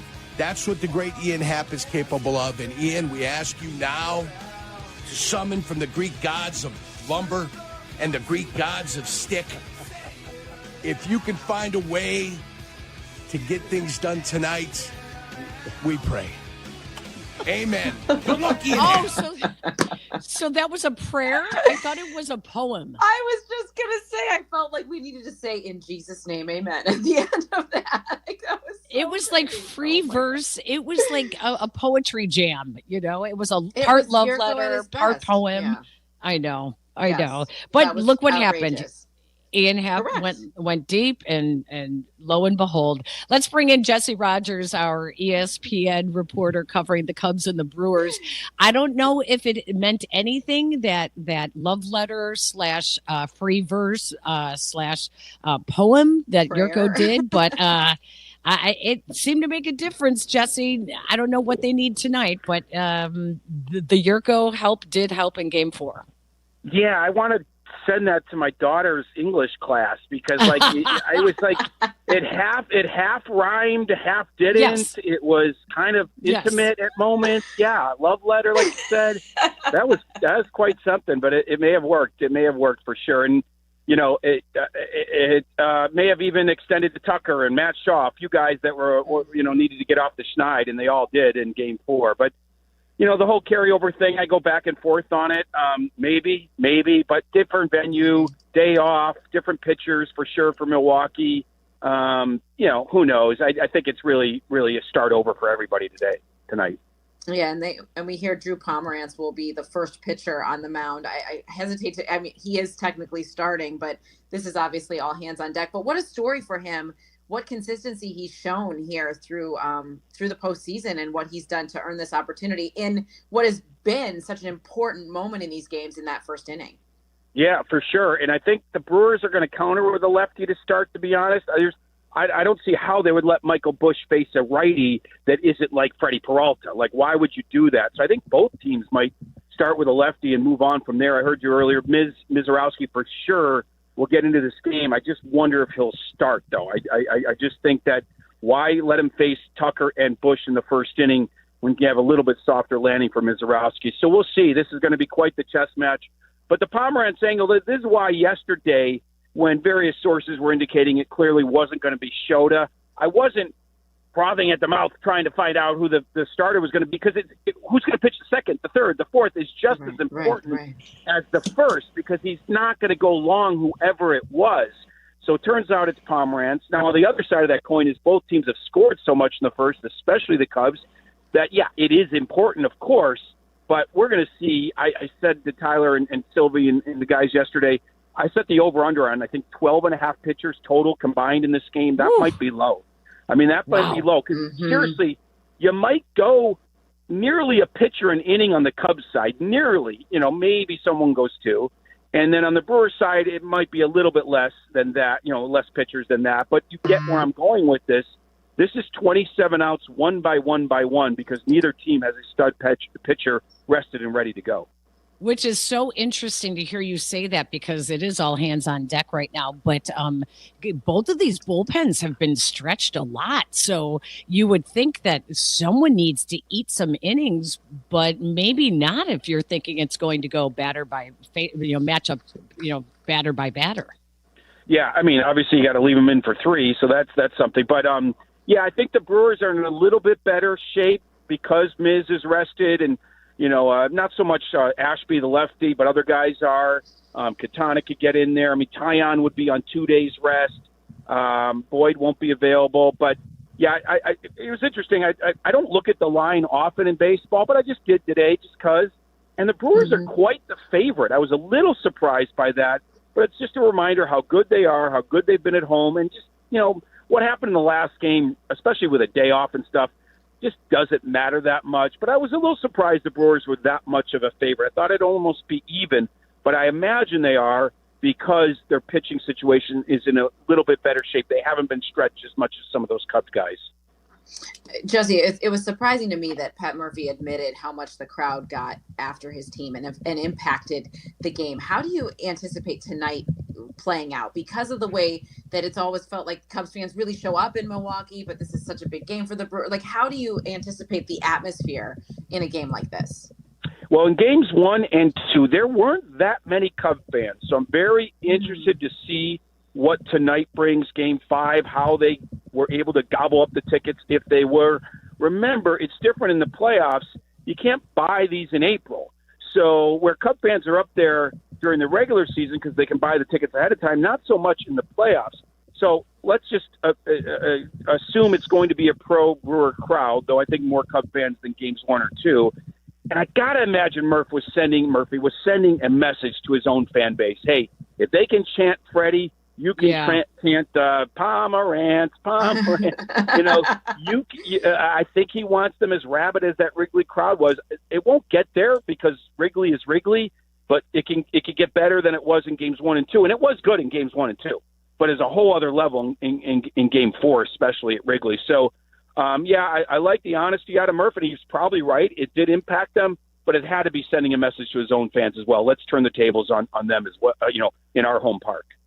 You mentioned how the scoring is coming in the first and second innings in this series. Is there any reason to believe after game 4 that the Cubs bats have found their way again and they can maybe some of these late runs, get some of these late hits? I mean, they've kind of won by this formula all season long of score early and then rely on the pen. Yeah, I mean, there is reason to believe it because the guys that were struggling started to come out of it, and sometimes it just takes one game. I mean, Ian Happ had 5 good at-bats. Kyle Tucker drove the ball into the stands in left center. Matt Shaw got off the schneid. I think there's reason to believe it, Peggy. And I do think as the playoffs have gone along, like now you're getting deeper into, arms getting tired and stuff, and the Cubs have looked better at the plate seemingly every game, though it's taken a bit to get going here. So, yes, there is reason to believe it, but it's so hard to predict in a game 5. What's going on inside these guys' heads? Is squeezing the bat's going to happen on either side? It's so hard to predict. So I can't tell you for sure, but I do like the signs. Kyle Tucker in particular this year when he's come out of slumps, he's usually shown some signs of it beforehand. And I think we've seen that in the recent days, getting singles and then, taking good walks and then finally driving the ball into the stand. So him in particular, and Happ as well, have shown enough signs to be, sort of positive about tonight. But again, if they face the wrong matchup, Mizorowski could go 1, 2, 3 and strike you out, So it's really hard to predict how it's going to go down tonight. Did you watch the Mariners and the Tigers last night going to 15 innings? And how do you, that it was so intense, Jesse, like every moment it was you're edgy. I mean, the same thing with the Phillies and the Dodgers, it feels like, and I anticipate tonight will look like that. I mean, how do the Cubs get to LA on Monday? How do you see tonight playing out in their favor? Yeah, I think Mizorowski's a key here. I do think he'll get some bulk innings. Obviously, if he gets into trouble, that could be, a quick pull for him. But the Cubs have seen him a couple times. He was great last at bat. Last time out. The Cubs hit fastballs well. The Cubs work counts well. These are things that, you can work against Mizorowski if he's too hyper. So I think getting to him, obviously if they score in the first inning, that's great. You just can't count on it 5 straight games, but it could happen. But getting to a guy like Mizorowski in the middle innings as a rookie, game 5, I think they can do it. So I would I would say early offense is important. McGill and Uribe on the back end are really good. Don't be in a deficit in innings 6, 7, 8, 9 with the Brewers at home. I think that's a lot of playoff teams. You know, San Diego, we saw that too. But especially in this instance, I think Uribe's rested. I think get to Mizorowski or whoever's before Mizorowski is the key, and they can do that by working counts and then jumping on a fastball, you know, that's not perfectly placed. And he was really good last time out. So, Jesse, will it be a Badgers-Brewers victory this weekend, or will the Chicago fans be the ones celebrating a Cubs and a Bears win on Monday night? I mean, too bad it's not Bears-Packers, really, right? And we have the trifecta. Okay, so I'm gonna say there'll be a split with Wisconsin, Illinois, but I'm not going to predict who gets the win. You know what I mean? I'm not going to predict who gets the win. Wow. It's going to be tough. Jesse, thank you so much. It's going to be exciting to watch as well. I don't even know, like, this is definitely stay at your TV. I mean, this is a great weekend to be tuning in to seeing what happens, and hopefully the Cubs are able to come out victorious. Jesse, thank you so much. Yeah, you mentioned the Seattle game. I was imagining last night, if this was going to happen tonight, how Cub fans and Brewers fans would be. I mean, you won't have any nails left. You won't have any nails left if they go 15. Yeah.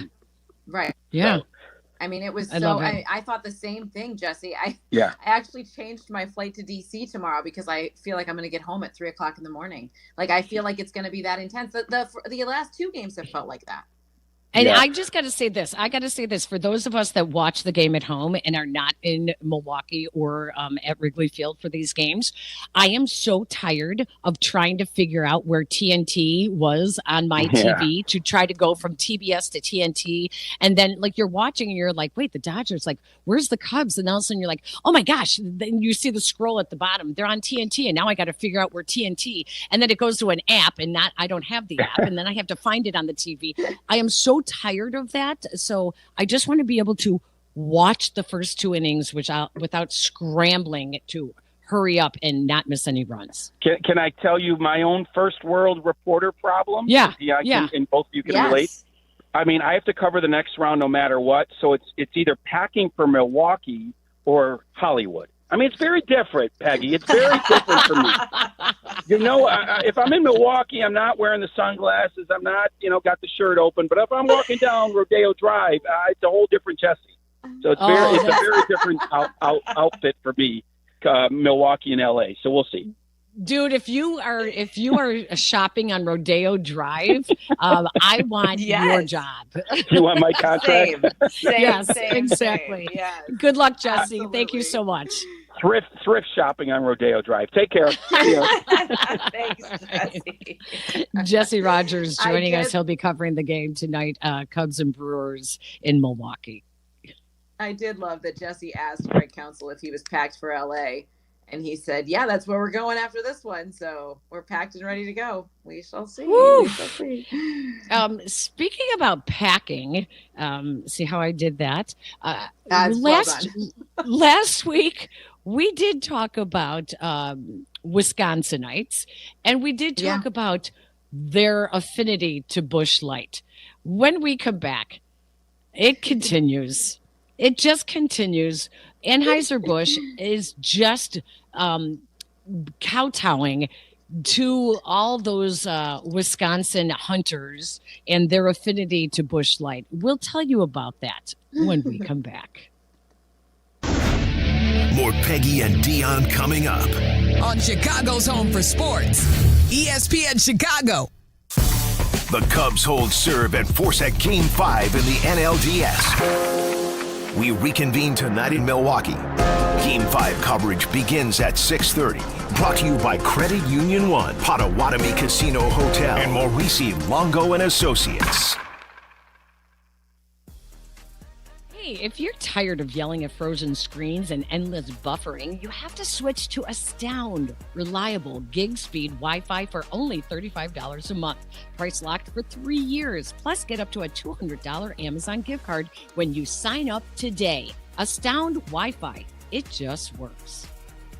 1/3 of Illinois State University students graduate with zero debt, and Redbirds go on to earn $15,000 more a year than the national average just a few years out of school. Get real return on your investment. Apply today to start creating your legacy at illinoisstate.edu/apply. Twin Peaks is the best in the game. Here, your favorite drafts are poured at a frosty 29 degrees, and rare barrel-aged whiskeys are served just the way you want them. It's bigger game days and bolder fight nights. I mean, where else can you find a scratch kitchen that always comes in clutch every day from lunch to late night? Only at Twin Peaks, the #1 sports bar.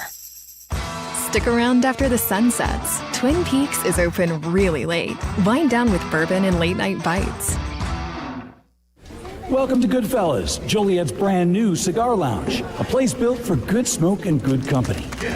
And now it's time to celebrate the grand opening, Thursday, October 16th, 5 to 8 p.m. White Sox legend Frank Thomas will be at the grand opening at Goodfellas and featuring his own FT35 vodka. Get your tickets now at joesbev.com. Every ticket includes a bottle of FT35 and an exclusive meet and greet with Frank Thomas. Don't miss the grand opening of Goodfellas Cigar Lounge in Joliet. Goodfellas, where legends light up the night.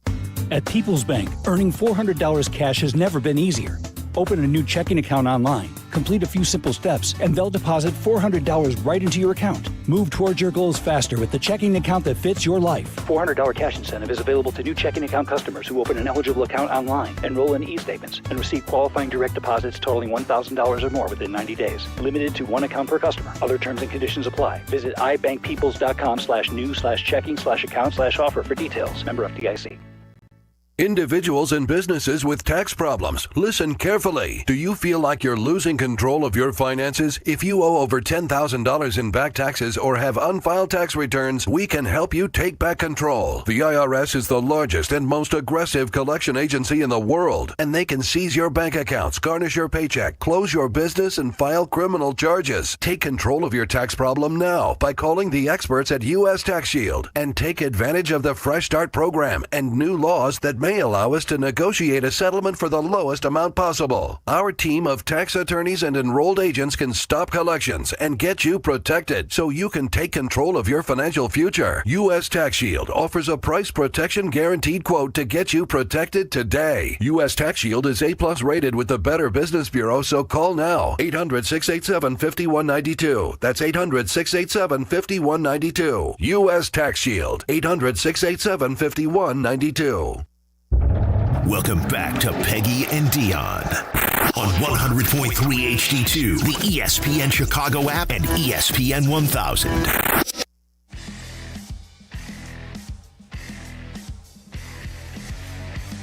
Get it in. Wrapping up another exciting. What was that? Yeah, did you just hear that? Get it in. What is that? It's Mario's people talking. Get it in. It's my uncle. Oh my gosh. Facts. Oh my word. Oh my word. Welcome back to Peggy and Dionne, wrapping up another 2 hours of fun here on ESPN Chicago. Mario, what's coming up next? Odds Couple? Oh, we actually got White Sox Weekly with the one and only Jeff Miller. Oh, of course. White Sox Weekly coming up next. Hey, Mario, we, in hearing your uncle, we learned last week about your family. You called them, not me, white trash. You talked about how much you all love Busch Light. Do you have any cousins named Hunter?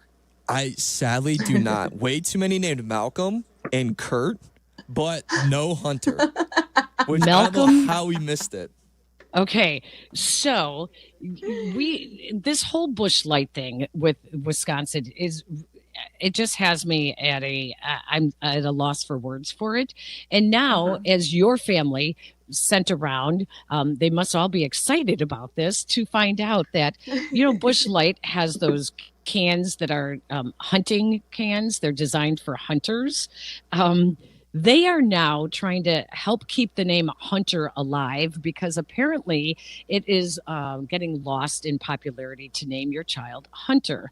And so they are offering you 2 decades worth of Busch Light I don't even know how this is. If you name your child Hunter, they're going to give you basically enough Bush Light for like half of their life, as long as you're 21 and over. Oh my gosh.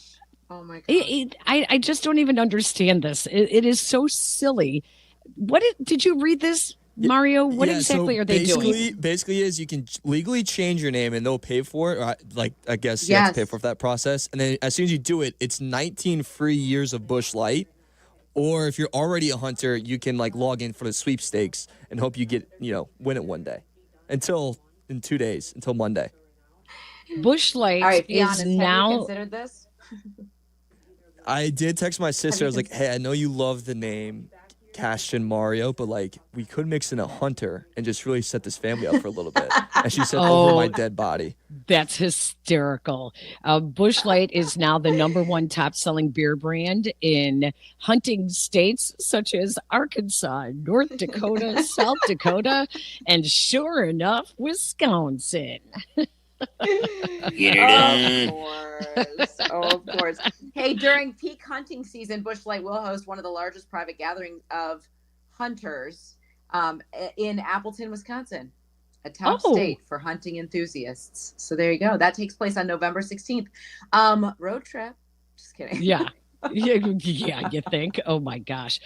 We learned earlier today from the Bears availability with Ben Johnson. We carried the press conference here on ESPN Chicago that it will be Theo Benedict starting at left tackle. That in their self-scouting during the bye week, they have decided Theo Benedict is the answer now at left tackle. So now Theo Benedict gets his first ever start at left tackle, fresh out of the Canadian League 2 years ago.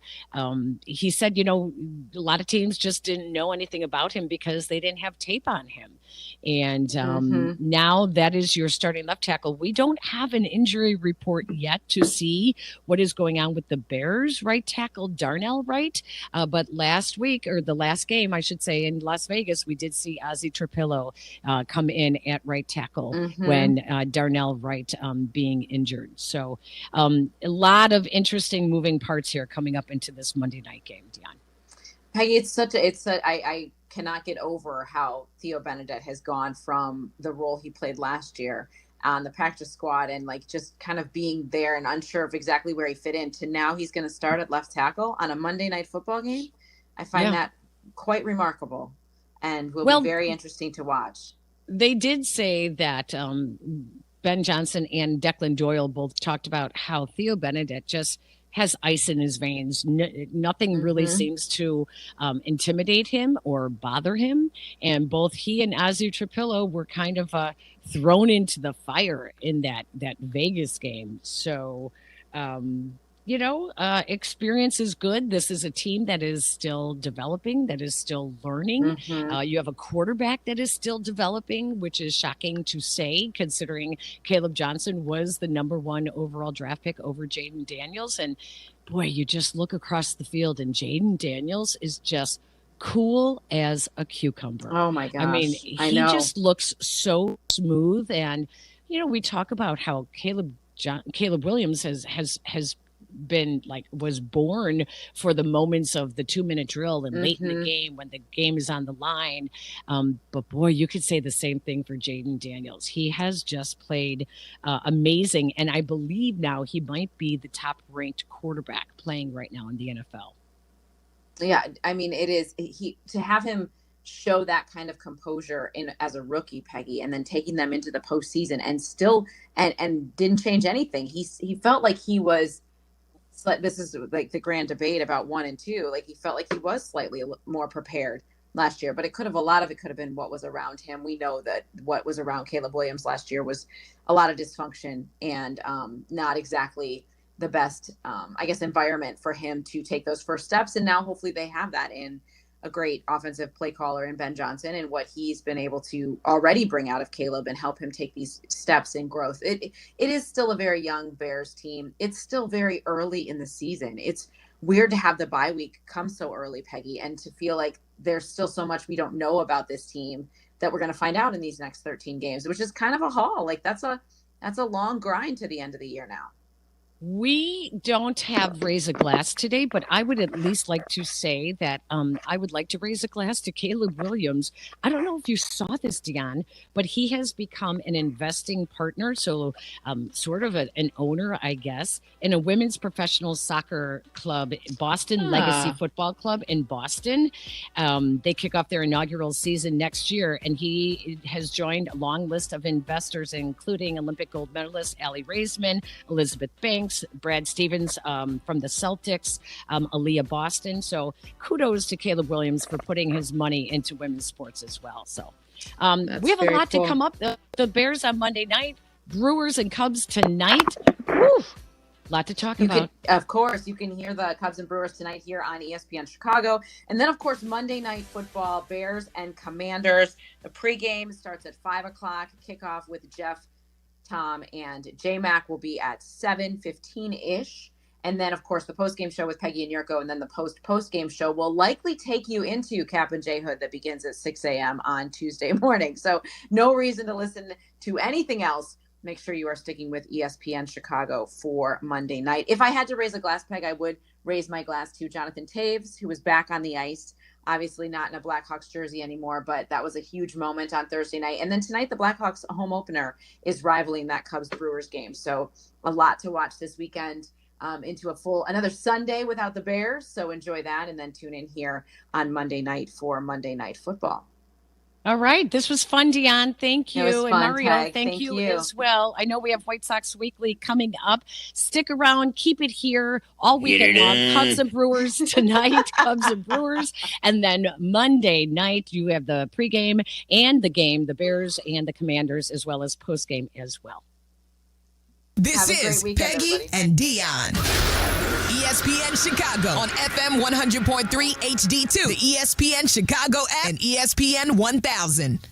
Save big money on your next project at Menards. For over 65 years, Menards has been the destination for post-frame buildings. They go up fast and are a durable, low-maintenance solution for additional storage space, work area, or to protect your equipment. Design a building to fit your needs using our free design program, in-store or on Menards.com. Plus, check out our weekly flyer for all the great deals happening now.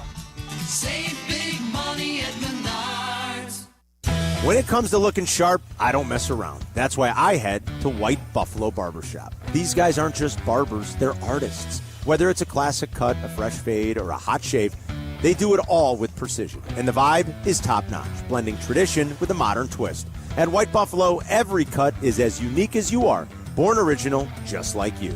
White Buffalo Barbershop. Born original. Now in LaGrange and Hinsdale. Visit whitebuffalobarbershop.com to book your appointment today.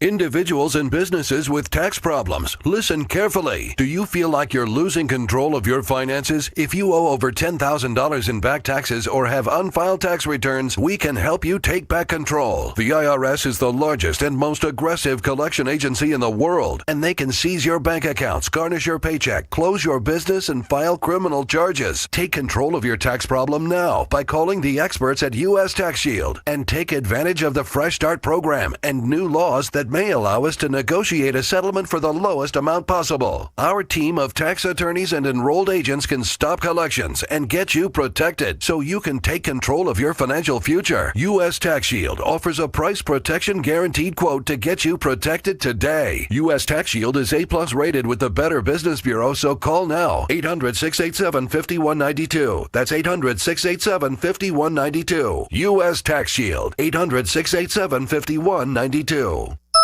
That's the ease at which you get information. You want it, you get it. Like that. Ask your phone. Group chat. Smartphone. You're always connected and informed in real time. No waiting. So if you're diabetic and still using finger sticks to read your blood sugar, what are you waiting for? Knowing your blood sugar levels instantly is important for managing diabetes. Call US Med at 888-665-0696. To learn more about continuous glucose monitors, a real-time instant method to track your blood glucose, US Med is an approved provider for Medicare and over 1,000 private insurers. And the best part? Call 888-665-0696 and we'll give you a free insurance benefits check today. So call 888-665-0696 today. That's 888-665-0696. And manage your diabetes as easy as...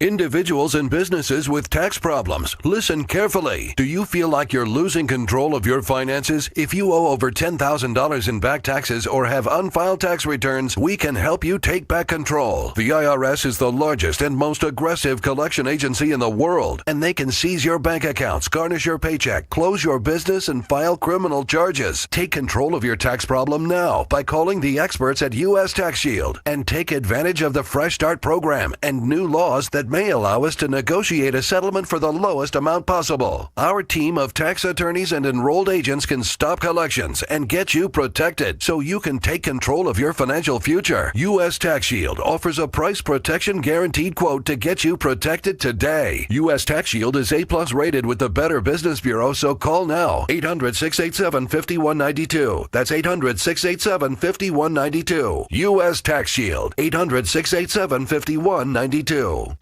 From the State Street Studio, this is WMVP WTBC HD2, Chicago. A Good Karma Brands radio station. This is White Sox Weekly. Your all-access pass to everything White Sox. Swing it and drive! Deep to left!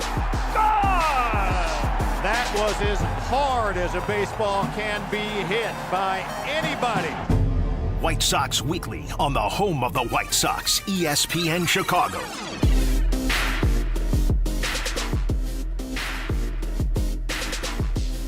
Welcome on in to White Sox Weekly. I am Jeff Meller here with you each and every Saturday, breaking down not just White Sox baseball, but of course Major League Baseball. We are in the throes of the MLB playoffs, and if you missed last night's ALDS Game 5 in Seattle, you missed an absolute beautiful ball game.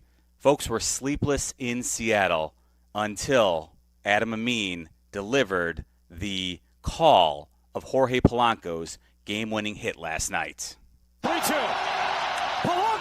sends it into right, and will send Seattle to the American League Championship Series for the first time in 24 years.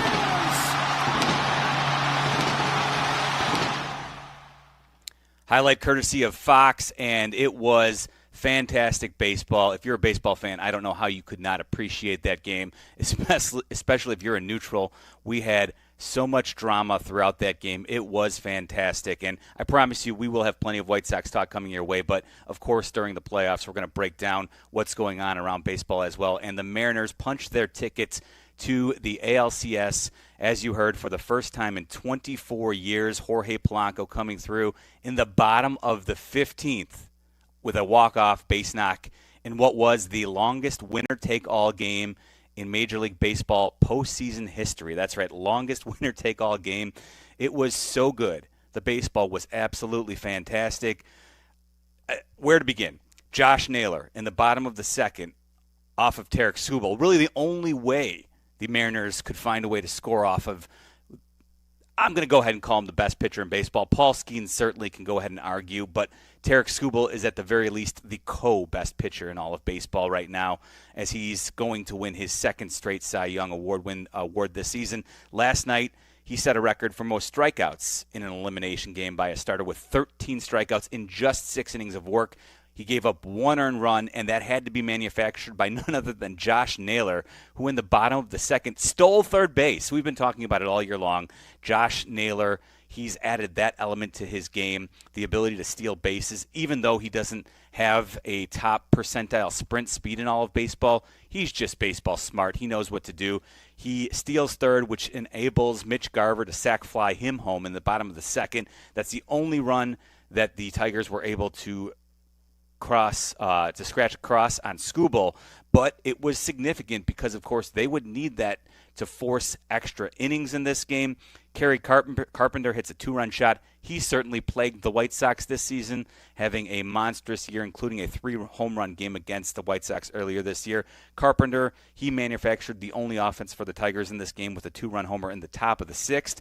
Once Tarik Skubal finally left the game, he had to. Listen, he was doing everything he could, and certainly, though, 99 pitches and with a runner on base, the Tigers chose to go to the bullpen, which did good work, but that enabled Luis Rivas on his birthday to come up with the game-tying single in the bottom of the 7th. And then we forge onward into extra innings when, man, you want to talk about drama. It seemed like quite often you had to ask yourself, wait a minute, I thought when the postseason started, the Manfred man, the ghost runner at second, I thought that wasn't a thing. I thought they did away with that. No. They did. It just seemed like in almost every inning that both the Tigers and Mariners had a runner on second base with nobody out, that they couldn't seem to push across. It was absolutely crazy. In the bottom of the 10th, the Mariners could not get Victor Robles home from second with nobody out. The Tigers in the top of the 11th failed to score Kerry Carpenter in the very same situation on second with nobody out. In the top of the 12th, Zach McKinstry and Dylan Dingler got on first and second to lead off the inning. However, and then were sacked over to second and third base. And then how about Bazardo in relief for the Mariners? He was a monster, 2 2/3 innings, 4 strikeouts. It was great theater.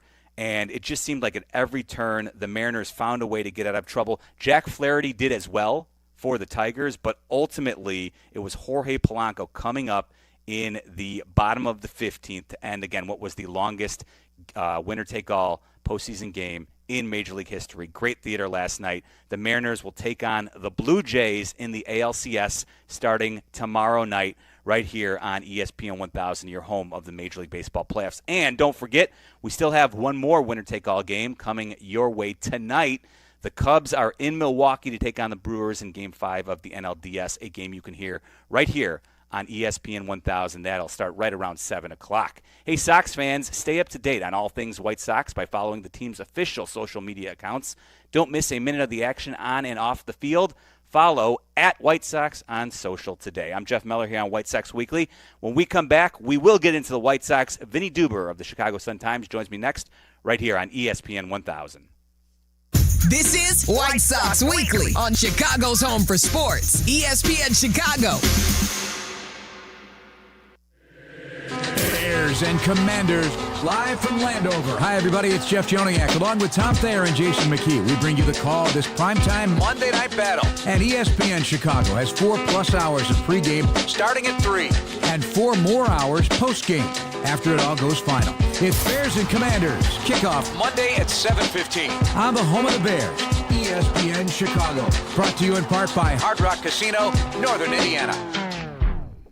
At Wintrust, our approach is to let Southside fans show off their Southside pride anytime, anywhere. With the White Sox debit card from Wintrust Community Banks, you're not just swiping, you're making a statement. It's like a megaphone for your wallet. Broadcasting your Sox pride with every transaction. Open an eligible checking account. Visit wintrust.com/Sox today. Wintrust. Different approach, better results. Member FDIC.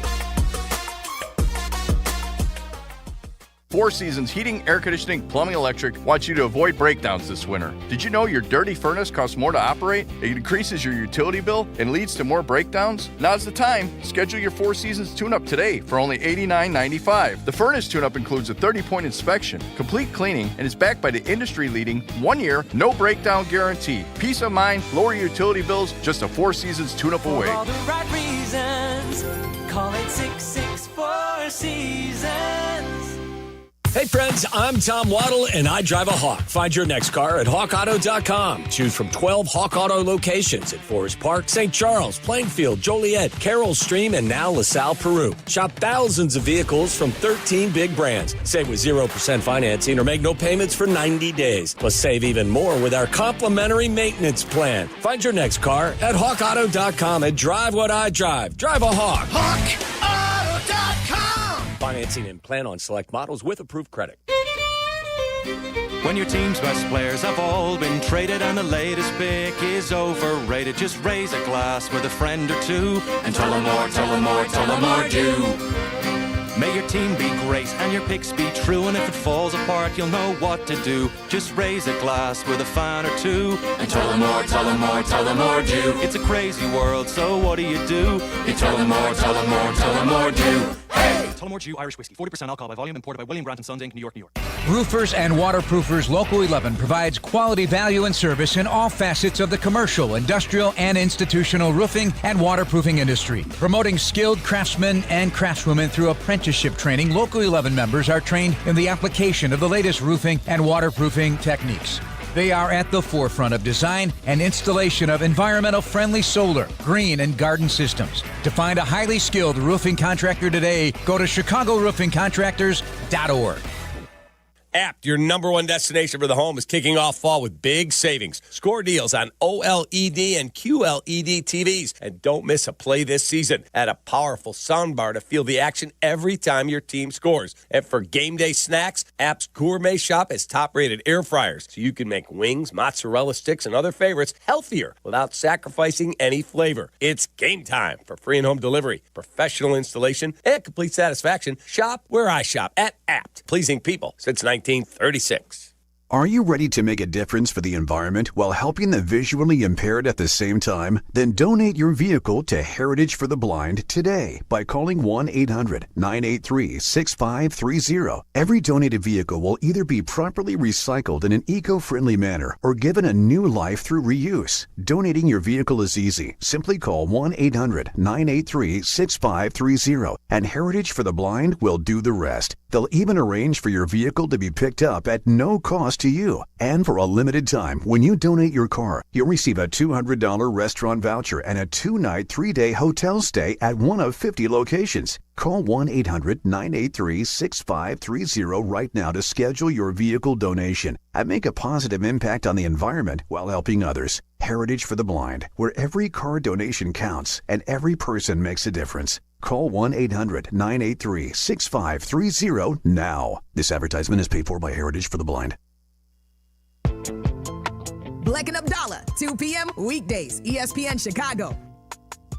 Welcome back to White Sox Weekly here on ESPN 1000 and the ESPN Chicago app as we recap some of the past White Sox season and also discuss the MLB playoffs, which we are in the throes of right now as we speak. And right now, my pleasure to be joined by Vinny Duber, who is covering baseball, of course, the White Sox, but right now he's in the midst of covering the MLB playoffs, primarily the Cubs, for the Chicago Sun-Times, but he knows this White Sox organization very well as he's been covering them for years, and he joins me right now on White Sox Weekly. Vinny, thanks so much for your time this afternoon. Do appreciate it, my man. You got it, Jeff. How are you? I'm doing well. I hope you're doing well as well. So I'm curious. Let's start with the White Sox before we get into the MLB playoffs a little bit here.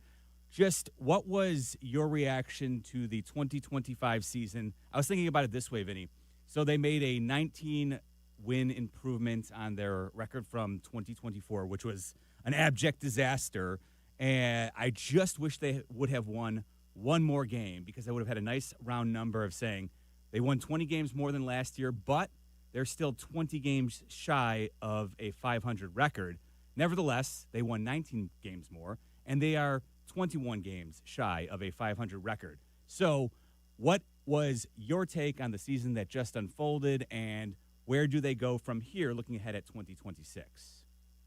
Yeah, you're right. 20 sounds a whole lot better than 19, right? It's like how the advertisers always use $9.99 instead of $10, right? But listen, the season was a good one in a way in certain aspects of Chris Getz's rebuilding project, and I think that's really how you got to look at everything involving this White Sox team right now is where are they kind of on the road to what they hope is being a contending team at some point in the future. I mean, the emergence of guys like Colson Montgomery and Kyle Teal, I think, have to be the biggest screaming headlines in terms of the positive aspects of the White Sox season. I don't think anybody thought, maybe besides Colson, thought Colson was going to come up and do what he did right out of the gate there in his first taste of the major leagues after he kind of struggled to get off the ground in AAA. But it turned out that didn't matter because he was able to come up and show that power bat as well as play really good defense at shortstop.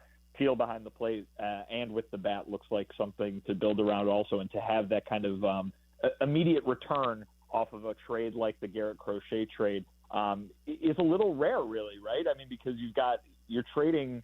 If you're the White Sox, you're trading someone who's good in the moment for something that could be good down the road. That was a package of 4 prospects, and when you hear that, you don't necessarily think immediate impact. I think Kyle Teal provided that and showed that, there's definitely some benefit from making that trade, even as Garrett Crochet goes out and has one of the best seasons of any pitcher in baseball in 2025. So you got those two, as well as Caro and Mydroth and Vargas, kind of making this position player core that I don't know how many people thought was going to emerge in 2025, right? The eyes were kind of on the pitching and the young pitching and what maybe could come with that. Things kind of flipped a little bit, in which you got people excited now about the position players, and the pitching maybe, I don't know if took a step back is the right word, but certainly is looking like it might be a little bit slower road to that at the major league level than it looked like maybe at the beginning of the season. But if you're talking positives, it's those position player guys. If you're talking negatives, well, just look at the record like you were talking about. Another 100-loss season and a last-place finish in the American League. So there's obviously a long way to go, but 19 games is a pretty big improvement. It might be the least exciting to a fan base 19-game improvement that there has been in a long time in baseball. But there it was, and there are positives to point to. Vinny Duber joining me here on White Sox Weekly. Of course, you can follow him on the socials at Vinny Duber, Duber. You know that, though. Of course, working for the Sun-Times these days. Vinny, I thought that's a great synopsis right there. You hit on a lot of the key points that were good for the White Sox this past year. And, I think maybe for the casual White Sox fan who was disenchanted based on 2024 and maybe was not won over immediately or not all back in to start the season, maybe they did eventually become a little bit more invested in this team, especially out of the All-Star break when they put together that nice little run. But I think what you hit on there with the return for Garrett Crochet is critical when we analyze this season, because especially, I know the Red Sox got bounced in the playoffs here already, but what Garrett Crochet did in the playoffs, I think for some White Sox fans was, it's that old reminder of like watching an X and being like, we had some good times there. I wish we could go back. But then you look and you turn and you look at what you have going on right now, and it makes sense to me when you look at it that way. Like, yes, Garrett Crochet is one of the best starters in all of baseball, but those 4 pieces that the White Sox got back already look like it's a good return. So this is the proverbial win-win trade when you break it down. And, of course, Braden Montgomery hasn't even made it up to the majors yet, but he might be, when all is said and done, the best player who came back in that return. Yeah, I mean, we'll see. Obviously, with these, time will tell. But I do think that the interesting thing is that you've got at least one player, but you could argue certainly 2 if you include Chase Mydroth in that, making that immediate impact, which is kind of a little bit of a rarity in the all-star for prospects kind of trade genre, you could say. Listen, I think it's going to be up for debate for a long time whether the White Sox should have traded Garrett Crochet. The guy is unbelievable. I mean, he's one of the 2 or 3 best pitchers in baseball, you could argue, and he might be setting himself up to be that for a long time. You could very easily suggest that the White Sox maybe should have built around him, but the timing just kind of wasn't there in the eyes of the White Sox front office, and for them to have some success from guys like Teal and Mydroth, and certainly you mentioned Braden Montgomery, who's their top-ranked prospect at the moment, to have that success in the first year after acquiring them, after saying goodbye to Garrett Crochet, that is a win. I don't know if it's going to be the win, so to speak, if we can get into semantics a little bit. But I mean, every time I see Garrett Crochet's stat line or see highlights of him pitching or watch a game in which he pitches, I say, wow, this guy is something else. And I think White Sox fans feel the same way with the added emotion of, wow, I wish he was still wearing a White Sox uniform, right? So that's going to be a debate for a long time, and I think that's something that fans can find, I don't know if fun is the right word in the moment for White Sox fans, but certainly it's part of the sports fan life, and we'll see where that goes as the White Sox kind of keep building toward a future that includes all the guys that they got in that trade. Vinny Duber joining me here on White Sox Weekly.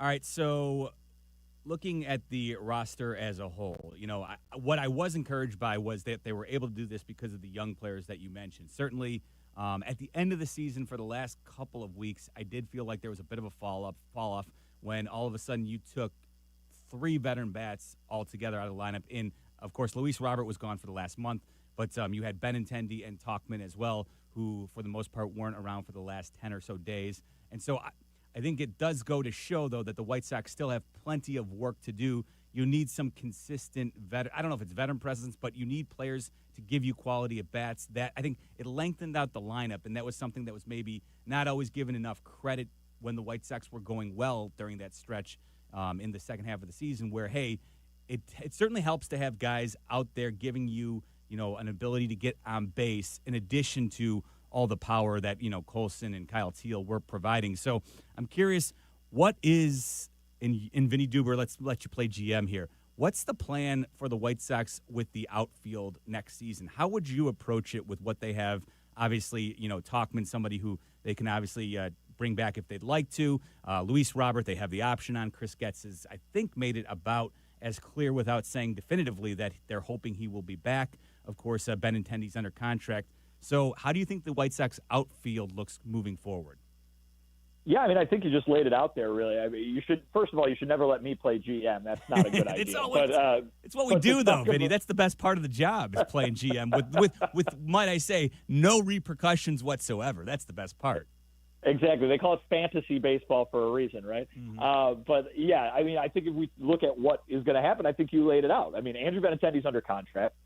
You've got Luis Robert Jr., who's got the option that Chris Getz has been, very kind of clear that they're going to pick up, like you said, without saying it definitively. But so there's center field, and Mike Tauchman is a guy who's under club control and a guy who they absolutely loved in the clubhouse. This is a guy who received rave reviews for everything he was doing off the field, really all year long. And so I think that kind of makes sense. Now, if you'll remember back to last offseason, Tauchman was kind of brought in to be part of a platoon. So maybe there's something else to add there in right field. They signed him. They had signed Austin Slater. Maybe there's an Austin Slater type that comes in this offseason to kind of go with Tauchman in right field.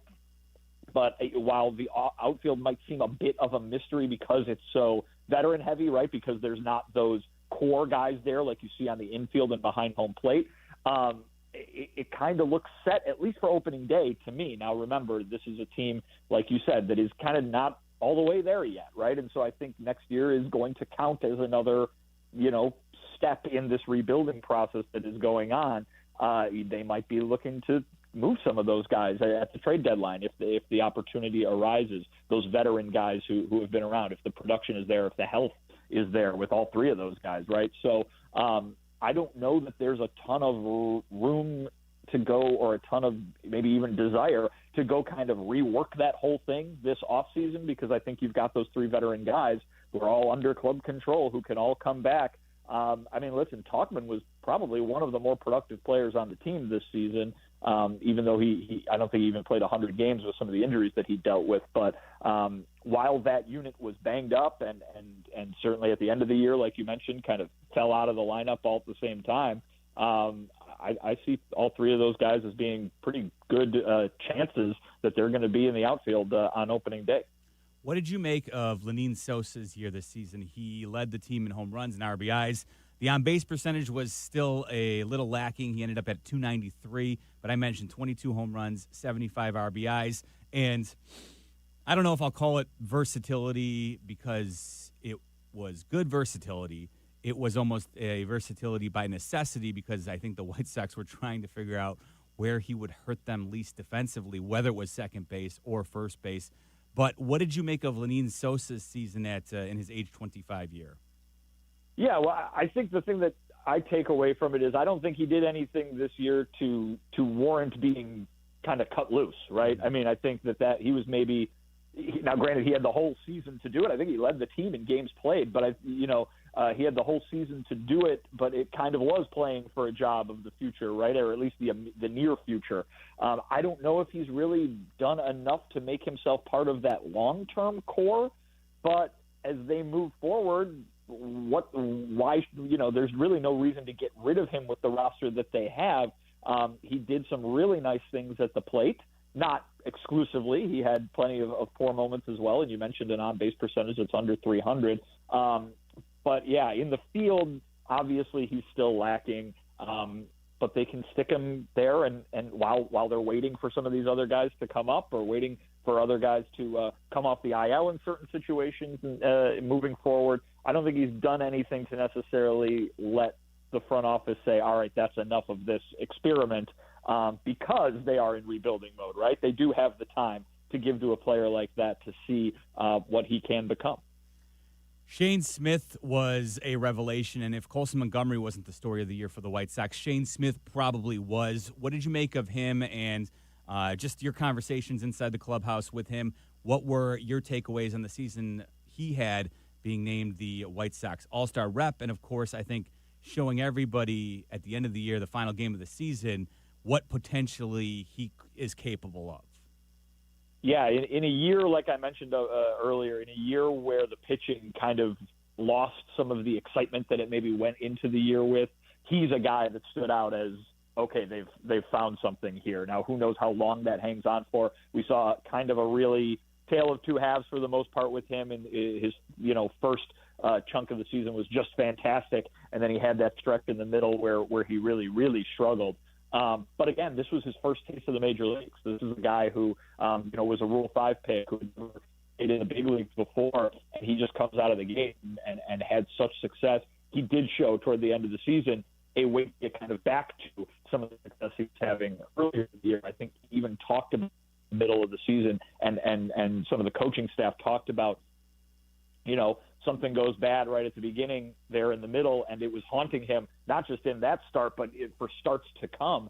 It looked like he really kind of solved that problem toward the end of the season and wasn't really dragging some past mistakes into his next outing. And I think that's a sign of growth, right? You want to see those really concrete signs of development as a team moves through a rebuilding process like this, has young guys playing at the major league level like the White Sox do.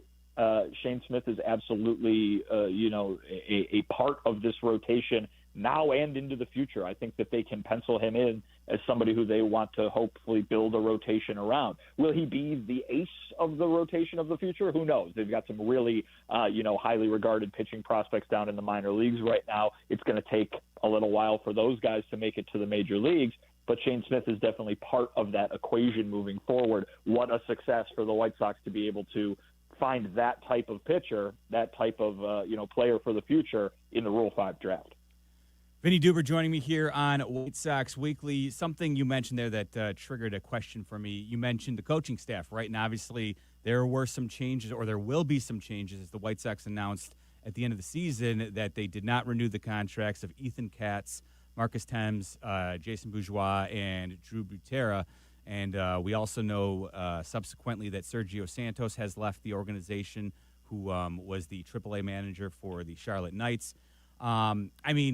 It wasn't a huge surprise to me when you consider that Will Venable really didn't have an opportunity to assemble his staff. What are your thoughts? I think the headliner, of course, being the fact that Ethan Katz is no longer going to be the pitching coach for the White Sox moving forward.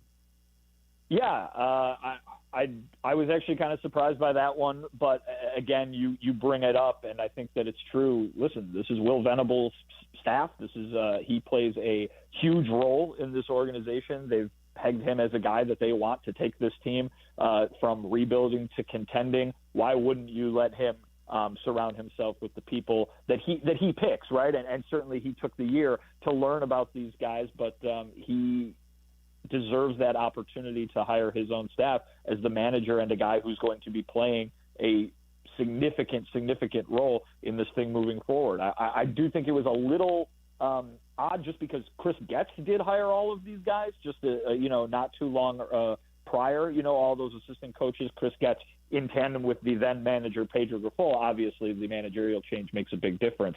To have these guys go from one manager to the next, but the general manager stays the same. Maybe you thought there'd be a little bit more continuity moving forward. But again, Will Venable's the manager. Of course, you would give him the opportunity to have the most say on who's going to be a part of his staff. But Ethan Katz had some great success stories over the years that he was here with the White Sox. I mean, Giolito, obviously the guy he knew from high school days. And then, what he did with Rodon and Dylan Cease and Garrett Crochet, if you put that together as a rotation in Major League Baseball right now, you got to have one of the better rotations in the game, I would imagine. So great work by Katz with those individual pitchers over the years. But as the White Sox look to kind of change everything, I mean, you look at behind the scenes, all the changes they've made to this organization, this is another aspect in which they're kind of just moving forward in complete overhaul mode. Vinny Duber covering baseball for the Chicago Sun-Times, and you mentioned you are covering the MLB playoffs. You're helping pick up some of the coverage regarding the Cubs. They have an elimination game tonight, Game 5, which you can hear right here on your home of the Major League Baseball playoffs, ESPN 1000, and it will be the Cubs in Milwaukee in an elimination game. Any takeaways from this series, and who do you think comes away and gets the Dodgers in the NLCS? I mean, the Cubs have the momentum right now. That's obviously the case. I mean, Wrigley Field was just rocking for Game 4. I mean, literally, the press box was moving on us. I was getting a little nervous. But, the momentum is firmly in the hands of the Northsiders right now. That being said, you change the scene, you change that crowd, and it could go right back to what it was in Games 1 and 2, which was momentum squarely with the Milwaukee Brewers, right? So it's going to come down to, can the Cubs keep pitching the way that they did in Games 3 and 4? But obviously the bats need to show up too. These are two really good teams. And I think White Sox fans can look at not just these two teams, but the teams in the playoffs and say, okay, that's what's needed to compete at this level. Can our team put that together one day? I think it's going to be the Cubs in the end. Of course, now that'll, my prediction track record, that'll be proven completely wrong in a few hours. But the Cubs have the momentum right now. It looks like they figured out some of the offensive stuff with the bats being a little quiet earlier in the playoffs for them. So I'll say they eke it out. The bullpen has just been so good on the north side. So that's what I'm going to go with for Game 5. No worries about that, man. It'll be fun to watch and see what happens tonight. And, of course, we will be reading you for the Sun-Times. Vinny, appreciate your time this afternoon. Thanks so much, man. Thank you. Always a pleasure. Thanks, Jeff. My pleasure, Vinny. Vinny Duber of the Chicago Sun-Times. White Sox fans, get access to the best seats at the best value and lock in a 2026 ticket plan today. Be here for the biggest matchups, exciting new promotions, and opening day on Thursday, April 2nd. Plus, enjoy flexible payment plans, savings on single games, and more. To secure your ticket plan, visit whitesox.com/2026. I'm Jeff Meller here on White Sox Weekly. When we come back, guess what? We're coming up on the 20-year anniversary of the White Sox and Angels in the ALCS. We'll talk a little bit about that coming up next right here on ESPN 1000. This is White Sox Weekly on the home of the Chicago White Sox, ESPN 1000. The Cubs hold serve and force at Game 5 in the NLDS. We reconvene tonight in Milwaukee. Game 5 coverage begins at 6:30. Brought to you by Credit Union 1, Potawatomi Casino Hotel, and Maurici Longo and Associates. For over 45 years, Food and Paper Supply Company has been the local leader in food service distribution. We're proud to partner with and service the Chicago White Sox and restaurants throughout Chicagoland and Northwest Indiana. At Food and Paper Supply, we're committed to getting you the products you want, including fresh poultry, beef, pork, shrimp, and produce, plus frozen fries, appetizers, dairy products, oils, and a full line of carry-out packaging. Our cash and carry retail store is open to the public with wholesale pricing. Go to foodandpaper.com. That's foodandpaper.com for service and products beyond compare. You know what's wild? Yuengling's been brewing beer since 1829. That's 196 years. They've been around longer than almost everything. You don't last that long without knowing what you're doing. Exactly. It all comes down to one thing. They brew great beer, plain and simple. Traditional lager, flight, light lager, you name it, they all bring serious flavor and that legendary Yuengling quality. Yuengling, the oldest brewery in America. E.G. Yuengling & Son, Pottsville, PA. Hey guys, it's October, and if you've got old, stuck, or cracked windows, you know what that means. Chilly air is seeping into your home. Don't deal with those annoying drafts this fall. Eliminate them once and for all with Window Nation. Right now, buy 2 windows, get 2 free, plus pay nothing for 2 years. With the holidays coming up, that's a big deal. Window Nation has an A+ rating for the Better Business Bureau, so you know you're in great hands. Don't miss out on free windows and 0 payments for 2 years. Visit windownation.com before October 31st to get started. Do you ever scream at your screen when your 5G internet freezes? It's the worst. So why not switch to Astound? Wi-Fi that just works. With Astound Wi-Fi, you'll rage less, buffer less, and live more. Lock in gig speed Wi-Fi for just $35 a month, guaranteed for 3 years. Plus, get up to a $200 Amazon gift card. Astound Wi-Fi, it just works. Visit astound.com today. Hey, this is David Kaplan. ComEd wants to help you manage your energy usage and save using the ComEd app. With the app, you can better understand how much energy you're using and when, so you're able to manage it more efficiently and stay in control right from your phone. Anytime, anywhere, so make your life easier and save with the added control and convenience of the ComEd app. Download the app today at ComEd.com/app. Hey, Waddle, you ready for another Football Friday? Because I'm fired up. Born ready. Ice cold beer, football, and the perfect way to get the weekend started early with your buddies. We're live this Friday from 3 to 6:30 at Twin Peaks in Algonquin. We love this place. We're getting hyped for the big matchup against New Orleans on the lakefront. Eats, drinks, scenic views, and all the football chatter you can handle. The ultimate Friday kickoff. Come start the weekend the right way. It's Football Friday live at Twin Peaks in Algonquin. Please enjoy responsibly. Individuals and businesses with tax problems, listen carefully. Do you feel like you're losing control of your finances? If you owe over $10,000 in back taxes or have unfiled tax returns, we can help you take back control. The IRS is the largest and most aggressive collection agency in the world, and they can seize your bank accounts, garnish your paycheck, close your business, and file criminal charges. Take control of your tax problem now by calling the experts at U.S. Tax Shield and take advantage of the Fresh Start program and new laws that may allow us to negotiate a settlement for the lowest amount possible. Our team of tax attorneys and enrolled agents can stop collections and get you protected so you can take control of your financial future. U.S. Tax Shield offers a price protection guaranteed quote to get you protected today. U.S. Tax Shield is A+ rated with the Better Business Bureau, so call now. 800-687-5192. That's 800-687-5192. U.S. Tax Shield. 800-687-5192. White Sox Weekly Saturdays on ESPN Chicago. Escobar, another strikeout. Pierzynski is going down to first. The home plate umpire has not made a call and safe, and the Angels are already off the field.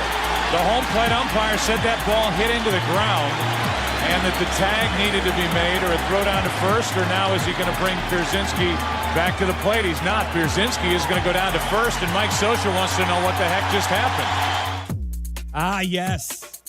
Game 2, October 12th, 2005, which means tomorrow will be the 20th anniversary of A.J. Pierzynski reaching on a drop third strike at right field in what would be that moment really did turn the tide of the ALCS, because I'm sure plenty of White Sox fans out there listening. I'm Jeff Meller, by the way, here on White Sox Weekly. But I'm sure plenty of folks out there who are listening who are Sox fans remember that the White Sox went down 1-0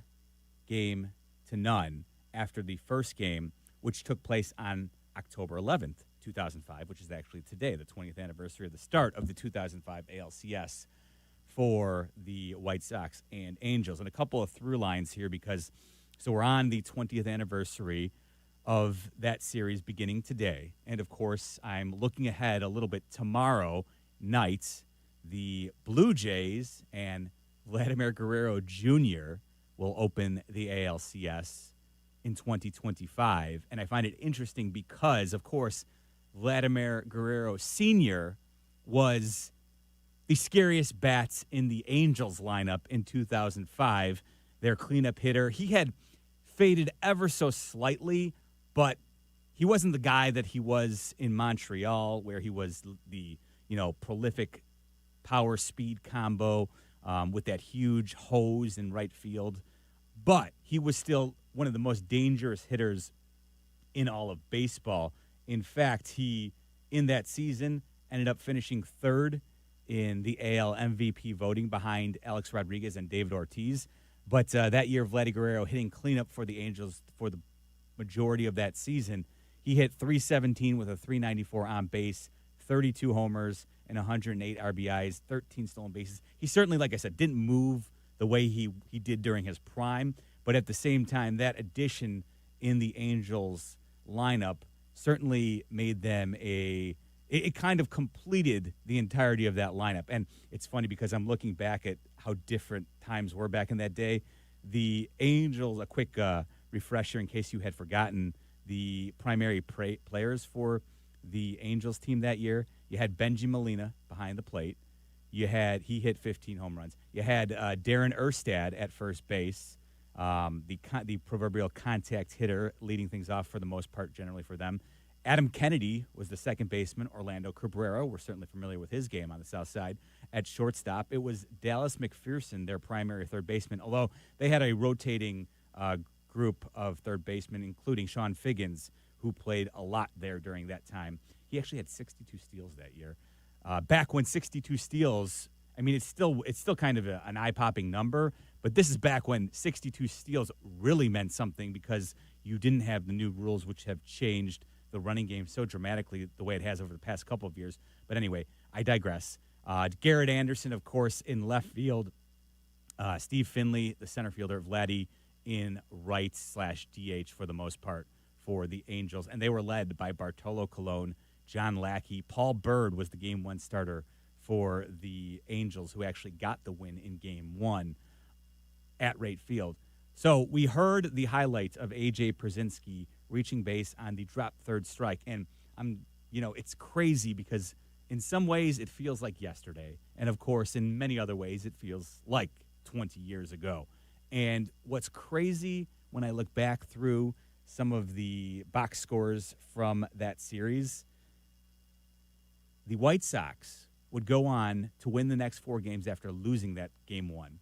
They would win the next 4 games, and significantly, and probably something that will never be done again, is the fact that the White Sox had 4 straight complete game wins by their starting pitchers. And that's right, 4 straight games where they had complete games, starting with Mark Buehrle in Game 2, where Mark Buehrle, he only allowed 1 earned run, and he did that on 99 pitches. So basically a typical Mark Buehrle start. But he would end up winning that game 2-1. Of course, A.J. Przinsky's drop third strike really creating the rally and helping undo Kelvin Escobar for the Angels, who was working for them in that game. Now, Game 3, John Garland would go to the mound. The White Sox would win that game 5-2. Garland on 118 pitches. That's right, 118. John Garland went 9 innings, 2 earned runs. He struck out 7, and he only walked 1. And, again, 118 pitches, something that you just don't see in this day and age. I'll go through them, and then I'll kind of give you a synopsis and the difference between 2005 and 2025, what we're seeing now. In Game in Game 4, the White Sox beat the Angels 8-2, and in that game, Freddie Garcia, Sweaty Freddie, complete game, 2 earned runs, 1 walk. He struck out 5, 116 pitches for Freddie Garcia in that game that took place on October 15th in 2005. And then the White Sox closed out the series in Anaheim. Remember, they had the old 2-3-2 formats for the ALCS, and the White Sox closed it out with a 6-3 win over the Angels, in which Game 1 starter Jose Contreras, completed the 4 straight complete games. Contreras threw 114 pitches. He gave up 3 earned runs, but again, the White Sox won handily. They won that game 6-3 to close out the series, the ALCS, against the Angels, and move on to the World Series to take on the Astros, which obviously is something that we're going to cover a little bit more next week when it'll be the 20th anniversary of the White Sox in the World Series. That's next week's White Sox Weekly. But I digress. It's amazing to look at the White Sox pitching staff going on that run. And, again, it's something that I don't think we'll ever see again, 4 straight complete games in the LCS or, honestly, any series for that matter. You can go ahead and throw in the World Series. Baseball is so different nowadays, and it's not just the idea that pitchers, rarely will you see a pitcher allowed to go 118 pitches. We knew about the third time through the order penalty back in 2005, but it wasn't so well known across baseball where it was adopted that obviously you're not going to let your pitcher try and go through the order a third time in a close game. Let me say that, in a close game. In playoff games nowadays, what we see in 2025, and this has been kind of I'd say it almost for maybe a little less than a decade, but almost for a decade now, what we've seen is managers on every playoff team have adopted the strategy, listen, it's get 27 outs. Figure out a way to get your 27 outs that day, and guess what? Tomorrow's starting pitcher, you'll figure that out tomorrow. It's fascinating to see how far the game has come in 20 years, looking back on it now. And it's just, now, we can argue about whether or not it's good for the game to have pitchers who you don't want to allow to go deeper into the game, because strategically you look down at your bullpen and you've got 3 or 4 flame-throwing dragons who can, hit triple digits. So it's understandable why we've gotten to this place. But I do think, looking back now in the 125th season in the White Sox history and the 20th anniversary of that team all season long, we talked a lot about the White Sox 2005 team and what they were able to do mostly, or, with a large deal of credit going to the strength of what that pitching staff, that rotation was able to give the White Sox. And it's such a different game. And I just like to emphasize that now, because I think sometimes if you're growing up or you've grown up and you're now, maybe you're in your late 20s, maybe you're in your 30s, maybe you're in your 40s or 50s, and you're looking at baseball today and longing for the old days. I'm with you. I get it. But you have to understand it. Everybody across baseball now wants to go to their relievers to get 3 outs and then turn to the next stud reliever. And it's just changed baseball dramatically. And it's fascinating to watch. And again, the through line for me was watching Vladimir Guerrero Jr. for the Blue Jays, and then remembering, oh yeah, Vladimir Guerrero Sr. was on the Angels hitting cleanup for them, and just remembering how dominant the White Sox pitching staff was. It was a fun series to think about and obviously watch and see. And, of course, it ended up in a White Sox World Series championship ultimately, which is why we can look back at it so fondly now. I'm Jeff Meller here on White Sox Weekly. Hey, Sox fans, sign up to become a White Sox insider and get special offers, single-game tickets, pre-sales, and other exciting Sox content delivered free to your inbox. Visit whitesox.com/insider today. Jeff Meller here on White Sox Weekly. When we come back, we'll wrap up the show with a farm report right here on ESPN 1000. This is White Sox Weekly on Chicago's home for sports, ESPN Chicago. Monday, the game is here and the pregame talk is here. Football fans, join in the fun with pregame tailgate on the Waddle and Sylvie Show. Monday from 3 to 5 on ESPN Chicago. Presented by Bradley University. At Wintrust, our approach is to let Southside fans show off their Southside pride anytime, anywhere. With the White Sox debit card from Wintrust Community Banks, you're not just swiping, you're making a statement. It's like a megaphone for your wallet. Broadcasting your Sox pride with every transaction. Open an eligible checking account. Visit wintrust.com/Sox today. Wintrust. Different approach, better results. Member FDIC. Property managers and GCs use FinishingChicago.com's contractors for finishes and protective coatings in the most iconic venues, interior spaces, and essential infrastructure. Our painters apply industry-leading commercial and industrial finishes inside and out, so your biggest assets always put their best square footage forward. FinishingChicago.com has your free list of painting, wall covering, glass systems, drywall finishing, and signage contractors. For a great finish, start with FinishingChicago.com.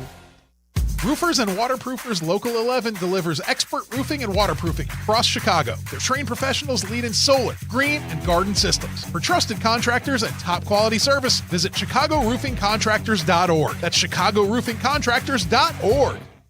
With more than a century of heritage in Templeton, Iowa, Templeton American Whiskey embodies the spirit of its community with roots that trace back to the Prohibition era. This holiday season, Templeton is releasing their new flagship product, Templeton Straight Rye Whiskey, a 90-proof, full-bodied rye whiskey with notes of ripe cherries and dark chocolate and all the great rye spice that is perfectly served neat, on the rocks, or in a classic cocktail. Pick up a bottle at your local retailer today. Drink responsibly for 21 and over. Nature is calling. No, not that way. Fishing, hunting, hiking, nature. Chauncey's Great Outdoors, Saturday mornings from 6 to 7 and available on demand on the ESPN Chicago app. Every 40 seconds, a child is reported missing. That's 2,000 children every single day. It's a heart-wrenching reality that we can no longer ignore. Find the Children is a non-profit organization dedicated to helping find missing kids. You can be a part of their mission by donating your unwanted vehicle, running or not. Call 1-800-294-0222. We guarantee that you will receive the maximum tax deduction. We provide fast, free pickup with 24-hour response. Call 1-800-294-0222. Find the Children provides crucial resources to help find missing children and educational materials to teach kids how to recognize and avoid predators. Our recovery programs have a proven track record of reuniting kids with their families. It's time to act. Donate your unwanted or unused car. Help us build a world where every child is safe. Pick up the phone and call 1-800-294-0222. Together, we can bring these kids home safely. This advertisement was paid for in partnership with Cars R Us and Find the Children. Individuals and businesses with tax problems, listen carefully. Do you feel like you're losing control of your finances? If you owe over $10,000 in back taxes or have unfiled tax returns, we can help you take back control. The IRS is the largest and most aggressive collection agency in the world, and they can seize your bank accounts, garnish your paycheck, close your business, and file criminal charges. Take control of your tax problem now by calling the experts at U.S. Tax Shield and take advantage of the Fresh Start program and new laws that may allow us to negotiate a settlement for the lowest amount possible. Our team of tax attorneys and enrolled agents can stop collections and get you protected so you can take control of your financial future. U.S. Tax Shield offers a price protection guaranteed quote to get you protected today. U.S. Tax Shield is A+ rated with the Better Business Bureau, so call now. 800-687-5192. That's 800-687-5192. U.S. Tax Shield. 800-687-5192. Scanning the globe. Charlotte, Birmingham, Kannapolis, Winston-Salem, Glendale. Let's take a look at the White Sox stars of tomorrow. It's time to check in down on the farm. It's the White Sox Farm Report on the White Sox Audio Network. Wrapping up White Sox Weekly with a farm reports, and of course, today our focus will be on the Glendale Desert Dogs as the Arizona Fall League has begun. Before I let you hear from White Sox director Paul Janisch, let's let you know that if you want to celebrate your special occasion in 2026 with a White Sox party area, reserve your group outing today to get access to the best spaces and top matchups like opening day on April 2nd, plus big matchups against the Cubs, Dodgers, and Yankees. For more information, visit whitesox.com/groups or call 312-674-1000. The Desert Dogs did pick up their first victory in the Arizona Fall League on Thursday. Hagen Smith, nice outing for him. He went 3 shutout innings, gave up 3 hits, 2 walks. He did strike out 4 in his very solid outing for the White Sox second best pitching prospect in the organization behind Noah Schultz. Of course, Schultz was scheduled to originally be in the Arizona Fall League, but of course he was dealing with some knee issue to close out the season. So, of course, he is getting that cleaned up and should be back and ready to go for the start of spring training, of course. But Hagen Smith, good to see him have a good first outing at the Arizona Fall League. We're still waiting on Braden Montgomery to make his first appearance in the Arizona Fall League. He is slated to play, but of course he's been recovering from that broken bone in his right foot. So hopefully he'll be able to make a debut soon for the Desert Dogs. Paul Janisch joined Connor McKnight on his podcast, Road to the Rate, Connor's podcast. And Connor told us, he gave us a teaser last week when he joined us and talked about Paul Janisch joining him. I wanted to bring you a soundbite from Paul Janisch about Caleb Bonnemer and just exactly what makes him such an exciting prospect inside the White Sox organization. Again, you go to the makeup. He's not a super vocal guy. He is amongst teammates, but he's not gonna come up and talk to you unless you talk to him in a lot of cases, which is okay because what he does do every day is show up. And again, you talk about a kid that really loves to work. And I don't care if you're talking about the squat rack or if you're talking about the batting cage, like that kid works. Physically, he's obviously a little farther down the road than most 19-year-olds, but the way I describe him is that he doesn't flinch, man. It's you watch the kid play the game, he doesn't flinch. So it's one of those guys that he really, really enjoys the competitive nature of the game, and again, that's context for success down the road. In terms of position, I just think it benefits him to continue to play short. Yes, he will do that. He's going to continue to play third. I just think the versatility for him is going to be valuable. I think we all feel very good about what he's done offensively up to this point and his projection offensively. So, I think it's our job to make him as ready as he can be to do, as many things as he can defensively, so that when the opportunity presents itself, hopefully down the road at the major league level, that he's capable of doing multiple things. Again, that was White Sox farm director Paul Janisch talking about Caleb Bonnemer, who had an extraordinary year for the White Sox, or for Winston-Salem, Kannapolis. He across two different levels. Bonnemer ended up hitting .281 with a .401 on base. He had 12 homers, 64 RBIs, and 29 steals, along with 77 runs scored in just 107 games. So a very successful year for Caleb Bonnemer, who actually was named, in addition to the Carolina League MVP, he was also named Baseball America's Minor League Player of the Year for the White Sox. So Caleb Bonnemer, of course, the future is bright for him. So it was good to hear Paul Janisch on Road to the Rate, which Connor McKnight hosts. Podcasts available for you there wherever you listen to your podcasts, and check it out. Long conversation with Paul Janisch, good stuff, along with Connor McKnight there. So take a listen. I thought that was worth bringing to you. As Connor mentioned, he was having him on last week with us, so thought I'd give you a little taste. And for Sox fans out there, if you want more on the White Sox minor league system, go check out Connor's podcast. Always a great listen. That is going to do it for us here on White Sox Weekly this week. I want to say thank you so much to the executive producer of White Sox Baseball, Brendan Riley, for producing today. Thank you to my man, Vinny Duber, for hopping on and talking a White Sox recap and, of course, previewing the Major League Baseball playoffs elimination game, which can be heard right here on your home of the MLB playoffs, ESPN 1000. Again, Cubs and Brewers coming up later on tonight, right around 7 o'clock. But coming up next, Northwestern football, Wildcats and the Penn State Nittany Lions. That's right here on ESPN 1000. Ready to finish what you started? At North Park University in Chicago, transferring is seamless. Bring your credits and complete your intended major, or choose from 6 accelerated, fully online programs designed with working professionals in mind. The warm Christian community welcomes those from all faith backgrounds, and students graduate ready to lead in schools, communities, and beyond. You'll be supported every step of the way to thrive in your chosen career. Apply today at northpark.edu.